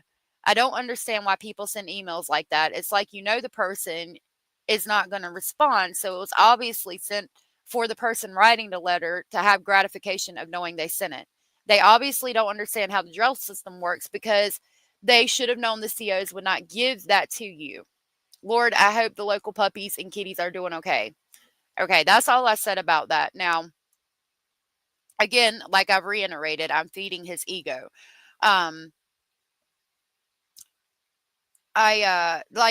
I would have gotten gratification out of sending that email. And as my chat and I have said, I commend you for doing that because you had a lot of cojones to send that to him. And I really wish he'd have gotten to read it too. I do know the COs are very weird about things like that. And anything to talk about the case or him hurting himself, he wouldn't get. But I know you felt better when he sent that letter, and me reading that letter made me feel better, especially after we saw what happened at the plea hearing. I mean, he deserved that and so much more. I really wish I could see you say that to his face. Like, I would love it to watch you put him in his place and tell him exactly what a piece of shit he is. I would love nothing more than to see that. And again, I commend you, Kelly. Okay. I continue.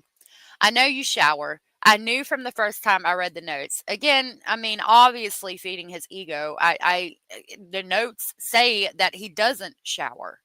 So what happens is they ask you daily, sometimes multiple times a day. And if you say no, they have to write it down. So it just meant that you didn't have a shower every single time it was offered to you. Now, again, I'm lying because in the letters, it'll say like 3 or 4 days in a row that he refused to shower. I said, I didn't know you were going to medical shower, though. I do believe I read that in the notations. I would do the same things. Those showers are either boiling or freezing, and the water makes you break out with pimples. It's awful. That's true. There's some kind of soap in the water, and it will make your skin break out really bad in there. Oh, yeah, right here. I think they put soap in the water for whatever reason, and it's just horrible. Damn, screaming and pounding on the doors while you're washing your ass. No fucking thank you. That's crazy. I wouldn't want to shower there either. Again, with the question marks, like I would put ... and it would replace it with question marks. I don't know why. I wouldn't want to shower there either. And feces smell. Oh my God. Yeah, nah, I'm good. I would do the same. Medical showers for me as well. That's just unacceptable. Q high-pitched unacceptable. I love feverfew and yarrow. Yarrow was very common back then too. These herbs have been used since like the beginning of time. Fun fact about me in medieval times, I would dress like ladies in waiting did during that time period daily if I could. Walking around Walmart, driving the car, there I would be with corsets and too much fabric to pay for. Yes, natural remedies will always come way before pharmaceuticals for me. Some pharmaceuticals, okay, thank you for that. Some pharmaceuticals use natural herbs Two, they are way less harmful. It's a natural plant, and everything I use is natural and organic, so it doesn't get better. You could eat everything that goes into salves. Some of it wouldn't taste good, but technically you could eat it and it works. That's why I love using natural remedies. They were put here for us to use when we gained the knowledge. Another really cool thing I've noticed is that nature provides its own remedies. Yeah, I'm going to talk to y'all about what's going on literally right now in this moment in my household. I said, for example, there is a vine flower that grows here called, quote, Carolina trumpet vine, also known as cow itch. It will make you scratch the skin off your body. It's worse than poison ivy and poison sumac combined. But another plant grows here called ladyfingers. Native Americans used ladyfingers plant to treat poison ivy and poison sumac. I make a soap with ladyfingers plant, and it's the only thing that cures cow itch. Now, I know if you're a member, you have access to a live stream that I did where we made soap, and I was talking about I needed to put ladyfingers in it because this summer we were probably going to get cow itch and I was going to need it. We have cow itch right now, and the only thing that is making it better is the soap. I have it like on my arms from picking blackberries, and it itches, but like if you get the soap that I made wet and just rub it on your skin and let it sit, it stops the itch. And like it's the only thing. You can use calamine lotion, anti-itch cream, none of that. It doesn't work. It doesn't help. But that soap I make with the lady fingers, it makes it stop. I need to make a salve with it. I think I'm going to make a salve with it or a lotion, and put it in there because it's amazing. We're having Swedish meatballs again. Can I ask what is cow itch and how you get it? Yeah. Let me show you. They call it cow itch because the cows will get it, and you'll see them like up on the barbed wire fence rubbing their butts, and like they'll literally be bleeding and still rubbing their butts to scratch it. That's how it got the name cow itch. That is what it looks like. Campus, I don't know what that is. The trumpet vine, yellow trumpet vine or trumpet creeper, it's also called Carolina trumpet vine, is a species of flowering plant in the trumpet vine family, native to eastern North America. Hold on a minute. Native to eastern North America and naturalized elsewhere, growing 10 meters or 33 feet. It's a vigorous, deciduous wooden vine, notable for its showy trumpet-shaped flowers. It inhabits woodlands and river banks and is also a popular garden plant. Now that shit, I don't know why people put it in their garden, because it makes you itch like no other. Like literally you will itch the skin off of your damn body. Telling you. You can plant it and it grows on trees. I've got videos in my members videos like where I show you the vine, and it looks like it's like a very thick vine that attaches the trees, and it looks like it has little hairs that grow off of it that kind of like attach to the tree. I had to put a picture of it up. Ladyfingers. No, let me see if I can find it.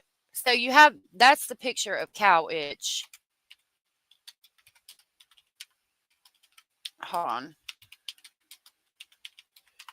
It's considered a weed. No. Oh, hold on. Hold on just a minute.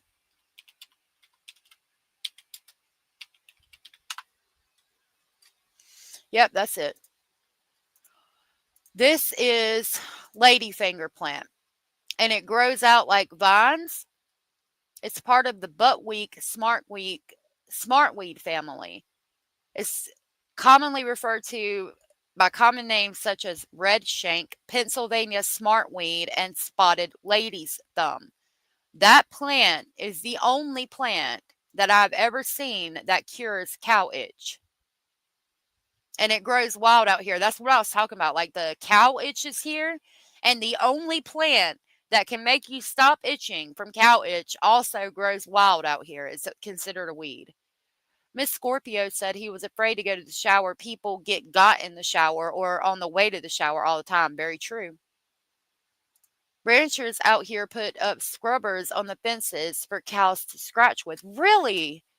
So it's out there too, Tom. How interesting. I did not know that. When I was 4, I peed outside and wiped with a leaf. It was poison ivy. Oof. Oof. I'm sorry. That's got to be horrible. We don't want him here in Colorado. I know I'm behind. I was on the phone, but still had to say that. Thank you, Brady. Stuffed bell pepper sounds good. I have trumpet vine in my yard, but it does not make us itch. That's good. It grows on your wood. That's good. Looks like a trumpet vine. Yeah. That cow, that one though, this one, that shit, brutal. I'll show you how you know it's that one specifically because it just pulled the pods up that it produces. Hold on. Let me pull them up. Yeah. Hold on. I'll pull it up this way. So it produces these pods like this. They're like fuzzy pods. And these pods drop on the ground, and that's how it reproduces. So if your trumpet vine ever produces like the pods like that, it could be cow itch. So be very careful. It's horrendous. Dock leaves. Now I use bitter dock. Bitter dock treats toothaches, which is really cool. All right, let's go back to the letter. Okay. I continued. I'm going to try working with metals. I have beeswax always for the salves. I have a lot of clay too. I got into making jewelry with clay, but wasn't really good at that venture. LOL. I understand and agree with approaching things with skepticism. I'm actually going to FOIA a case out of Marion County where I have questions about the person actually charged with the homicide. Excuse me. They were all teens when they committed the homicide of Seth Jackson. I believe the person that caught the most charges, named Michael Bargo, might not have been as responsible as Amber Wilson. Michael got a crappy lawyer that barely did anything to help him, and it was just awful. So I'm trying to look at that case file to get more information on it. His attorney was nothing like yours. Yours had filed over 50 motions like way back, and I was like, geez, she's putting her all into this, which is good for you. I honestly think the death penalty will be removed. I think her motions will get that done at least, if not more. But I'm not a trained professional or anything, so I think you'll get through the trial. I do not know what the outcome will be, obviously, but yeah, it boils down to the jury. Your record will help. There's literally only traffic stuff on it other than these 2 cases.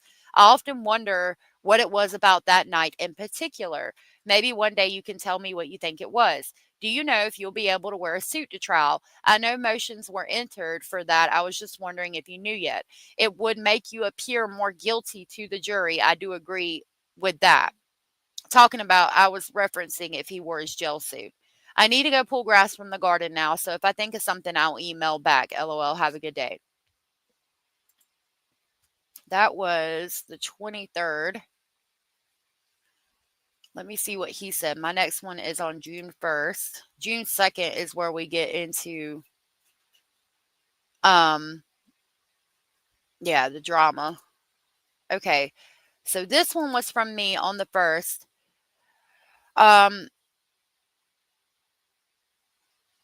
And it's titled, I'm So Sorry. Sunday, June 1st at 9:30 a.m. Hey, I'm going to voice, this is me to him.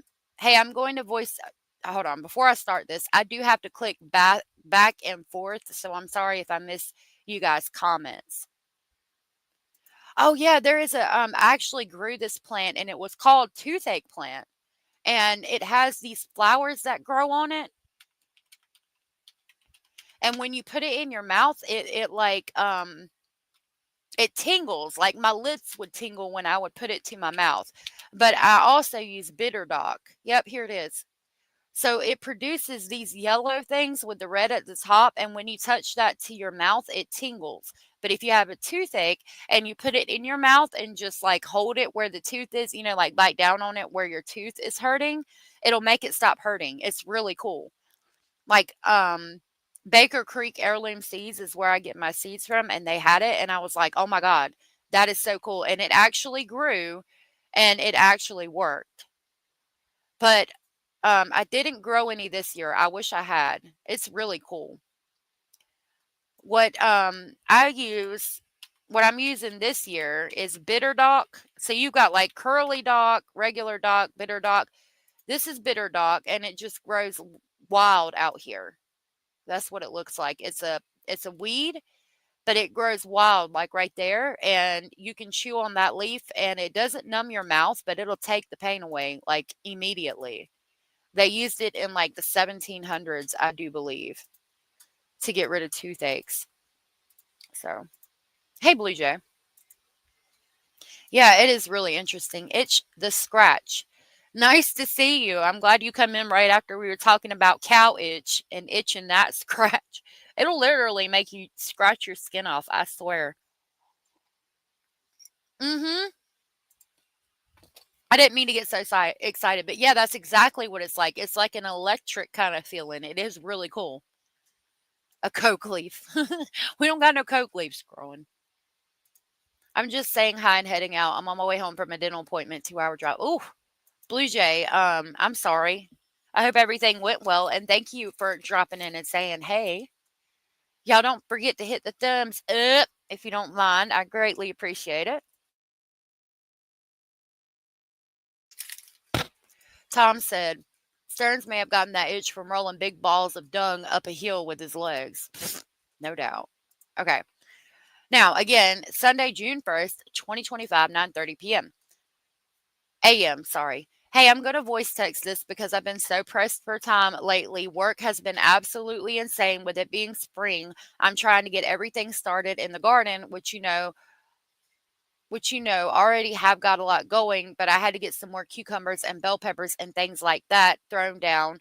So I throw down some corn, started a potato bin, all of the things. I have an injured goose that I'm taking care of. That was so sad when she came that I had to go to okay. I had an injured goose that I'm taking care of. That was so sad when she came that I had to go to Tractor Supply and buy 2 more. So now I have 3. And even while working in the garden, they follow me around like nonstop. I like to read your emails and respond to them as I read them. And I started reading yours and I just laughed out loud when you were talking about, oh, hold on.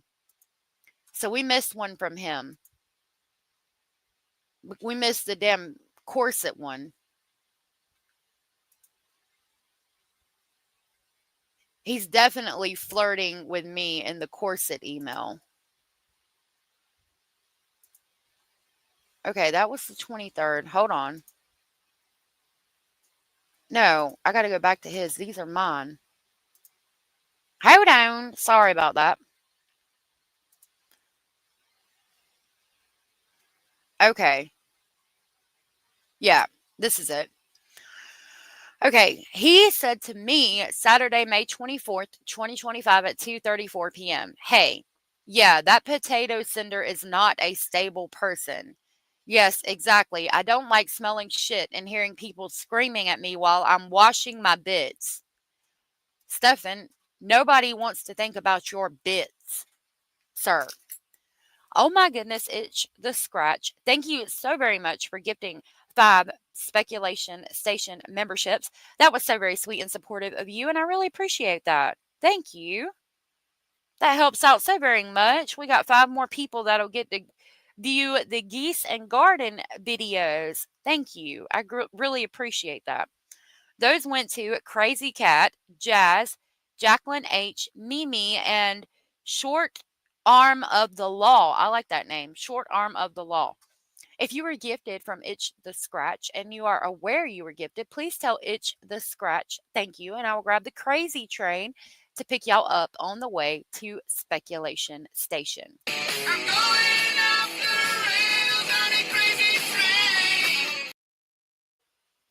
Rest in peace, Ozzy. Yeah, he's still talking about it. Yep. He's trying to flirt with me and my pocketbook, I think. No, he talks about me in a corset, and we're going to get there. Thank you again, Itch the Scratch. Yeah, so he's talking about washing his bits. It's really off-putting and awkward. I definitely heard Lemon Grab's voice for the unacceptable. Haha, that would be great if you could dress like every day is the Renaissance fair. But then again, I approve of any excuse for a woman to wear a corset. Though who needs an excuse, honestly? To hell with any haters or naysayers. Cinch that sucker up until your bosom says huzzah. And he put a little smiley face with a tongue hanging out. Do y'all see this shit? I know. Aw, thank you, Itch. Do y'all see him flirting with me? Ugh. Told me to cinch, talking about a corset. He approves of any excuse for a woman to wear a corset. Cinch that sucker up until your bosom says, huzzah. Freaking disgusting. I've never heard of cow itch or ladyfingers, but that sounds awesome. I bet the ladyfinger soap has a lot of good applications in general, just beyond poison ivy and whatnot. And yes, you should totally try casting small items from metals. Just be careful because working with molten metal is dangerous if you mess up. You don't want to spill or splatter it on yourself. But it sounds like you already have some of the things you can use, like beeswax and clay. Basically, you just make a beeswax model of the thing you want to cast and use the clay to create the mold around the item. Make the clay pretty soft and mushy so it doesn't deform the wax piece. People like the Mayans and Aztecs and pre-Columbian people were doing this far back in ancient times using very simple tools and methods. You can probably get away with using a regular oven to heat the mold and melt out the wax form, though a mini kiln or something might work better. And a handheld torch and pottery crucible to melt and pour the metal into the mold. You can buy copper or bronze or sterling silver shot little balls of metal that melt more quickly and easily, and cast little items like pendants, rings, earrings, figurines, hairpins, coins, or medallions, all sorts of things. I would suggest looking up videos and articles on lost wax casting and learning as much as you can about it. Sterling silver is fairly affordable to buy in its raw form and becomes much more valuable when handcrafted into something nice. Maybe use something a little cheaper, though, like copper or bronze to practice with a bit. He said, ha ha. Gosh, something wrong here. Tom said he's probably wearing a corset this very moment. Keep it in your boxers, right? Oh yeah, lady, you're talking about the cookies. Mm-hmm.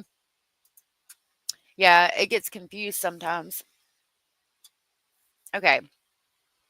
Sounds like that guy Michael you mentioned did get a crappy lawyer, which sucks. The only reason I have good lawyers, a whole team of them, is because I have a high profile case.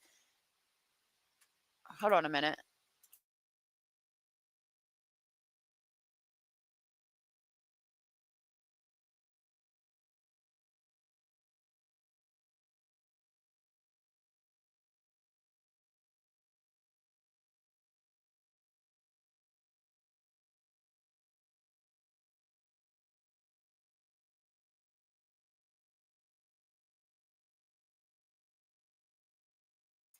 Okay, sorry. Okay. The only reason I have good lawyers, a whole team of them, is because I have a high profile case. So they assign the top dogs in the public defender's office to my case, which may be the only upside to being high profile. I don't know what to expect either, but I'm hoping and praying for the best. Maybe my record or lack of one will help. I am not the person who is prone to violence. I'm not the type of person who is prone to violence, and I don't like hurting other people at all. If I get angry, I'm actually more likely to self-harm than harm anyone else. I don't believe that at all. And I have a very high regard and respect for life. Again, just trying to prove he didn't hurt Maddie. I'm just really not the type to resort to violence against another person unless it's in self-defense and I have no other option. So being accused of this thing is just so bizarre to me. There was talk of me being able to wear a suit, and I gave the social worker my measurements. But there was a shakeup in the public defender's office when the new public defender was elected, and that social worker left the public defender office. So I don't know what's happening with that. Did you mean wearing a suit makes me look more guilty or not wearing one? If I get through this, maybe I will be able to tell you more about what you'd like to know. I'm sure a lot of people do have questions, and I wish I could answer them fully right now, but you know how it is with this process. I have to give up the tablet, so I'm going to fire this off real quick and don't have enough time left to add questions this time. But message me back soon if you like, and I will think of some questions for the next time. No suit for you, homie. Is that so, Stefan? Then please explain that horrible night. Is he saying Maddie attacked him? I don't know. I think he's trying to say he didn't do anything to her and she did it to herself, allegedly. I don't know. Okay. Now, I'm trying to get to the ones because I've got on my thumbnail, it gets a little dramatic. So I'm going to start with one of the drama ones, which is June 2nd. That's when I get into the pen pal situation. The pen pal situation is going to be a little dramatic. Hey, Vicky. Yep, they did one sunny day. I heard early on that Jen had weight loss surgery. I wonder if she resented Maddie for the weight she was too lazy to lose. Maybe. I don't know, love. It's a possibility. All right, this one is titled, I'm So Sorry, Sunday, June 1st, 2025, 9:30 a.m. Hey, I'm going to voice text this because I've been so pressed for time lately. Work has been absolutely insane, and with it being spring, I'm trying to get everything started in the garden, which you know already have a lot going, in the garden, which you know already have a lot going on, but I had to get some more cucumbers and bell peppers and things like that. I threw down some corn, started a potato bin. And of all the things, I have an injured goose that I'm taking care of. That was so sad when she came. I had to go to Tractor Supply and buy 2 more. So now I have 3. And even while working in the garden, they follow me around like nonstop. I like to read your emails and respond to them as I read them. I started reading yours yesterday and I laughed out loud when you were talking about lacing up a corset and wear it. I would trust and believe I would. I would trust and believe I would wear a corset every day if I could. It helps to lose weight too. Not that I'm actually like I'm actually like skinny, but I'm healthy. I would say I'm not fat. So, you know, I don't necessarily need to lose weight, but it would make my figure a little better. I would wear it every day. There's some people that do. There's people online that show that they do wear them out and people comment on them and give them nice compliments all the time. I think it's just absolutely great. I wish we could, I know we made a lot of what is the word? We've exceeded socially. We've grown since that time period. But there's a lot of things I love learning about medicinal plants. I like making food from scratch with just, organic grown in my garden ingredients, all of the things. And I love the way they dress. I just do. I don't know. I'm glad you've never heard of cow itch because it's absolutely a nightmare. Like the first time I got it, I was literally scratching the skin off my foot. It was awful, The ladyfinger soap does have a lot of good in it because I also put organic shea butter, organic castor oil, organic coconut oil, and then I use lye so it has to cure for 30 days. And I heat the ladyfinger plant that I got dried and stored in a crock pot with oil so it gets in there. The first one I made had rose clay in it too to help with your skin. I know it's beneficial for your skin, and I think it had lavender too because lavender is good for your skin. Yeah, the bolts of metal I would have tried, but I'm scared. I'm really scared. And the beeswax, I had never thought of that for metal. You know what I mean? I use beeswax in my salves and stuff all the time. I always have beeswax, coconut oil, castor oil. These are things I always have. Like if you ever need those items, I'm the person to see, LOL. but I never would have thought to use beeswax with molten metal, and I would be concerned it would melt. You know, so you're saying make the clay pretty soft and mushy so it doesn't deform the wax piece. I'm going to have to try that because here where I live at, there's like clay everywhere in the ground. I actually got some because you can dig it up in a bucket and you wet it and run it through a mesh screen and you suck up the water and kind of lay it out to dry. And then you got clay to work with and you can actually fire it. Like you can build a campfire and fire your stuff. You just have to keep it hot enough to fire. And then I was watching, but haven't quite learned how they make the paint for the clay out of other clays, like white. One was green. One, but it's like, I don't know. It's like a mute green almost. I don't want to say like diarrhea, but it's kind of that color. But anyway, they get these colors from the earth, and I would love to do that. Yeah, I love learning about Aztecs and pre-Columbian people doing all that stuff. Go back, Göbekli Tepe. I like those Mount, what is it? Mount Pico, Mount, it's not Mount Pichu. Oh my, I know what it is, but I can't think of the name. I mean, and again, it's just, this is a bunch of rambling nonsense because I was done with it by this time. Hold on a minute.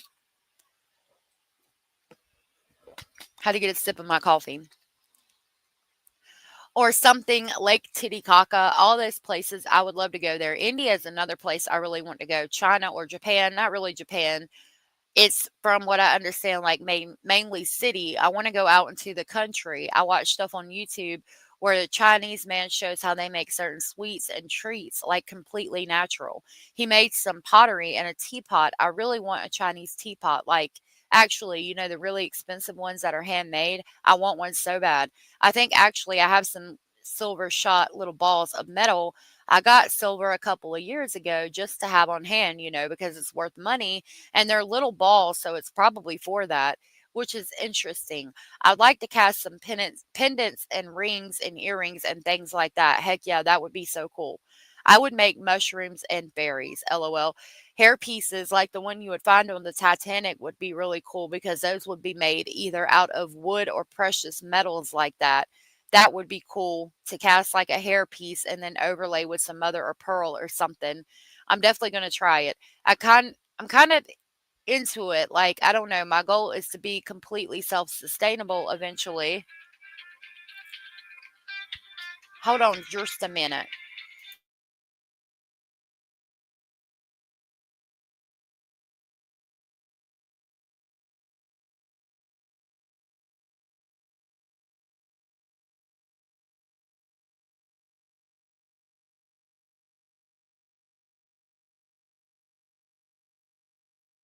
Oh my gosh, it was a salesperson making me think that something was wrong. I hate that shit. Okay. Oh my goodness. My goal is to be completely self-sustainable, even like have my own property and do things the old way because the old way is how things were made good and correctly and weren't pieces of shit that fall apart, you know? I would love to be eventually completely self-sustainable and do things the old-fashioned way. You know, plant trees and plants that benefit me, grow everything I need on my property where I know it's good and wholesome and make really cool things like that to sell or have or whatever the old way so it's made good. Yeah, I think that your defenders are doing a good job because your profile, you are so high profile. But that Michael Bargo was a high profile case too. And it was down in, what's the name of that county? Marion County. It was this girl, I think her name was Amber Wilson or something like that. And they homicided her boyfriend, Seth Jackson. She called him over to the house and they were going to beat him up and they shot him and they put him in the bathtub and like broke his legs and pulled out his teeth and burned him and then threw him in some kind of rock quarry. I've got a dig that case fall apart because I have it, but I haven't done much with it. So yeah, it was pretty high profile. I mean, the videos are still out there of the court and everything like that. And they just got him, they just let him talk, you know, and these are kids that are from not the best area. So he's up there talking about, you know, he's selling Xanax and all of these things. And it just makes him look bad. And he got life at 18 years old, you know, and they had all the homemade tattoos on them and things like that. So they just looked a certain way. I feel like his lawyer shouldn't have let him get up there and be like, oh, yeah, I sold substances and I was doing this and I was talking to this and this person's house. And I don't know, that boy was 18 years old and he had a criminal past. He'd been messing up since a very young age, but I still don't think he deserved life. Haven't heard about the shakeup at the public defender's office, but I'm sure they'll still let you wear a suit. Oh, what I meant was that in front of a jury, if you come in there in a suit instead of like the orange uniform, I think it makes you look better because when the jury sees the defendant wearing orange in a jail suit, it makes them look guilty by proxy. So if you go in there in a suit, even if they do make you keep your shackles on and stuff, you don't look as guilty. Right, like people wearing jail uniform look guilty from the moment they walk in the courthouse because they're already in jail uniform. You understand what I'm saying? So I just got to the end of the letter. Like I said, I like to respond in real time while I'm writing back. I'm up here working on potato bins in my garden with the geese. Are you nervous? Are you nervous because you think because I think you got a little over a month and a couple of days before the CSAM trial. Are you nervous at all? I mean, considering the evidence they have, I think that you'll get some time for that unless they're not allowed to admit it in court. I don't know. I mean, I haven't seen anything come back on those documents yet, but I will look. I know your lawyers got it under control, but I know they're going to try to the prosecution is more likely going to use whatever you get charged with in that trial against you in September, and that's concerning. So hopefully it won't be that bad of a charge, but I'm not a lawyer. I'm sure your lawyers have that all figured out. I'm real interested to see what happens because I have a lot of questions, and obviously you can't answer them until after court. So I'm interested to see how things are going to go.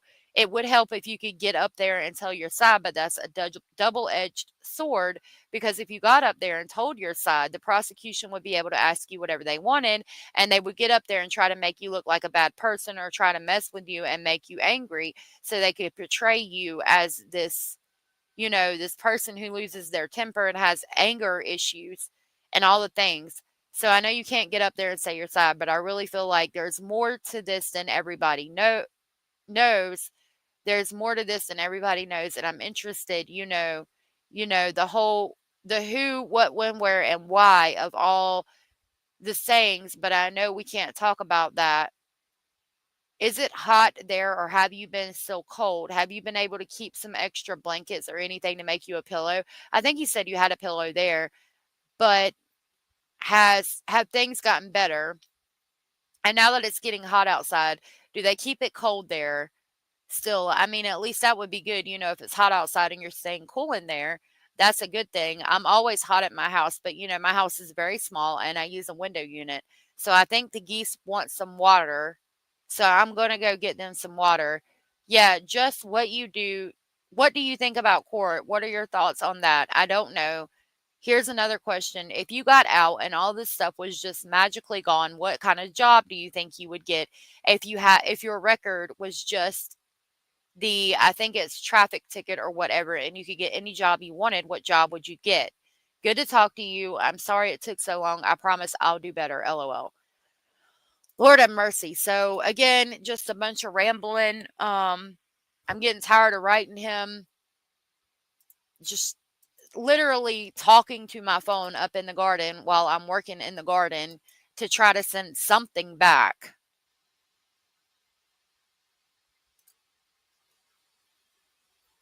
Okay.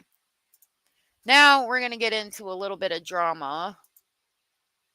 Now, I said I'm going to pull some of these up on screenshots, okay? Because let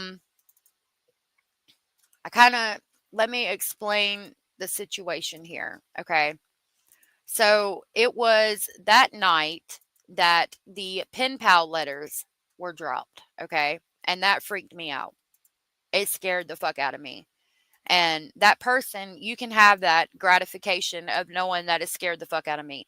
It scared me because I didn't want to get doxxed yet. I wasn't ready for that. And it pissed me off because of what that person said. And I had spent all of this time, all of these emails that we've read up to this point, I had spent talking to him, spending the money to talk to him, and just carrying on useless conversations that was annoying to me at the time to try to carry on with him and continue to do, and just the facade I was having to keep up. And then I find out that he's going to talk to her. And so, yeah, I get pissed. This is where the emails take a turn. Ew, dandy.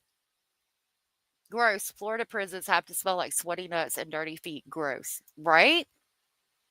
Now, the person who is emailing his mother has, I don't know if she's put out her name or not, honestly, but I'm not doxing anybody. I don't do that. That's not my jam. So what I did was I basically screenshotted everything and I redacted any names and things like that. And some of these next emails are going to be that way because I don't care how I feel about somebody. I'm not going to dox them.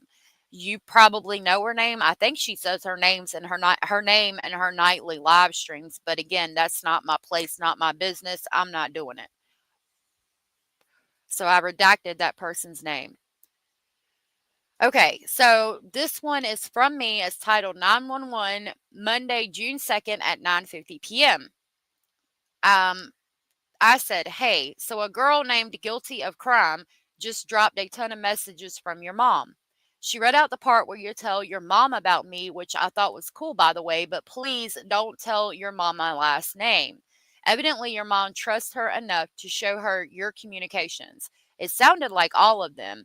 I don't know why she trusts her. That's between them, I suppose. But she's really... Now, let me stop. I don't intentionally want any drama with this person. If I'm going to read these emails, this is what I said. I was angry in the moment. I just laid that out for you. If that person gets upset about these emails and would like to talk about it with me, I'm open to emailing and we can figure out a way. If you would rather do it live, I can do that as well. But that's all I can offer. I do talk shit. And for that, I apologize. I probably say some things I probably shouldn't have said. However, these are the emails. It's what I was feeling at the time. I'm putting it out. Okay. I'm going to start again. So, hey, a girl named Guilty of Crime just dropped a ton of messages from your mom. She read out the part you tell your mom about me, which I thought was cool, by the way, but please don't tell your mom my last name.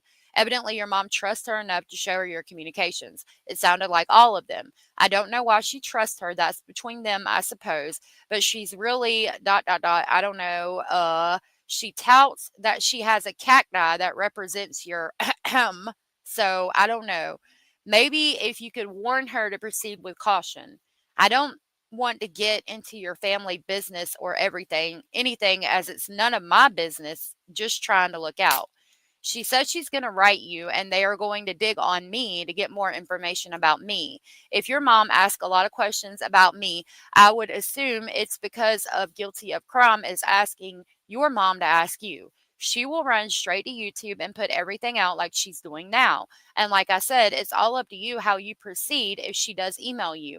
I just know it would be on her YouTube by nightfall. She's also posting all the emails, which she said is over 10 pages, on a membership app she calls Ghost. I don't know. Basically, she wants people to pay to look at them, and people will, unfortunately. She said she doesn't know why I'm writing you, and then suggested the most disgusting thing I've ever heard. Quote, maybe she wants to sell her, and I put ... to him, ... who knows. What she said was maybe she wants to sell her daughter to him. That's what pissed me off. I wouldn't have talked nearly as much shit as I did if she hadn't said that. So I said again, she suggested the most disgusting thing I've ever heard. Maybe she wants to sell her ... to him ... who knows. Fill in the blanks, consider the charges. I almost jumped through my screen.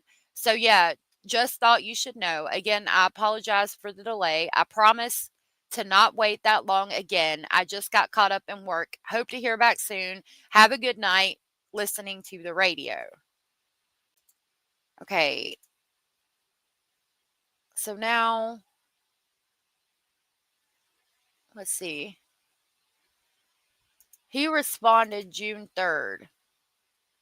Oh, crap. Okay. Itch to Scratch, thank you for the $10 super chat. I really appreciate that. Thank you. That was so very sweet and supportive of you. Oh my gosh, I didn't realize it was this late. Should we? I will show you. This one's kind of long. Maybe we'll pick up on this one tomorrow. I've got to go. I got to go cook dinner, y'all. Dang it. I don't know. We can read it real quick. I'll stay and read it. Yeah, I know. It really upset me. Well, thank you. I appreciate that compliment. I really do. I do. Well, we'll leave that for tomorrow. I'll read this response from him. Now, when I did the screen thing, it like put this bar here, so I will pull it up on my back screen to see what he said, but I'm not doxing anybody. Like I refuse to. I don't care who gets upset about it. I'm not putting that person's name out here like that. That's not fair. It's not right. Not acceptable. Unacceptable. So let me pull it up in my back here so I can read that part that they put the bar over. I don't know why it does that. Okay. So this is from Stefan to me Tuesday, June 3rd at 2:06 p.m. He says, okay, I got the tablet. It's still the one with a bad battery, but at least the battery level is higher now. So thanks for the heads up, first off. I appreciate that very much. I do know that my parents have spoken to this person named Guilty of Crime, something I don't know. The owner of that Guilty of Crime channel. Okay, wait a minute. My parents have spoken to the person named something I don't know, the owner of that Guilty of Crime channel. I don't like that she is talking so much to that person, but there's really nothing I can do about that. I guess if they just dropped a bunch of messages, that explains why I just got a few new connection requests all on the same day. I hope it was okay that I told my parents about you. They were concerned you might be a YouTuber. Ironic, I know.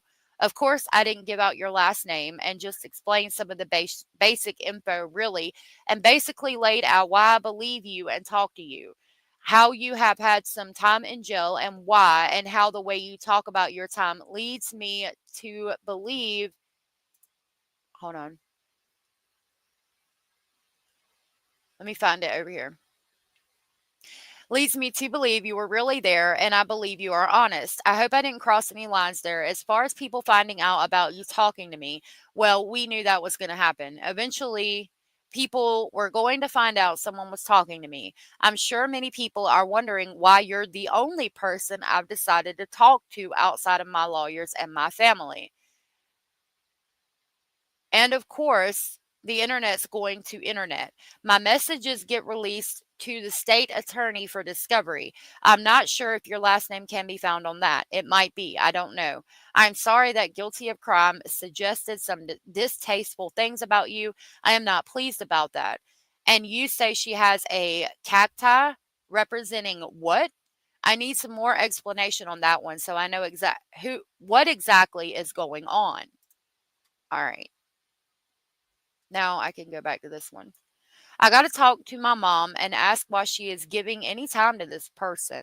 My mother is under the impression that this YouTuber is not on the level and some more honorable than others. But if she's using my mother to get the messages just to profit off of them, make snide remarks about you and sneer at me, then I don't see that as honorable or honest or worthy of talking to.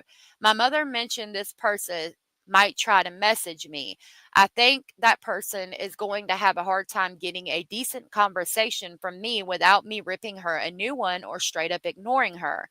On to better things. I'm loving the mental image of you walking around your garden with a gaggle of geese following you around like their mama. Oh, he said, LOL. Hold on. Gosh, something wrong here.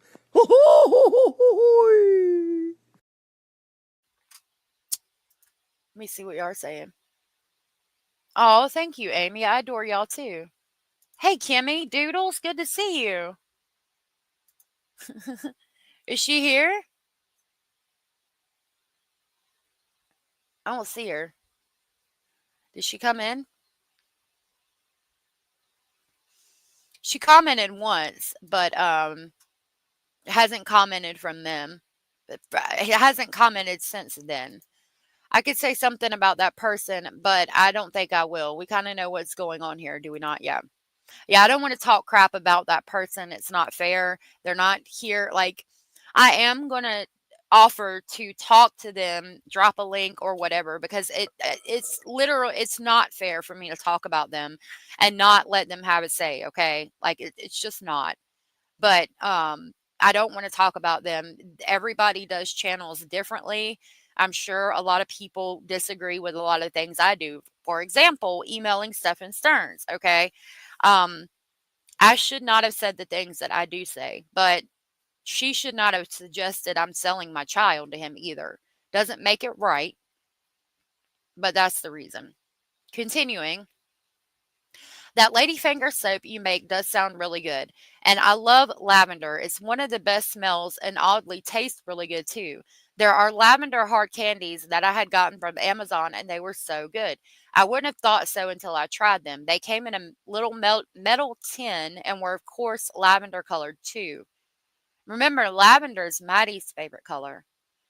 The company that makes them also makes rose candies as well, by the way. You should check them out. I bet you'd like them. They are kind of fancy, but that's nice sometimes, right? We should all enjoy the finer things when we can. Oh, yeah, says the man who has no freaking job. Oh, okay. Oh, thank you, Itch. You are so sweet. Y'all got integrity too. Thank you. He says, do you have any favorite sweets or treats you like? You know, obviously that I really like Mexican candies, but I also enjoy candy and sweets in general. I'm fond of coffee flavored hard candies. There are two brands that are especially good in my opinion. Copico coffee candies and United coffee candies. United makes a really good one that has a sort of bold roast flavor, I would say.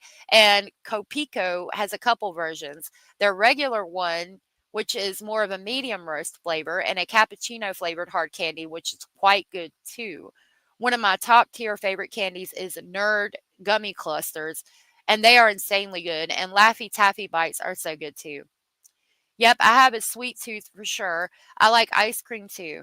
My all-time favorite ice cream flavor is Rocky Road, specifically the Edie's brand Rocky Road. It is so good.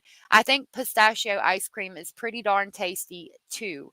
Our local grocery chain, Publix, has their own brand of ice cream that is really great, and they have some seasonal varieties that I always look forward to. In fall, they release a limited run of pumpkin pie ice cream that is insane. It tastes just like a slice of pumpkin pie with a dollop of whipped cream on top and has little bits of pie crust in it too. So good. And then they have a peppermint ice cream in winter that has little bits of peppermint or candy cane in it that is crazy good. Do you have a favorite flavor ice cream that you love above all others? That Chinese teapot idea of yours is cool. I love some good tea and I brew a damn good cup. Black tea, green tea, and oolong tea are my favorites. Yes, if you have little balls of silver, then that's definitely silver shot. And it's made that way to make down and easily and evenly, like how little bits of butter melt fast and better than a big chunk would. Yeah, I'm nervous about events coming up, of course, but I've done what I can from my end and the rest is out of my hands now. So all I can say, so is wait and pray. I think it was do. All I can do is wait and pray. I am staying cool in here. Luckily, this facility is air conditioned, although it is still warm on certain days. The problem is the AC is always blowing full blast, even in winter when it gets absolutely effing cold in here. I have a pillow. It's not great, but it's better than nothing, which is what I had the first 6 months in here. I have a single blanket and that's it, but I have a few thermal shirts that I can wear under my jumpsuit too, so it helps. My thoughts on court are, well, I don't really know what to think, honestly. I try not to think too much about it on a daily basis. I've done what I can with the first case, and now I'm in a wait and see phase. I just have to cross each bridge as I get there. I do hope I will get to wear the suit in court. It does look better, as you said, and it's sad that even that sort of thing can influence a jury, but it's true. And also, orange is really not a good color on me. So there's that too. To answer your other question about jobs, I don't know for sure. Working the theme park jobs was so much fun and one of the strangest and most unique jobs I've ever had. I loved it and worked way harder than I have at most other jobs from the moment I clocked in till I clocked out. I was always moving and giving 110%. I would literally get anywhere from 12,000 to 20,000 steps per shift and regularly burned anywhere from 4,000 to 7,000 calories in a single shift, working up a sweat because I was constantly moving and working very hard. But now I sell things. Oh, sorry. But now I don't know. Obviously, if I get out, things would be weird for a while. I might have to find a way to work from home or work for myself in some way. Maybe open my own Amazon storefront or something, selling things I know and like, or find a way to make my own goods and products like you do, or some combination of both and figure things out from there. I like cooking. Maybe a food truck would be interesting, or selling tabletop board gaming stuff, like having my own kind of nerdy online shop for TCGs, board games, supplies, stuff like that, things I like and know well enough to be able to sell them. Oh, geez, the battery on this tablet is dying on me again. It went from 80 at the start of this message to now 15. Last questions. Have you lived in North Carolina your whole life? Have you always been the country type? Do you like theme parks and stuff like that? Or would your ideal Florida trip be more of a natural tour of the beaches and state parks? Or would it be a combination of the natural stuff and attractions, entertainments offered by the city centers? Anyway, gotta go. Hope to hear back soon. Don't sweat having taken a wilder spawn last time. I checked often, but I know you have things going on. I'm not upset by it. Talk to you later. All right, I really have to go. It's like almost 7 o'clock here. And while dinner is done, I still need to heat it up and make some more pasta to go with it. Dude never worked a hard day in his life. Yeah, and why did he like working at Disney so much? Why was that his favorite job? This dummy really thought he was going to get out and open an Amazon shop. Yeah. A snake oil salesman. Great idea, Simone. He probably completed 2 full days at Disney, then overslept and never went back. Wouldn't surprise me. It's a side door, Stearns. I hope he never gets a moment of relaxation like his victim, Maddie. Amen, Dandy Lioness. On that, I'm going to end because that is a mic drop moment. I love y'all. Thank you so much for the support. I love our speculating family. You guys are amazing. You make my day better. And the time flies, as we can tell, because it's 7 o'clock. We've been here for 5.5 hours. My Lordy Jesus. Thank you guys for that. Thank you for the support. If nobody has told you, you are enough. You are important. You are special, and you are loved. And I will see y'all tomorrow. Bye.